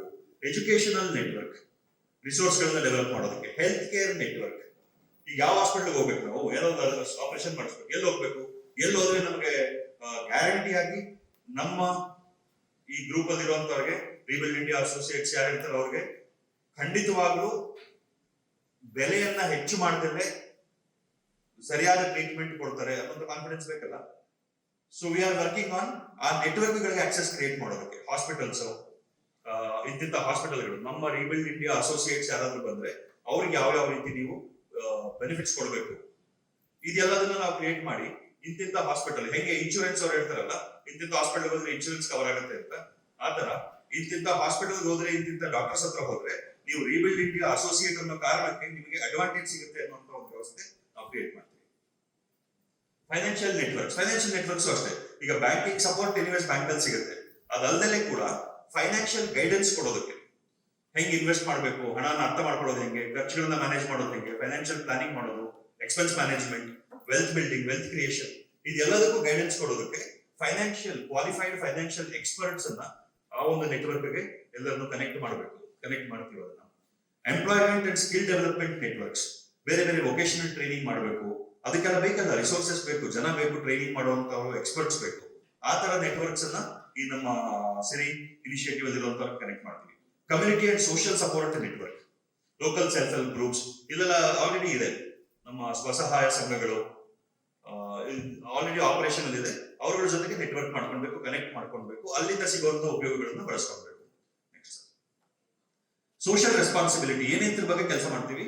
ಸೋಷಿಯಲ್ ರೆಸ್ಪಾನ್ಸಿಬಿಲಿಟಿ ಏನಿದೆ, ಎಜುಕೇಶನ್ ಅಡ್ವೊಕೇಸಿ, ಅಂದ್ರೆ ಇದು ಒನ್ ಆಫ್ ದಿ ಕಂಡೀಷನ್. ನಿಮಗೆ ನಿಮ್ಮ ಮಕ್ಕಳ ವಿದ್ಯಾಭ್ಯಾಸಕ್ಕೆ ಬೇಕಾಗಿರುವಂತಹ ಎಲ್ಲಾ ಕೆಲಸಗಳು ನೀವು ಮಾಡಬೇಕು. ಸರಿಯಾಗಿ ಅಪ್ಡೇಟ್ ಮಾಡೋದ್ರಿಂದ ಹಿಡಿದು ಅವ್ರು ಓದೋದನ್ನ ಮಾನಿಟರ್ ಮಾಡೋದು, ಪೇರೆಂಟ್ಸ್ ಮೀಟಿಂಗ್ಸ್ ಅನ್ನ ಅಟೆಂಡ್ ಮಾಡೋದು, ಟೀಚರ್ಸ್ ಜೊತೆ ಕಾನ್ಸ್ಟೆಂಟ್ ಟಚ್ ಅಲ್ಲಿ ಇರೋದು, ಮಕ್ಕಳು ಏನ್ ಮಾಡ್ಬೇಕು ಅನ್ನೋದನ್ನ ಕೇಳ್ಕೊಂಡು ನೀವು ಅದನ್ನ ಮಾಡಿಸೋದು, ಇದೆಲ್ಲ ಮಾಡ್ತಾ ಹೋಗ್ಬೇಕು. Community cleanliness and environment conservation, ಒಂದು ಕ್ಲೀನ್ ಆಗಿ ಇಟ್ಕೊಳ್ಳೋದು ನಮ್ಮ ಕಮ್ಯುನಿಟಿನ, ಮತ್ತೆ ಪರಿಸರವನ್ನು ಸಂರಕ್ಷಣೆ ಮಾಡುವಂತ ಕೆಲಸಗಳನ್ನ ನಾವು ಮಾಡ್ತೀವಿ. ಆಲ್ರೆಡಿ ಹೇಳಿದೆ. ಪಬ್ಲಿಕ್ ಹೆಲ್ತ್ ಇನಿಷಿಯೇಟಿವ್ಸ್, ಮುಂದಕ್ಕೆ ಹೋಗ್ತಾ ಪಬ್ಲಿಕ್ ಹೆಲ್ತ್ ರಿಲೇಟೆಡ್ ಇನಿಷಿಯೇಟಿವ್ಸ್ ಕೂಡ ಮಾಡ್ತೀವಿ. ಇಲ್ಲಿ ಮೇಡಮ್ ಇದ್ದಾರೆ, she will be able to help us in accessing the networks. Civic engagement and governance, ಗ್ರಾಮ ಸಭೆಗಳಲ್ಲಿ ಪಾರ್ಟಿಸಿಪೇಟ್ ಮಾಡಬೇಕು. ಆದಾಗ ಪಾರ್ಟಿಸಿಪೇಟ್ ಮಾಡಿ, ಈ ತರ ಕ್ವೆಶ್ಚನ್ಸ್ ರೈಸ್ ಮಾಡಿ, ಇಶ್ಯೂಸ್ ಅನ್ನ ರೈಸ್ ಮಾಡಿ, ಎಂಗೇಜ್ ಆಗಿ ಕಮ್ಯುನಿಟಿನಲ್ಲಿ be actively participating in governance. Local self government, panchayat level ಅಲ್ಲಿ ಗವರ್ನೆನ್ಸ್ ಚೆನ್ನಾಗಾದ್ರೆ ಬೇಕಾದಷ್ಟು ಡೆವಲಪ್ಮೆಂಟ್ ಆಗುತ್ತೆ, ಅದರಲ್ಲಿ ಇನ್ವಾಲ್ವ್ ಆಗಬೇಕು. ಸೊ ಅದು ನಿಮಗೆ, ನೀವು ಯಾಕೆ ಅಲ್ಲಿರಬಾರ್ದು, you can also be a part of that. ನೀವು ಮನೆ ಸಂಪರ್ಕ ಮಾಡ್ತಿದ್ದಲ್ಲ, ಏನೋ ನಿಮ್ಮ ಆಸೆಗಳಿದ್ರೆ ಮುಗಿಸ್ಕೊಂಡು. Skill sharing and economic empowerment, ನಾನೇನು ಹೇಳಿದೆ, ಕಡೆ ಸ್ಟೇಜ್ ಅಲ್ಲಿ 4ನೇ ಹಂತದಲ್ಲಿ cooperative and collaborative community develop ಮಾಡಬೇಕು. ಉದ್ಯಮಗಳನ್ನ ಸೆಟಪ್ ಮಾಡೋದಕ್ಕೆ ಬೇಕಾಗಿರುವಂತಹ ಸಪೋರ್ಟ್ ಸಿಕ್ಕಿ ನೀವು ಆ ಸಣ್ಣ ಉದ್ಯಮಗಳನ್ನ ಶುರು ಮಾಡುವಾಗ ನಿಮಗೆ ಗೊತ್ತಿರುವಂತಹ ಸ್ಕಿಲ್ ಮತ್ತೆ ನಾಲೆಡ್ಜ್ ಅನ್ನ ಬೇರೆಯವರಿಗೆ ಡಿಸ್ಟ್ರಿಬ್ಯೂಟ್ ಮಾಡ್ತೀರಾ, ಸ್ಪ್ರೆಡ್ ಮಾಡ್ತೀರಾ. ಸೊ ಅವ್ರುಗಳನ್ನು ಜೋಡಿಸ್ಕೊಳ್ತಾ ಹೋಗ್ತೀರಾ. ಸೊ ಇದು ನಮ್ಮ ಸೋಷಿಯಲ್ ರೆಸ್ಪಾನ್ಸಿಬಿಲಿಟಿ. ಹೆಂಗೆ rebuild India is taking up the responsibility of training a lot of people to become self dependent. ಅಂದ್ರೆ ಎಷ್ಟೋ ಜನಗಳನ್ನ ಸ್ವಾವಲಂಬಿಗಳಾಗಿ ಮಾಡೋದಕ್ಕೆ ತಮ್ಮಷ್ಟಕ್ಕೆ ತಾವು ಜೀವನವನ್ನ ಅವ್ರಿಗೆ ಬೇಕಾದಂತ ಕಟ್ಕೊಳ್ಳೋದಕ್ಕೆ ಬೇಕಾಗಿರೋ ವ್ಯವಸ್ಥೆ ಮಾಡ್ತಿದೀವೋ, ನಿಮ್ಮ ನಿಮ್ಮ ಸಮಾಜದ ಒಳಗಡೆ ನೀವು ಹೋದಾಗ ನಿಮ್ಮ ಮನೆ ಸುತ್ತಮುತ್ತ ನಿಮ್ಮ ಹತ್ತಿರದವರಿಗೆ ನೀವು ಆ ತರ ಕೇಂದ್ರಗಳಾಗಬೇಕು. ಎಲ್ಲದಕ್ಕೂ ಒಂದು ಕೇಂದ್ರ ಆಗಬೇಕಾಗೋದಿಲ್ಲ. ಇವಾಗ ಶಾಲೆ ಒಂದು ಕಮ್ಯುನಿಟಿ ಡೆವಲಪ್ಮೆಂಟ್ ಕೇಂದ್ರ ಆಯ್ತು. ಇಲ್ಲಿ ಆಗುವಂತವರೆಲ್ಲರೂ ಒಬ್ಬೊಬ್ರು ಒಂದೊಂದು ಸೋಷಿಯಲ್ ಲೀಡರ್ಸ್, ಕಮ್ಯುನಿಟಿ ಲೀಡರ್ಸ್ ಆಗ್ತಿದ್ದಾರೆ. ನಿಮ್ಮ ಸುತ್ತಮುತ್ತ ನೀವು ಅದನ್ನ ಕೆಲಸ ಮಾಡ್ತೀರಾ. ಏನ್ ಮಾಡೋದಕ್ಕೆ? Knowledge and skill sharing. ನಿಮ್ಗೆ ಗೊತ್ತಿರೋದನ್ನ ಕಲಿಸ್ತೀರಾ ಇನ್ನೊಬ್ರಿಗೆ, ನೀವು ಕಲ್ತಿರುವಂತಹ ಸ್ಕಿಲ್ಸ್ ಅಲ್ಲಿ ಇನ್ನೊಬ್ರಿಗೆ ಟ್ರೈನಿಂಗ್ ಮಾಡ್ತೀರಾ. ಅವ್ರನ್ನು ಜೋಡಿಸ್ಕೊಂಡು ನಿಮ್ಮ ಉದ್ಯಮಗಳನ್ನ ಇನ್ನು ಬೆಳೆಸ್ಕೊಂತ ಹೋಗ್ತೀರಾ. ಸೊ ನಿಮ್ಮ ಉದ್ಯಮಗಳಿಗೆ ಬೇಕಾಗಿರುವಂತಹ ಕೆಲಸಗಾರರು ನಿಮ್ ಸುತ್ತಮುತ್ತನೇ ಸಿಗ್ತಾರೆ. ಜನಗಳಿಗೆ ಅವ್ರ ಸುತ್ತಮುತ್ತನೇ ಉದ್ಯೋಗ ಮಾಡೋದಕ್ಕೊಂದು ಅವಕಾಶ ಸಿಗುತ್ತೆ. 20 ಕಿಲೋಮೀಟರ್ 30 ಕಿಲೋಮೀಟರ್ ಟ್ರಾವೆಲ್ ಮಾಡ್ಕೊಂಡು ಯಾಕೆ ಹೋಗ್ಬೇಕು? ಅಲ್ಲಲ್ಲೇ ಆಗ್ಬೇಕು ಅವ್ರು ಜೀವನ ಮಾಡೋದಕ್ಕೆ ಬೇಕಾಗಿರೋದು. ಇವಾಗ ಟೆಕ್ನಾಲಜಿ ಇದೆ, ಏನ್ ಬೇಕಾದ್ರೂ ಎಲ್ಲಿಂದ ಬೇಕಾದ್ರೂ ಕೆಲಸ ಮಾಡಬಹುದು. Technology dependent. ಎಲ್ಲಿ ಏನೇ ನೀವು ಉತ್ಪಾದನೆ ಮಾಡಿದ್ರು ದೇಶದ ಯಾವ ಮೂಲೆಗೆ ಬೇಕಾದ್ರೂ ಕಳಿಸಬಹುದು. Logistics network ಜೋರಾಗಿದೆ. ಇಲ್ಲಿರೋರಲ್ಲಿ ಎಷ್ಟೋ ಜನ ಅಮೆಜಾನ್ ಅಲ್ಲಿ ಬೇರೆ ಬೇರೆ ಈ ಲಾಜಿಸ್ಟಿಕ್ಸ್ ಅಲ್ಲಿ ಕೆಲಸ ಮಾಡೋರಿದ್ದಾರೆ. ಎಲ್ಲಿಂದ ಎಲ್ಲಿಗೆ ಬೇಕಾದ್ರೂ ಕಳಿಸಬಹುದು. ನಿಮ್ಮ ಮನೆನೇ ಒಂದು ಪ್ರೊಡಕ್ಷನ್ ಸೆಂಟರ್ ಆಗ್ಬೋದು. ಏನಾದ್ರು ಒಂದು ವಸ್ತುಗೆ ನಿಮ್ಮ ಮನೆಯಲ್ಲಿ ಉತ್ಪಾದನೆ ಆಗಿರುವಂತಹ ವಸ್ತುಗಳು ಆ ಕ್ವಾಲಿಟಿ ಸ್ಟ್ಯಾಂಡರ್ಡ್ಸ್ ಗೆ ಮ್ಯಾಚ್ ಆದ್ರೆ ನೀವು ಎಲ್ಲಿಗೆ ಬೇಕೋ ಕಳಿಸಬಹುದು. ಡೆಲ್ಲಿಗೆ ಕಳಿಸಬಹುದು, ಬಾಂಬೆ ಕಳಿಸಬಹುದು, ಯಾರು ಬೇಡ ಅಂತ ಲಾಜಿಸ್ಟಿಕ್ಸ್ ನೆಟ್ವರ್ಕ್ ಇದೆ. ಅದನ್ನೆಲ್ಲ ಬಳಸ್ಕೊಂಡು ಈ 6 ಅಂಶಗಳ ಮೇಲೆ ನಾವು ಫೋಕಸ್ ಮಾಡ್ತಾ ಹೋಗ್ತೀವಿ. ಸೊ ಟ್ರೈನಿಂಗ್ ಅಲ್ಲಿ ಏನಾಗುತ್ತೆ ಅನ್ನೋದು ಇವು ಜಸ್ಟ್ ಒಂದು ಇಂಡಿಕೇಟಿವ್ ಲಿಸ್ಟ್ ಇದು. ಸೊ ನೀವು ಅರ್ಥ ಮಾಡ್ಕೊಂಡ್ರೆ ಹೋಗ್ತಾ over A period of time top class ವ್ಯಕ್ತಿಗಳಾಗಿ ಒಬ್ಬೊಬ್ರು ಡೆವಲಪ್ ಆಗ್ತೀವಿ. ನೀವ್ ಯಾರು, ಏನು, ನಿಮ್ಮ ಬ್ಯಾಕ್ ಗ್ರೌಂಡ್ ಏನು ಹೇಳ್ದಲೆ ನೀವು ಇರೋದು ಮತ್ತೆ ನಿಮ್ಮ ನಡವಳಿಕೆ, ನಿಮ್ಮ ಮಾತು, ಇದರಿಂದಾನೇ ಜನಗಳಿಗೆ ಇವ್ರು ಯಾರೋ ಬಹಳ ದೊಡ್ಡ ಮನುಷ್ಯ ಇರ್ಬೇಕಪ್ಪ ಅಂತ ಅನ್ಸೋ ಮಟ್ಟಕ್ಕೆ ಡೆವಲಪ್ ಆಗ್ತೀವಿ. ಓಕೆ, ನೀವು ಹೆಂಗಿರ್ತೀರಾ, ನೀವು ಹೆಂಗ ನಡ್ಕೊಳ್ತೀರಾ, ನಿಮ್ಮ ಮಾತಿನ ದಾಟಿ ಏನಿರುತ್ತೆ, ಕ್ವಾಲಿಟಿ ಏನಿರುತ್ತೆ, ಅದರ ಆಧಾರದ ಮೇಲೆ ಜನ ಜಡ್ಜ್ ಮಾಡ್ತಾರೆ. ಎರಡನೇದು, ಮಕ್ಕಳಿಗೆ ತುಂಬಾ ದೊಡ್ಡ ಮಟ್ಟಕ್ಕೆ ಬೆಳೆಯೋದಕ್ಕೆ ಬೇಕಾಗಿರುವಂತಹ ಸಪೋರ್ಟ್ ಅನ್ನ ನೀವು ಮನೆಯಲ್ಲಿ ಕ್ರಿಯೇಟ್ ಮಾಡ್ತೀರ. ಸಡನ್ ಆಗಿ ಇವತ್ತಿಂದ ಡಿಸೈಡ್ ಮಾಡಿದ್ರೆ ನಾಳೆಯಿಂದ ಆಗೋದಿಲ್ಲ. ಮನುಷ್ಯನ ವಿಕಸನ ಟೈಮ್ ತಗೊಳುತ್ತೆ, ನಿಧಾನಕ್ಕೆ ಆಗ್ತಾ ಹೋಗುತ್ತೆ. ಮೂರನೇದು, ಬೇಕಾದಷ್ಟು ವಿಷಯಗಳ ಬಗ್ಗೆ ನಾಲೆಡ್ಜ್ ಅನ್ನ ಪಡ್ಕೊಂಡು ಉದ್ಯಮಗಳನ್ನ ಸೃಷ್ಟಿ ಮಾಡೋದಕ್ಕೆ ಬೇಕಾಗಿರುವಂತ ಕೇಪಬಿಲಿಟೀಸ್ ಪಡ್ಕೊಂತೀರ. ನಾಲ್ಕನೇದು, ಉದ್ಯಮಗಳನ್ನ ಸೃಷ್ಟಿ ಮಾಡಿ ನಿಮ್ಮ ಫೈನಾನ್ಷಿಯಲ್ ಸ್ಟೇಟಸ್ ನ ಕೂಡ ಇಂಪ್ರೂವ್ ಮಾಡ್ಕೊಳ್ತೀರಾ. ಮತ್ತೆ ನಿಮ್ಮ ಸುತ್ತಮುತ್ತ ಇರುವಂತಹ ಸಮಾಜದ ಜನಗಳಿಗೆ ಅವ್ರ ಜೀವನ ಇಂಪ್ರೂವ್ ಮಾಡ್ಕೊಳ್ಳೋದು ಕೂಡ ಉದ್ಯೋಗದ ಅವಕಾಶಗಳು. ಇದಿಷ್ಟು ಮಾಡಿದಾಗ ಒಂದು ಸರ್ಕಲ್ ಕಂಪ್ಲೀಟ್ ಆಗುತ್ತೆ. ಇದು rebuild India model of national development. ಅದರ ಭಾಗ ನೀವೆಲ್ಲರೂ. ಸೊ ಒಟ್ಟಾಗಿ ನಾವು ಭಾರತದ ಪುನರ್ನಿರ್ಮಾಣ ಮಾಡ್ತೀವಿ. ಈ ಒಂದು ಮಾಡೆಲ್ ಕ್ರಿಯೇಟ್ ಮಾಡ್ತೀವಿ. 1-2 ವರ್ಷದಲ್ಲಿ ಈ ಮಾಡೆಲಿನ ಶಕ್ತಿ ದೇಶಕ್ಕೆ, ಪ್ರಪಂಚಕ್ಕೆ ಗೊತ್ತಾಗೋ ಮಟ್ಟಕ್ಕೆ ನಾವೆಲ್ಲರೂ ಕೈ ಜೋಡಿಸಿ, ಎಲ್ಲರಿಗೂ ಉದ್ದೇಶ ನಿಮ್ಮ ಜೀವನ ಇಂಪ್ರೂವ್ ಮಾಡ್ಕೊಳ್ಳೋದು. ನನ್ನ ಉದ್ದೇಶ ಅದರ ಮುಖಾಂತರ ರಾಷ್ಟ್ರದ